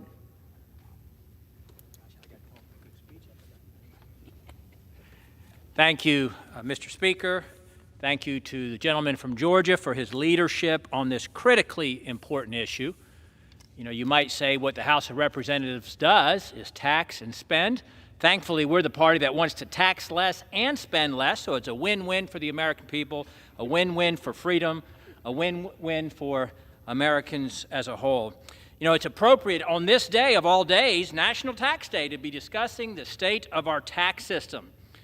It's no secret to most Americans that the IRS does not serve their interests, and worse yet, frequently uses its power to target law-abiding American citizens and conservative groups. But the American people are tired, sick and tired of dealing with a broken, confusing, and even hostile tax system. In fact, my office regularly hears from constituents who simply want to get an answer from the IRS when they're trying to do their taxes or want to know why they're forced to pay taxes for things such as just an inheritance from their loved ones. But rather than take a hard look at the current situation, the Biden administration has made it clear they want to further weaponize the IRS against hardworking Americans by spending $80 billion to hire an estimated 87,000 new agents to harass, intimidate, and threaten taxpayers. In fact, in Virginia's 5th District, one of the things I commonly hear is, what we need more of is IRS agents. Of course, I've never heard that in Virginia's 5th District. The American people deserve a better tax system that does not needlessly target them or even punish them for doing their best to work hard, to put food on the table, and comply with an ever more complicated tax code. The addition of these 87,000 IRS agents should raise alarm bells for all Americans, since the IRS and its employees regularly do not follow the limits of their lawful directive, and we can point to example after example. Matter of fact, just last month, an IRS employee was found guilty of 3 counts of wire fraud, 2 counts of aggravated identity theft, 5 counts of evading and assisting the preparation and presentation of a false and fraudulent return, and 3 counts of making and subscribing a false and fraudulent tax return. Clearly, the American people do not need more powerful and more emboldened IRS. The current system must change, and that's where this bill comes into play from my friend from Georgia, Mr. Carter. The Fair Tax Act. This tax system is easy to understand, and it will save billions in compliance for taxpayers and for the federal government. And it holds all Americans to the same standard, a 23% sales tax. In doing so, Americans will not be onerously taxed on what they earn. Instead, they pay a fair tax on what they consume, and it puts Americans in control of the taxes that they pay. It removes the discrimination that's in the tax system because everybody pays taxes based on what they consume. Organized crime pays taxes. Crime cartels pay taxes. The mafia pays taxes. Tax cheats are paying. Under-the-table earners are paying, and you get the idea. Today, the average American worker is forced to pay the federal government 33 cents of every dollar they earn, as opposed to what we're proposing today, which is the fair tax for 23 cents of every dollar they spend if they choose to spend it. And thanks to the prebate plan in this bill, taxpayers will be able to spend up to the poverty guideline and have that amount be exempt from the impact of the 23% tax. And implementing this national sales tax will double the amount of taxpayers in the system. Instead of having just about 150 million American taxpayers who currently are having to pay income taxes, this would bring about 300 million Americans as consumers into the tax revenue. Everyone would be participating based on what they consume. Wealthy people would pay more because they spend more. They make more expensive purchases. And not to mention 51 million annual foreign tourists and some 12 million illegal immigrants in our country, illegal aliens who reside here. The fair tax is a common sense reform that will unburden the American people and stimulate economic growth. Individuals will have more control over their finances and not be threatened with penalties or double taxation for investing and saving their own money. So rather than guess how much you owe each year or how much the government owes you, what a lot of us just had to do here, the fair tax will enable taxpayers to know exactly how much they're paying. So thank you to my friend Buddy Carter for his leadership in this, the gentleman from Georgia, that will put the American taxpayer first, unleash economic growth, and hold everyone accountable to a one simple tax requirement. Thank you, and I yield back. I thank the gentleman. Did you hear what he just said? Unleash American growth. Unleash American growth. Wow. What great words. Thank you. Thank you. Mr. Chairman, the bottom line. Our current tax system is broken. It is broken, and it's oppressive.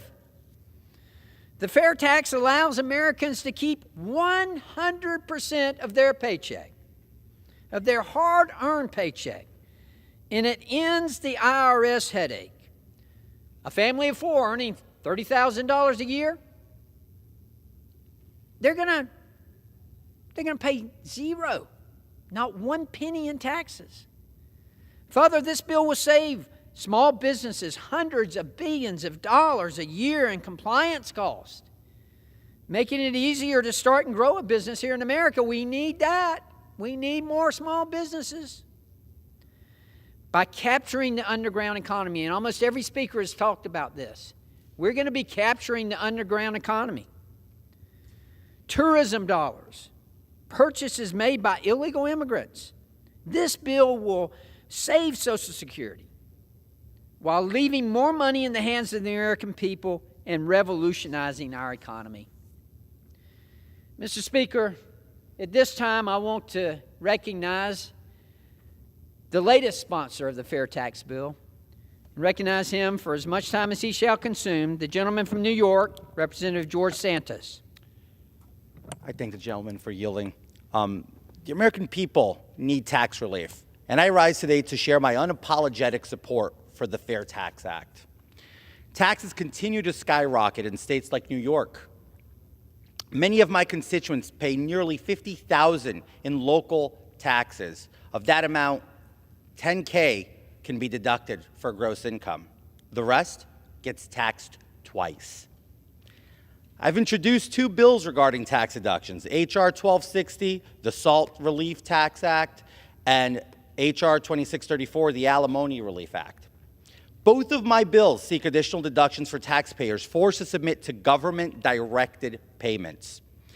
Regarding alimony, I hope to repeal the section of law within the Tax Cuts and Jobs Acts of 2017, which places the tax liability of government-mandated payments on the person who makes the payment and not the payee. Why should the person earning the money but not spending it pay the tax liability?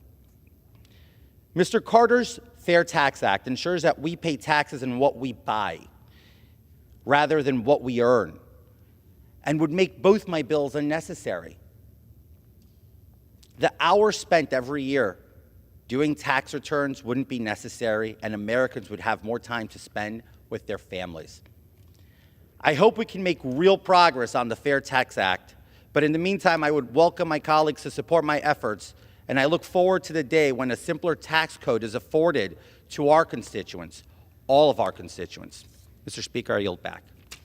I thank the gentleman. Very insightful comments, and I appreciate that very much. I want to thank all my colleagues for their support in speaking in favor of America's favorite tax proposal. Yeah, it's been around for quite a while now, but its time has come. Its time has come.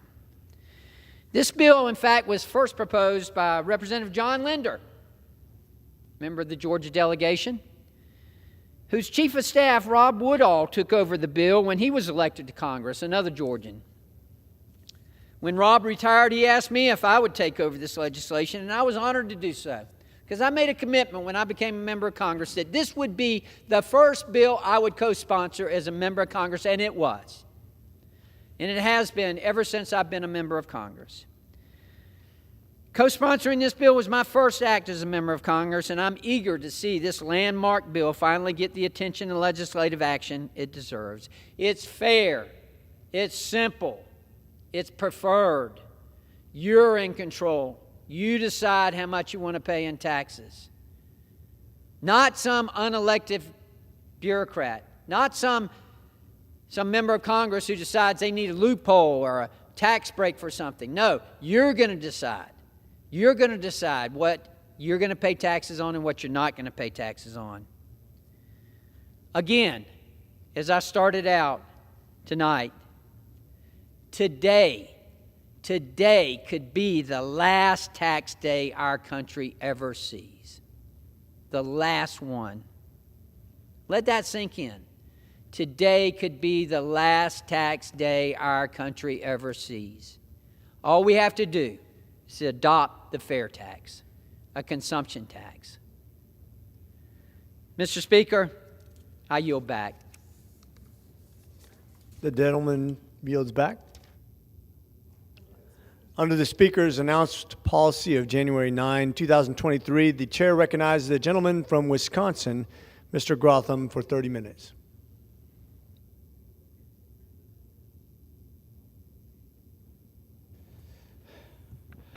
This week, is that on? Is this on?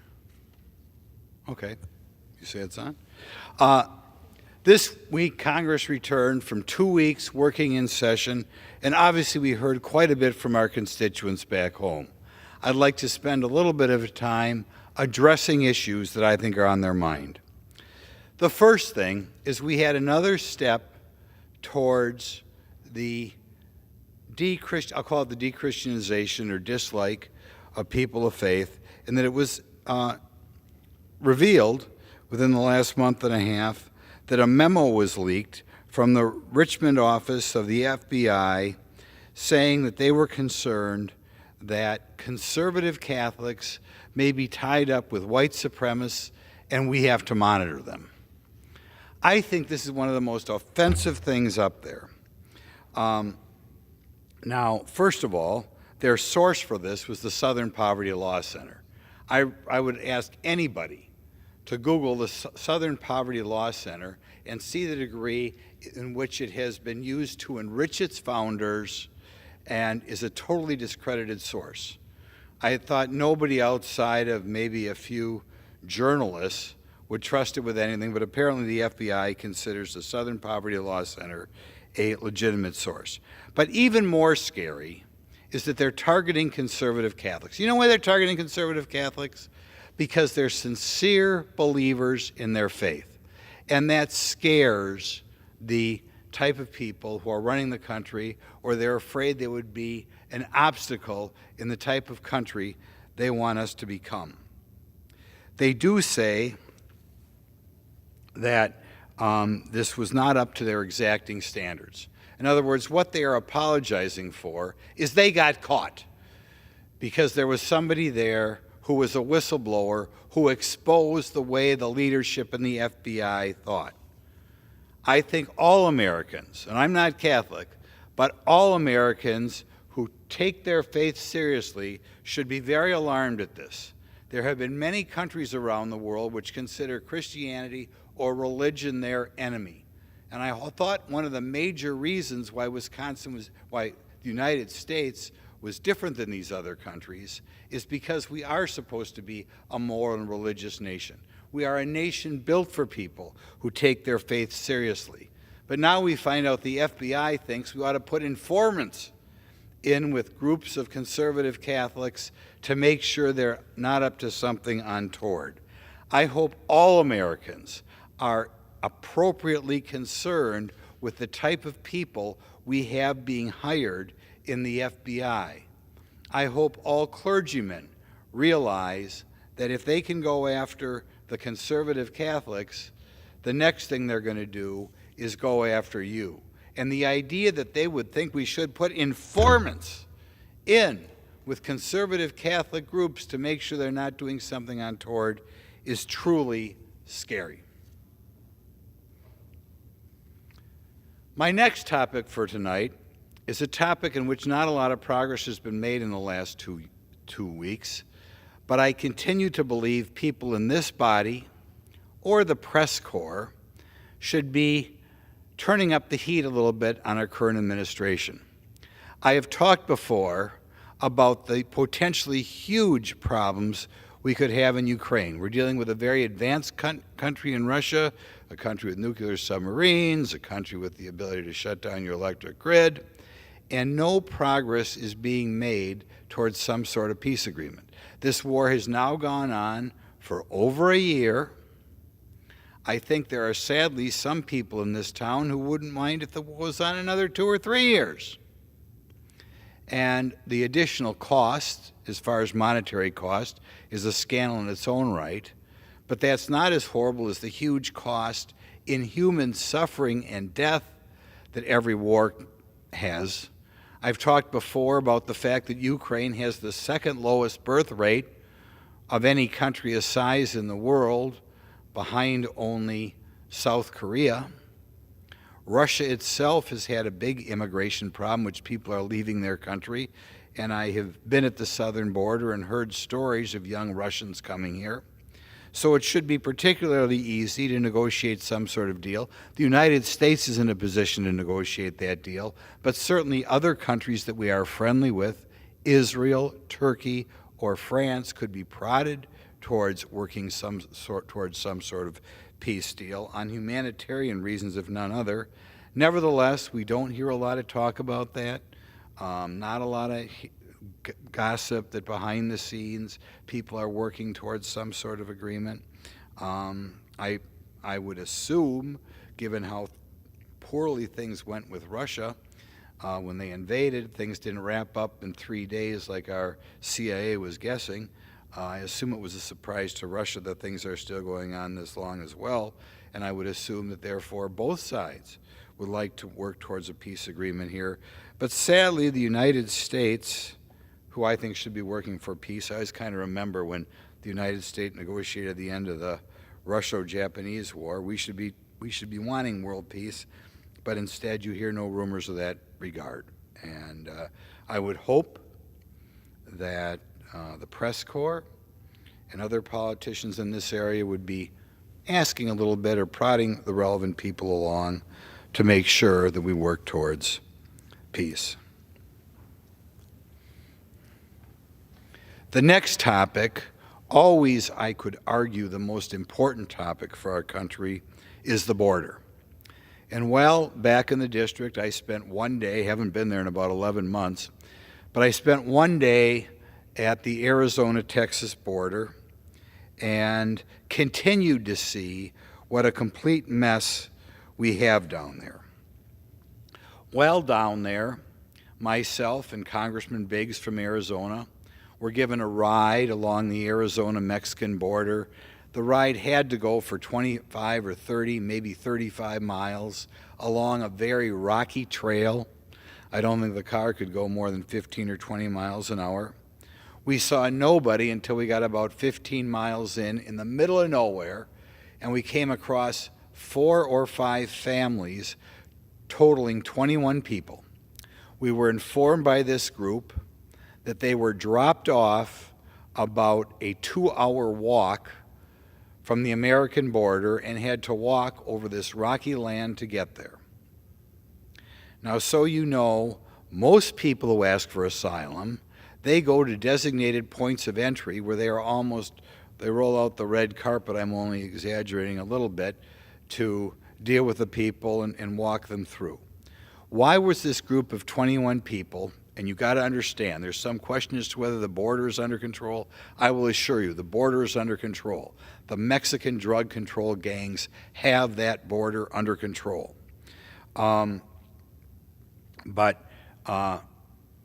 These folks, after having to walk 2 hours through the desert, sat for 2 hours in the middle of nowhere. It was fortunately a cool day, about 70 degrees, but it could have been 100 degrees. And finally, us 2 congressmen came across them.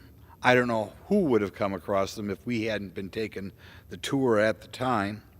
And we had to call, waited probably another 30 or 35 minutes for the Border Patrol to show up and take these 21 people back. Now, why would the Mexican drug control gangs want 21 people showing up in the middle of nowhere rather than the designated points of entry? The reason is, all along the southern border, the drug gangs have spotters in the surrounding mountains. And when the people come across with drugs, they want to make sure they're not caught. So one way to make sure they're not caught is you send other people across that you know the Border Patrol has got to deal with, you know the Border Patrol has to process, and, you know, it took a minimum of 3, I would guess more than that, big SUVs to take these people to a designated Border Patrol station so that the gangs doing the spotting in the high mountains around us knew that now was the easy time to get through the fentanyl and other drugs that stream across our border. Just a real tragedy. I think it was very risky to have such young kids going along, in addition to the fact that that's 21 more people coming in our country who I would almost be certain does not need asylum. They're just coming here because our president does not consider the border something worth enforcing.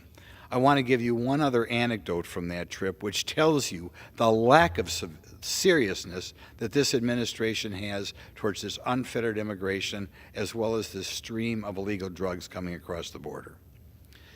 I have been an advocate in the past for drug-sniffing dogs that can identify the horrible drugs that are killing over 100,000 Americans in the past.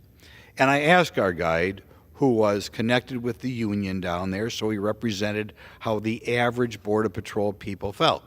And he said, no, not more dogs. Why didn't he want more dogs? Because right now, the Biden administration did give them more dogs. They gave them more dogs feeling they needed therapy dogs for the Border Patrol. They felt in the stressful situation of being underfunded, of being miles and miles away from the closest Border Patrol agent in case something goes south, that the way to deal with the stress was to hire a therapy dogs. And they had 38 therapy dogs.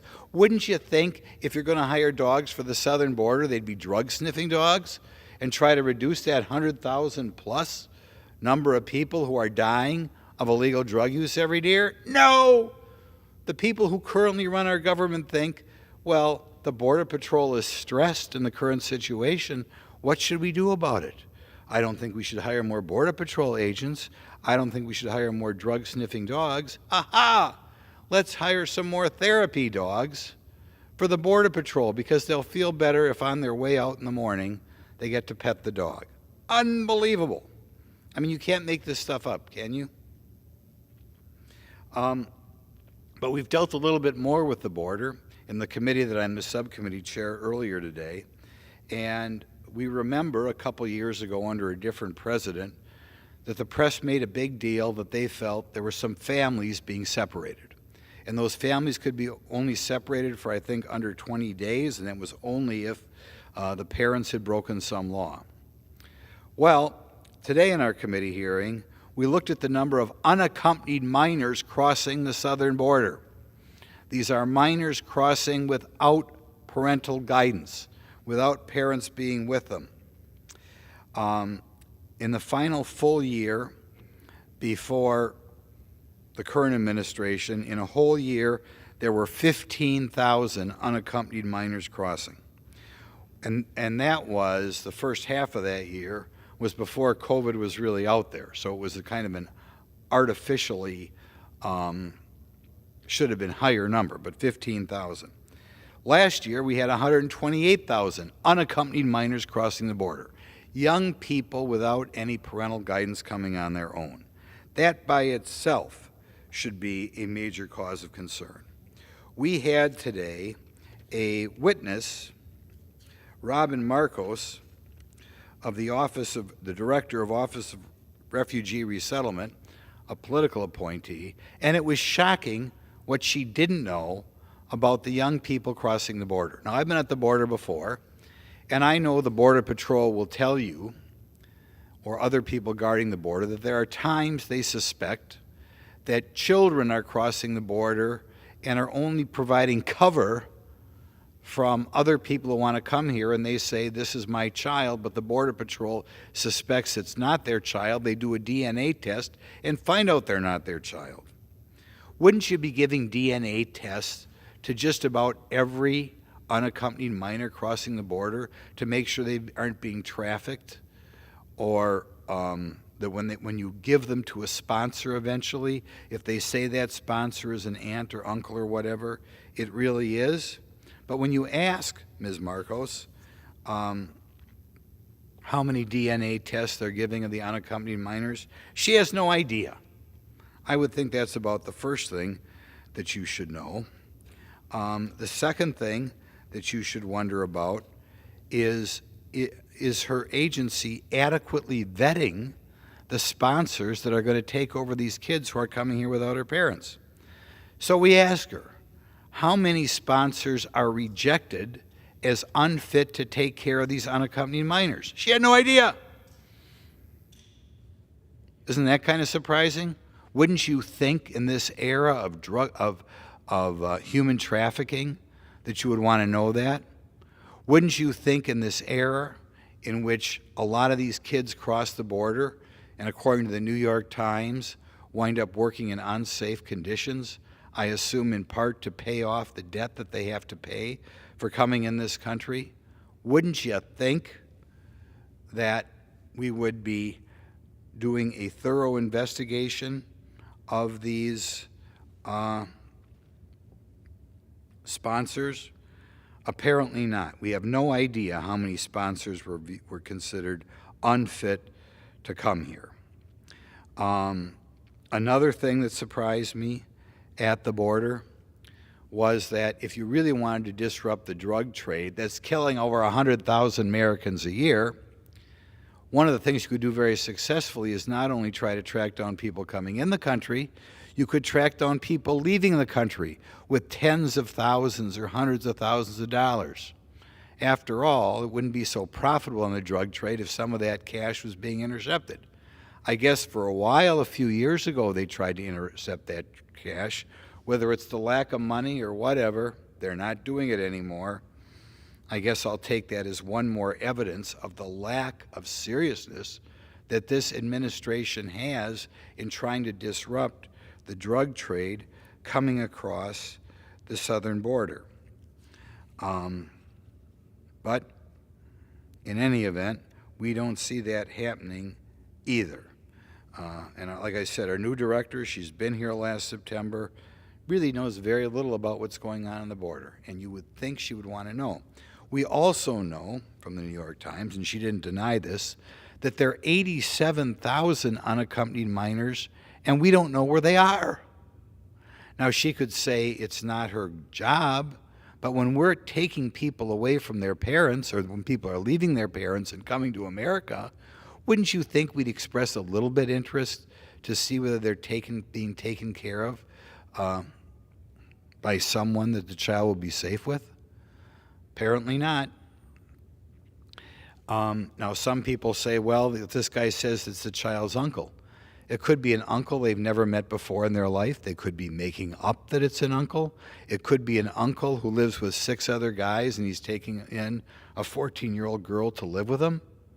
Who knows what's going on?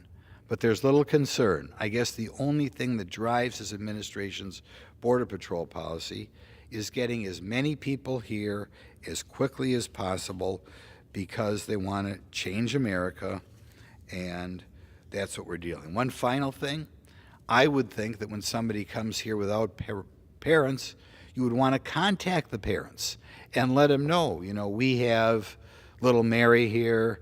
She says she's 12 years old. We want to make sure that you understand that she's here in Tucson, Arizona. Our director has no idea how many parents have been contacted. She has no idea how many times both parents are being contacted, or maybe that child is only one parent is connected with that child. We have no idea. But if we care even remotely for these kids, I would think we would be in contact with their parents. You're saying you're sending little Mary here to live with, Uncle Joe. Is that accurate? You would try to get a hold of both parents because we'd like to have both parents play a role in the raising of children. Who knows if we ever get a hold of both parents?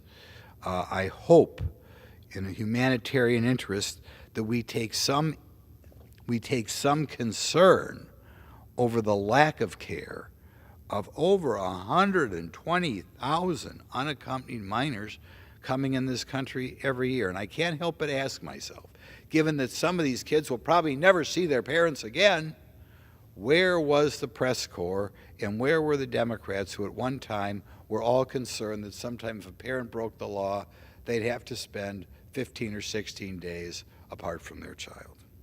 An important story, and a story I hope people follow up on. Now, I'd like to deal with one of the problems that the Biden administration thinks is of great concern, and I don't think should be a major concern, but they keep pushing it down upon us. And that is what to do about the supposed huge amount of racism in the country. We know that when Joe Biden was sworn in, I attended his inaugural speech. I believe if there was one theme, it was racism. He talked about racism 4 times. He talked about white supremacy first. He really thought we had a big racist problem in America today. And he followed it up in this year's State of the Union address. One more time, Joe Biden couldn't help but resist taking a shot at our law enforcement and saying how racist they were. This despite the fact when they do studies of law enforcement, when adjusted to criminal behavior, there's no difference or of anything going the other way as far as the chance that race will be a factor in people who die. But in any event, Joe Biden has done two things that I think require us to look at the so-called racial element as Joe Biden's heavy-handed government weighs in. In his budget, he begins with new diversity, equity, and inclusion teams in all government agencies.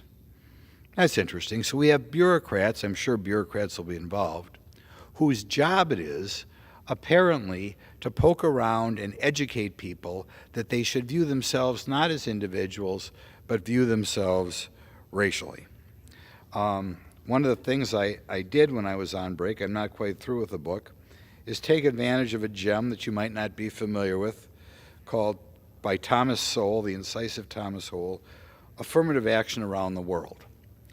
And I don't think a lot of people in this body know that this idea of affirmative action, recognizing people by race, promoting them by race, hiring by race, is not unique to the United States. It happened in various other countries around the world, and I think we ought to see what traits we have in common as soon as you go down the path of affirmative action. I first dealt with this problem when I was in the state legislature many years before. Of course, dealing with affirmative action and racial preferences and identifying people by race is not something unique to the government. To a certain extent, with the government weighing in, it's become very common at universities, very common in big business. We were in a hearing a couple weeks ago, and it was revealed that in college universities, these racial police are being hired for as much as $200,000 a year. Drives me up a wall, given that sometimes we talk about student loan debt, and that the student loan debt is going to these race hustlers, I think is entirely inappropriate. I also believe that there are certain majors we need more of this country. We need more nurses, we need more engineers, and it drives me up a wall when we have shortage of professors of nursing or engineering professors, finding that the universities think it's more important to hire the equity police. In any event, what lessons can we learn from Thomas Sowell? What does this going down this path and identifying people by race, what things happen in common when they try this in countries around the world? Well, the first thing is, all around the world when they have affirmative action, it usually starts out with a lie. That this race preference stuff will happen for a short period of time and then will disappear. Maybe 10 years, maybe 20 years. This country began to enforce affirmative action in earnest in 1965. So the current race preference type stuff is about 57 years old, well longer than originally thought. Secondly, around the world, once you go down this path, you keep adding more people to the mix. And I think at the time that Lyndon Johnson really kicked off the affirmative action in earnest in 1965, it was primarily for black Americans, an implication that slavery might have been part of it, that sort of thing. Since then, we have added Hispanics, new word, kind of an interesting thing, because for the purpose of affirmative action, if your ancestors came from Spain and spent a couple generations in Costa Rica, you're considered a minority, but if your ancestors came from Spain and came straight to the United States, you're considered European, which shows the ridiculousness of the whole thing. But this is common around the world, the idea of adding, we add women to the mix, so we need to have affirmative action there as well. Secondly, people begin to change their identity as soon as affirmative action kicks in. A lot of people don't realize that if you're 1/4, say, Latin or 1/8 Asian, you can be considered eligible for affirmative action. So they follow this stuff. Somebody who maybe before affirmative action on the census form said, I'm white, but because they're 1/4 Cuban, which is European anyway, you all of a sudden can relabel yourself a minority. Now, we obviously had a U.S. Senator here a few years ago, Elizabeth Warren, an extreme example of that. She was whatever, a 64th or 128th, 128th American Indian, Native American, and she therefore changed her identity and miraculously said, I'm a Native American. I should get preferences. I think that's inappropriate, but that's what the current system apparently allows. And this is common, apparently, when affirmative action is implemented in other countries. People change their identity. The next thing that happens is, even though I think affirmative action is supposed to benefit the least fortunate of people of certain groups, it uniformly winds up benefiting the most fortunate of those groups. Okay, in other words, if you have preferences in government contracting, it benefits the wealthy businessman. It doesn't benefit the person more at the bottom of the heap. But this is common around the world. The benefits of the people who implement the affirmative action are usually the people who are doing the most well off in the first place. I do believe that maybe the least bad thing is it leads to resentment. Countries that previously everybody was get along, all of a sudden bifurcate as people fight for more and more of their group. And they didn't think they were part of a group before, but all of a sudden they're part of a group. I think everybody should read about what happened in Sri Lanka, a country that had two primary ethnic groups. They got along for apparently centuries very well on the small island of Sri Lanka, but once affirmative action kicked in, the resentments kicked in, they wound up having a civil war and over 20,000 people died on an island before they had affirmative action in which everybody was getting along just fine. This obsession with affirmative action, I'll point also, it means in some cases you almost by definition have to be promoting people who it's very important we have the best person there. Doctors, air traffic controllers, engineers. Maybe it doesn't matter a lot the quality of professor we have in universities, but it certainly matters on these other occupations. And if we don't have the best people there, it can result in deaths. Now, there's one thing I wish the press would follow up on a little bit here. About 2 years ago, when Joe Biden first took office, the senators, Tammy Duckworth and Mazie Hirono, they said that we shouldn't have any more white guys appointed by the Biden administration. I think that was an inflammatory thing to say. They haven't followed up on it, but recently there was an article in a legal journal pointing out, not saying it's good or bad, that we had 97 new judges so far. In the first 2 years of the Biden administration, only 5 were white guys, and of those, at least 2 were gay. Well, it sounds like this strict adherence to group identity is playing a big role in who President Biden is appointing. And I'm not sure the American public knows the degree to which that is going on, but it's something that should be looked into.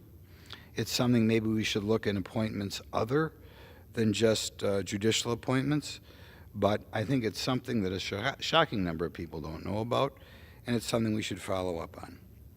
So there are some of the issues that were discussed back in my district when I was there. None of these issues, I think, have received the appropriate amount of attention that it should be given by our press corps, and hopefully we'll hear about more of all of these issues in the press in the weeks and months to come. Thank you. I yield back.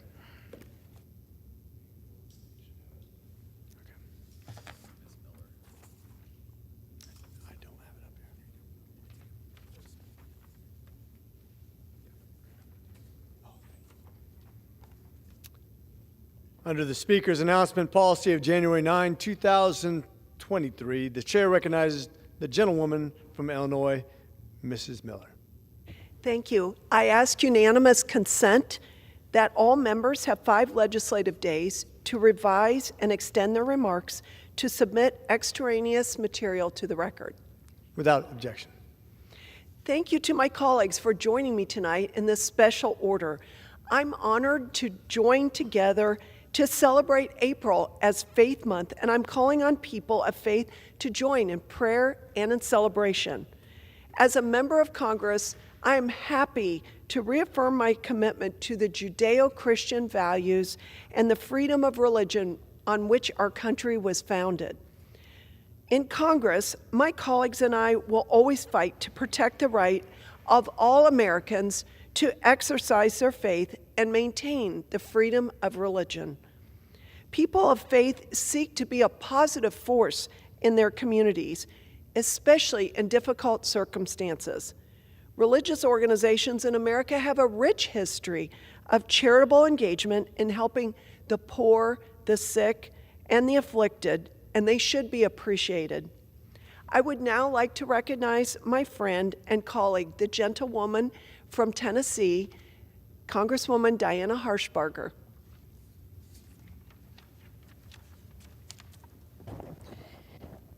Thank you, Representative Miller. And hello, Mr. Speaker. I ask unanimous consent to speak for 2 minutes. Yes. I want to talk about faith and what is faith. Thankfully, the Bible contains a clear definition in Hebrews 11:1. It says, "Now faith is the assurance of things hoped for and the evidence of things not seen." So faith is trusting in something you cannot explicitly prove. Trust is actually relying on the fact that something is true. This biblical definition of faith doesn't only apply to salvation, which is God's gift to us, but to the rest of our Christian life. We are to believe what the Bible says, and we are to obey it. That's called living by faith. We are to believe the promises of God. We are to agree with the truth of God's word, and we are to be transformed by it. Hebrews 11:6 says, "Because without faith, it is impossible to please God. Without faith, we cannot be saved. Without faith, the Christian life cannot be what God intends it to be. Without faith, I wouldn't be standing in this chamber today representing the precious people of the 1st District of Tennessee. Without faith, I wouldn't be able to share a hopeful message with this great nation that if God be for us, who shall be against us? Faith knows that no matter what the situation is in our life or someone else's life, that the Lord is working within that situation for their good and His glory. Perfect faith is simply taking God at His word. And with that, Mr. Speaker, I yield back. Thank you, Congresswoman Harshbarger. It's been a privilege to join with you weekly and with other members to pray for our country. Our nation is in crisis because our society has turned away from God and has embraced a culture that now tells children that life has no value. This year, I launched the Congressional Family Caucus because I believe we have a moral obligation as servant representatives to save our American values and to defend the natural family as ordained by God, a husband and a wife committed to each other for life with their children. We need to defend the natural family from attempts by the radical left to erode this core foundation of our society. In Deuteronomy 6, in the context of the traditional family in the home, we are to diligently instruct our children to love God and to obey His commandments. During Faith Month, I would like to recognize that a happy family is a blessing from God and is foundational to human flourishing. I will always proudly stand up for faith and for our families in Congress. And now I'd like to yield to my friend, Andrew Clyde from Georgia, to whatever time is necessary. Thank you to my friend Congresswoman Miller from Illinois for leading on this important issue, this important special order, and for being a leader in defending religious freedom. Mr. Speaker, I rise today in honor and celebration of Faith Month. During Faith Month, we celebrate the enduring power of the Bible as God's revelation to His creation, offering guidance and the promise of eternal life through the gospel of His Word. This sacred text has played a pivotal role in shaping the very fabric of our nation, acting as a guard for liberty in the United States of America.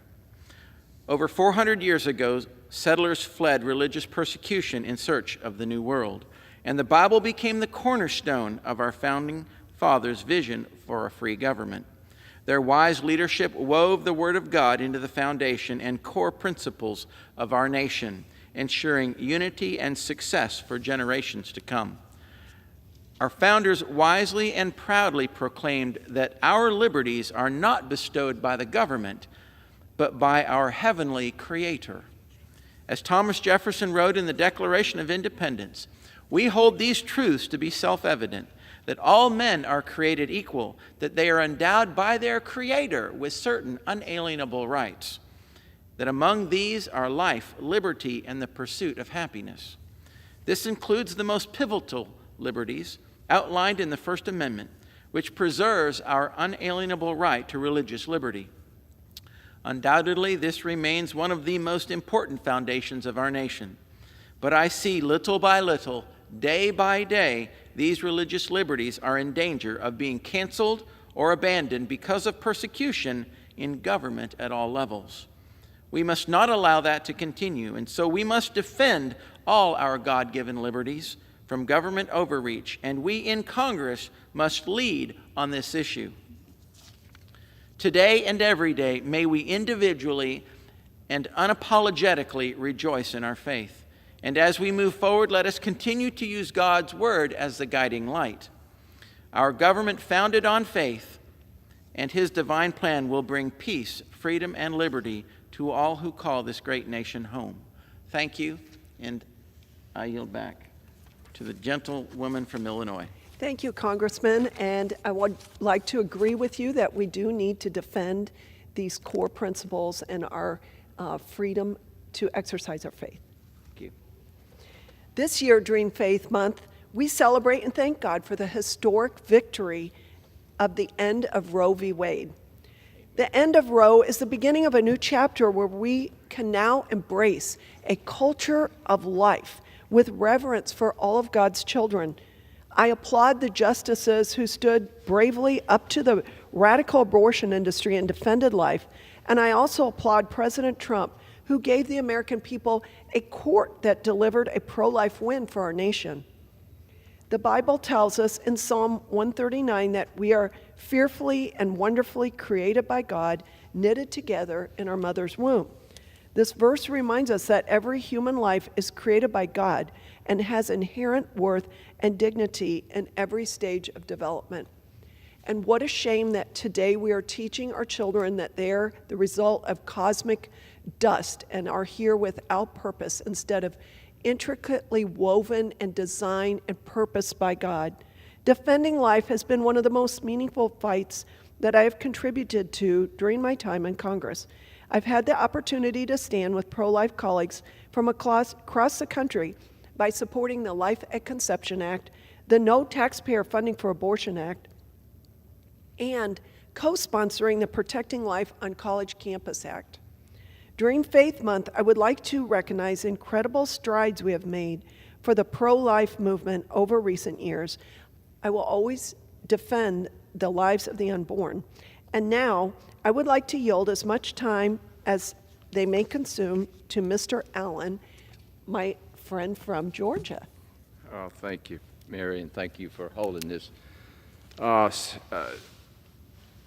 time that we can share our faith and the importance of our faith and the importance of faith to this country. You know, it's important that we take this opportunity to celebrate Faith Month. Faith in God is as important to our nation today as it was in 1776. When faced with critical decisions, our founding fathers looked to the Scriptures and sought the wisdom of God. The church was the most important pillar in every community at that time and had tremendous influence over the establishment of our Constitution and the values as a nation. As my friend Mike Johnson explained to me, what our founders did was simply this. They left God at the top, they got rid of the king, and put the people in charge. And I want to tell the American people today, you are in charge. The Constitution has not changed in that regard. They recognize, as many of us here today do, that the Bible is a life-changing source of eternal hope which sustains our faith. President Adams stated that our Constitution was written for moral and religious people only. It will do for no other. You know, I've often said that, and it offends some people. What did Adams mean by this statement? Well, as I understand it, our founders came to America for religious freedom. A couple of weeks ago, Os Guinness spoke to us at the Freedom and Law breakfast, and he explained it this way. He said, you cannot have virtue without faith. You cannot have faith without freedom, and you cannot have freedom without virtue. And you think of this as a triangle, each dependent on the other. We serve a God who created perfect order, because chaos is the absolute opposite of freedom. Based on these founding principles, we have "In God We Trust" above the American flag that hangs right there above the speaker's podium. Behind us, looking down on this body, we have the full face of Moses, who wrote the first 5 books of the Bible, the law, God's law. So in this body, we are without excuse. And with that, let me lift up a few examples of faith in both the Old and New Testament. God chose Abraham to be the father of Israel, the home of God's chosen people. Why did God choose Abraham? I'll read from Genesis 12. The Lord had said to Abraham, "Leave your country, your people, and your father's household, and go to the land I will show you. I will make you into a great nation. I will bless you. I will make your name great, and you will be a blessing. I will bless those who bless you, and whoever curses you, I will curse. And all the people on earth will be blessed through you." And I would say to you today, that includes the United States of America. The second example I'd like to share is from Matthew, and this is one of my favorites, when Jesus calms the storm. This is Matthew chapter 8. Then he got into the boat, and his disciple followed him. Without warning, a furious storm came up on the lake, so that the waves swept over the boat. But Jesus was sleeping. The disciples went and woke him, and saying, "Lord, save us. We're going to drown." He replied, "Ye of little faith, why are you so afraid?" Then he got up and rebuked the winds and the waves, and it was completely calm. The men were amazed and asked, "What kind of man is this? Even the wind and the waves obey him." You know, that begs the question is who is actually in charge of the climate? The third example I would like to share on faith is from John 20, 24 through 29. Now Thomas, one of the 12, was not with the disciples when Jesus came. So the other disciples told him, "We have seen the Lord." Then he said to him, "Unless I see the nail marks in his hands and put my finger where the nails were and put my hand into his side, I will not believe it." A week later, his disciples were in the house again, and Thomas was with them. Though the doors were locked, Jesus came and stood among them and said, "Peace be with you." Then he said to Thomas, "Put your finger here. See my hands? Reach out your hand and put it into my side. Stop doubting and believe." Thomas said to him, "My Lord and my God." Those words were maybe the greatest proclamation of faith in the New Testament. Jesus also told him, "Because you have seen me, you have believed. Blessed are those who have not seen and yet have believed." And that is what our faith is about today. Over 50 years ago, the late Billy Graham prayed about the status of our faith in this nation. I would like to share this prayer. Our Father and our God, thou hast said, blessed is the nation whose God is the Lord. We recognize on this historic occasion that we are a nation under God. We thank thee for this torch of faith handed us by our forefathers. May we never let it be extinguished. Thou alone hast given us our prosperity, our freedom, and our power, the faith in God and our heritage and our foundation. Thou hast warned us in the Scriptures, if the foundations be destroyed, what can the righteous do? As George Washington reminded us in his farewell address, morality and faith are the pillars of our society. We confess these pillars are being eroded in an increasingly materialistic and permissive society. The whole world is watching to see if the faith of our fathers will stand the trials and tests of the hour. Too long we have neglected thy word and ignored thy laws. Too long we have tried to solve our problems without reference to thee. Too long we have tried to live by bread alone. We have sown to the wind and are now reaping a whirlwind of crime, division, and rebellion. I ask you tonight, why have we not passed down these very values to the next generation? And why is this generation in chaos? As chairman of the Prayer Caucus, I'm in a unique position to hear the spiritual concerns of the American people. Every week that we are in session, members of Congress gather together to pray for our great nation and those with prayer requests. I urge you to visit my website at allen.house.gov to submit a prayer request. Only through prayer and faith in God can we unite and heal the deep divisions and moral crisis facing our nation that Billy Graham pointed out more than 50 years ago. And with that, I thank you and yield back. Thank you, Congressman Allen. And now I'd like to yield as much time as they may consume to Congressman Vulture from the 1st District of Idaho. Thank you to my friend and Mr. Speaker. Today I rise to commemorate Faith Month. As a member of the Christian faith, I see this month as a time to reflect on my own faith journey. And as an American, it's time to celebrate the foundations of religious liberty that our country is built upon and the resulting prosperity that it has brought. Our country is home to over 150 million Christian believers.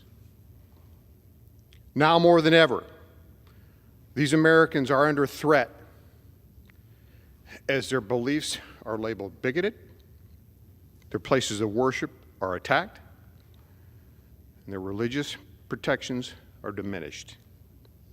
150 million people.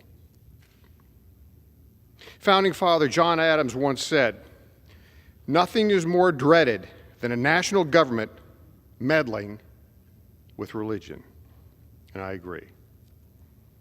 In a world increasingly hostile to people of faith, America must remain a refuge for those looking to worship God without fear of state reprisal.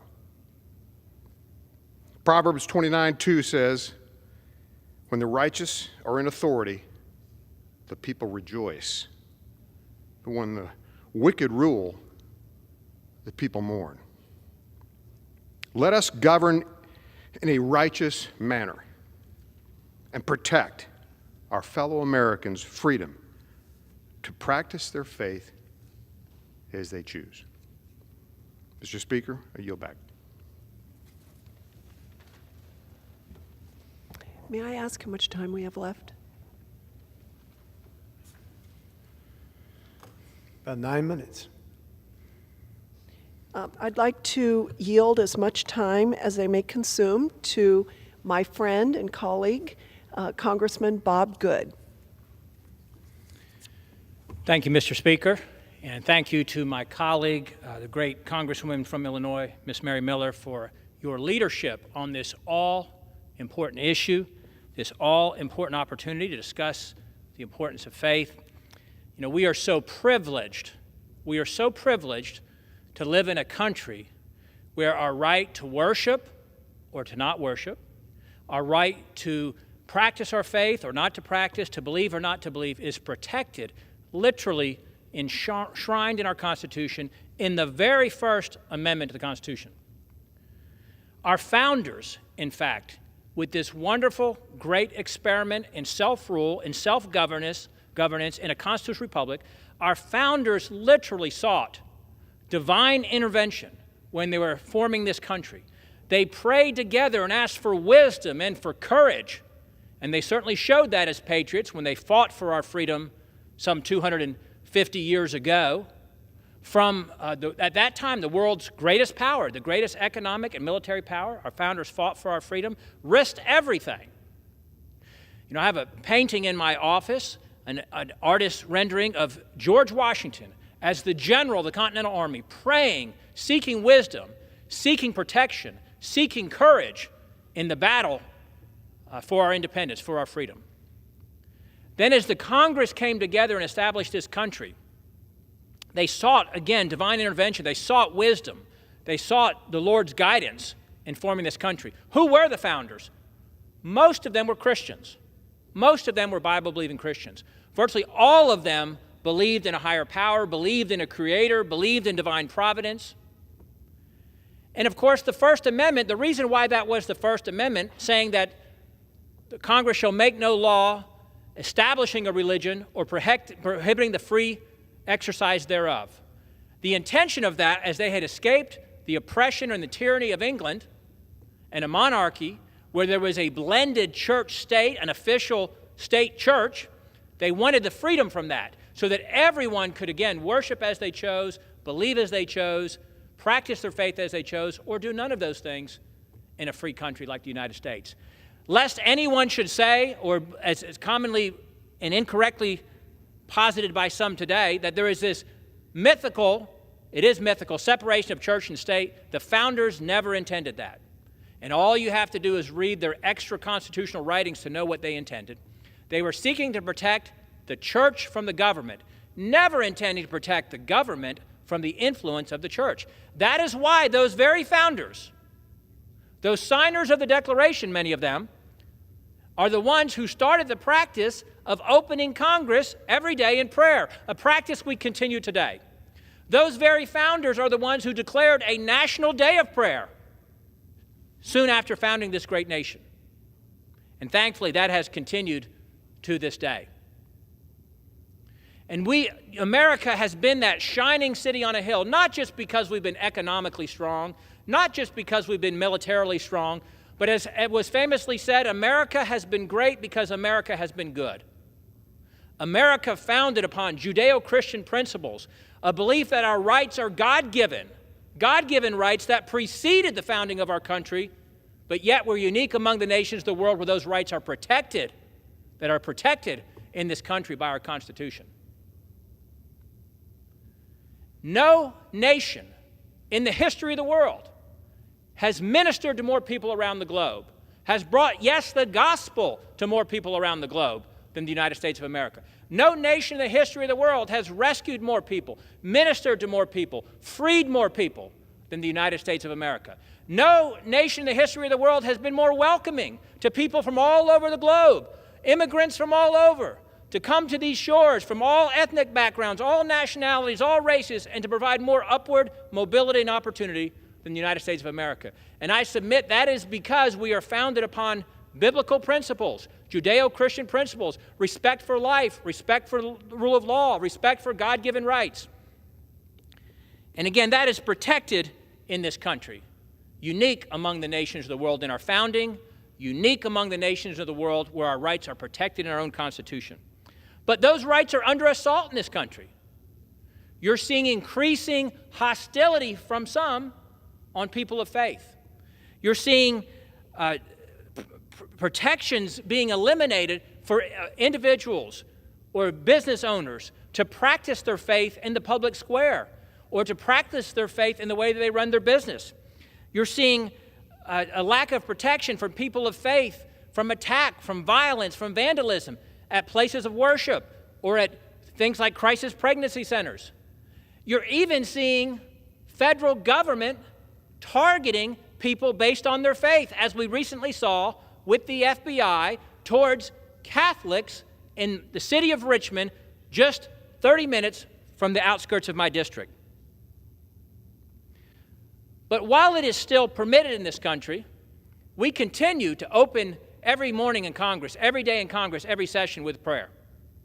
And while it's still permitted, I'm going to take the opportunity here, with the time granted to me by my friend from Illinois, to share a little bit about my personal faith.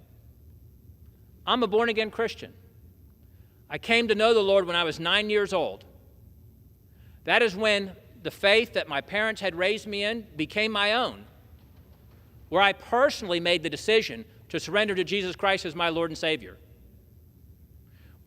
You know, it doesn't matter what Bob Good believes. Bob Good has no more right to truth or corner on truth than anyone else does, but it does matter what the Bible says. The Bible says in Romans 5:8, "But God commendeth his love toward us, and that while we were still sinners, Christ died for us." God loved us so much that he sent his only Son, Jesus Christ, to die for our sins so that we could have salvation, to pay the sins for everyone in the world. John 3:16 says, "For God so loved the world that he gave his only begotten Son, that whoever believeth in him should not perish, but would have everlasting life." You know, there's a reason, again, why our protection of our faith and our religious freedom, our right to the free exercise of our faith, is enshrined in the First Amendment of the Constitution. Because what is more precious to a person than their own belief, their own faith, their ability to worship, their ability to assemble with other believers if they choose? What is a more important right or a more precious freedom than that? That's why, by the way, it was so egregious just in the last couple of years, where we saw the government clamp down on the ability of people to assemble together to worship, how they conducted their worship, whether or not they could conduct their worship. We saw that like no other time in the history of this country during the years of 20 and 21, especially during the COVID years. What an egregious violation of the right to express our faith, to worship. We saw that on display during the 2 years when the China virus was ravaging our country. But we kept liquor stores open, we kept casinos open, we kept other essential places open, but we didn't keep houses of worship open. And that's done harm to our country. You know, I think most of us recognize, or many of us recognize anyway, that America has been blessed in large part because of our dependence upon the Lord, our dependence on divine intervention, our dependence on guidance from our Creator.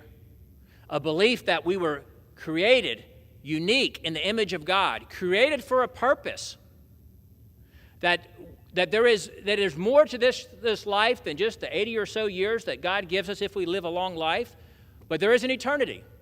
And the most important thing in life is to be prepared for eternity.